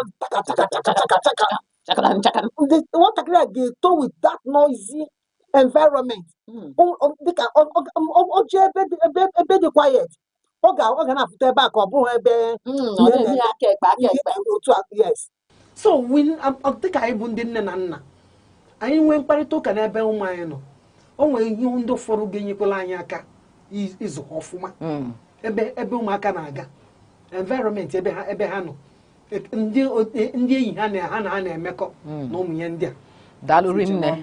Daalụrị nne anyị afụgo mkpa ọ dị na nne na nna na ụmụ ha na-akparịkọta mana ihe ọzọ nchọrọ ịjụ gị bụ onwe mgbe o kwesịrị ịkwụsị ka otu a nnọkịta mụ na nne m ọka ga na-akpa maka oge ụfọdụ ifu nwatakịrị nke ahụ a gwara ya ọsị na nke nne ya kwuru o togo o wegolu nke ka o jizo onwe mgbe ndị nne na nna ga-abụ agwakọta ụmụaka okwu esere aka. N'eziokwu otu obodo dị kịta ezinụlọ ọbụla kwesịrị ị na-anọ nso n'ebe ụmụ ha nọ. Oge agago mgbe a na-asị jee wejeru ma ọ jee goteru kịta ka anyị were aka anyị gotebe ihe na-emebi. Ị ga-afụ nwatakịrị ga na-eto mgbe ọ ga-eru ihe eji mmadụ eme ọba ihe amaghọ. Ife ụmụaka ụfọdụ ụmụ okorobịa anyị ha na-eto mgbe a ga-etoche chọọ ịba uru ọ bụrụ mkpụrụ mmiri.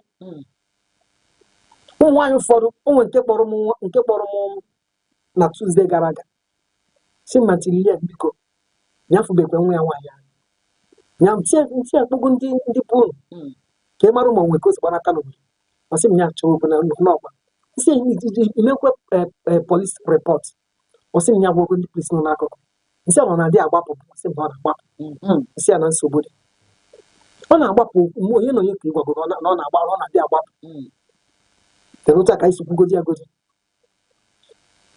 Ihe m ga-agwa our parents today biko ka anyị bido n'oge kpọwa mmiri dị n'okpukporo ọkpa ka ọ hafụ imechi ọkụkwụ site na ị na-akpọkọ ụmụ anyị nso ọ bụgodị n'abalị na ịnata kpọkọta ụmụ gị si ha kedu ihe unu mere n'ụlọ akwụkwọ taa, weta ofu akwụkwọ weta ofu akụkọ ọ bụ tales enwere ike kpọọ ya tales of moonlight or tales of the star or tales of the family. Itinye ofu akụkọ from there na na-akọ akọfuru asịzi echi. By the time you get me and I got you that you start understanding these children. If you want to go more free to discuss with you, more gwagi ihe melon. God sign a new mind to the carry. Gini ka anyị na-achụ. Akụnụba anyị na-agbaga aja achụta ndị one ga-ebi. Ụmụaka ahụ mebichecha onye